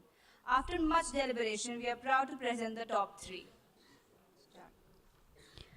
First up, we have COG, a startup that is transforming the way college students connect and engage on campus. In today's digital world, students struggle to find the right communities, stay updated on important events, and filter through the endless clutter on social media. COG solves this by creating college-exclusive social network designed specifically to streamline campus life. Congratulations to COG for their innovative approach in transforming student networking and campus engagement. We look forward to seeing the positive impact you will have on student life. Can we have a huge round of applause for COG, please? Next up, we have Okinus. In an era where data breaches, piracy, and unauthorized access are growing threats, securing digital assets has never been more critical. Okinus is tackling this challenge head-on, providing a comprehensive solution that empowers content creators and businesses with complete control over their digital assets. By ensuring enhanced security, protection from unauthorized use, and full ownership rights, Okinus is redefining how digital content is safeguarded. We extend our congratulations to Okinus, a startup dedicated to enhancing digital security and creating a safer online environment. We commend your efforts and wish you continued success. Can we have a huge round of applause for them? Lastly, we have Browse. Vision Security Services is revolutionizing India's security industry with Browse, an AI-driven surveillance solution that goes beyond traditional CCTV. Unlike conventional systems, Browse offers fire detection, intrusion alarms, and strong cybersecurity, ensuring smarter, safer, and more efficient security. Let us congratulate Browse, a vision security service startup, for shaping the future of surveillance. We wish you continued success. Can we have a huge round of applause for them? Thank you so much. Congratulations to all the winners of EPIWorld. As we come to the close of this session, I would like to now call upon Hema Chandar Matyalagan, Senior Partner of EPIC, to deliver the vote of thanks.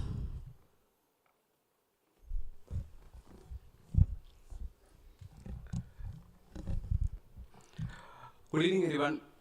As we conclude EPIcenter 2025, it's my privilege to extend a heartfelt vote of thanks on behalf of IIMV Field, EPIC, the Entrepreneurship Committee of IIM Visakhapatnam. Our sincere gratitude goes to our distinguished guests, Mr. Karthik Prabhakar, Mr. Chakradhar Gade, Mr. K. Vaitishwaran, Mr. Aprameya Radhakrishnan, Mr. Vijay Rathore, Mr. Siddharth Stigri. Your wisdom has inspired every aspiring entrepreneur in this room. Thank you for sharing your invaluable knowledge with us. A special thanks to our title sponsor Audi Visakhapatnam for your unwavering support. We also extend a gratitude to our co-title sponsor SIDBI, our program partner MACD Startup Hub, and our digital partner DigiWalk. Your contributions have been instrumental in making EPIcenter 2025 a grand success. We are deeply grateful to IIMV Field for driving entrepreneurial growth at IIM Visakhapatnam, providing invaluable mentorship, funding, and incubation support to startups. A heartfelt thanks to our Director of Operations, Professor Shameen Javed, for his guidance in shaping initiatives like EPIcenter and fostering an entrepreneurial spirit within our institution. A special note of appreciation to Mr. Guhesh Namanathan for his unwavering support and mentorship. Your encouragement and insights have been invaluable in shaping this event and in fostering a thriving entrepreneurial culture at IIM Visakhapatnam. To the organizing team of EPIC, your dedication and meticulous planning have been the backbone of the summit. Today's success is a testament of your hard work. A big thank you to our panel moderators, startup founders, investors, and every participant who contributed to the engaging discussion and knowledge exchange. Your enthusiasm has made this event dynamic and impactful. To our wonderful audience, thank you for being a part of the journey. Your participation and curiosity have made EPIcenter 2025 truly special for us. We hope you carry forward today's insights into your own ventures. With this, we officially conclude EPIcenter 2025. Let's continue to innovate, embrace challenges, and create a lasting impact. Thank you. We look forward to hosting you the next year.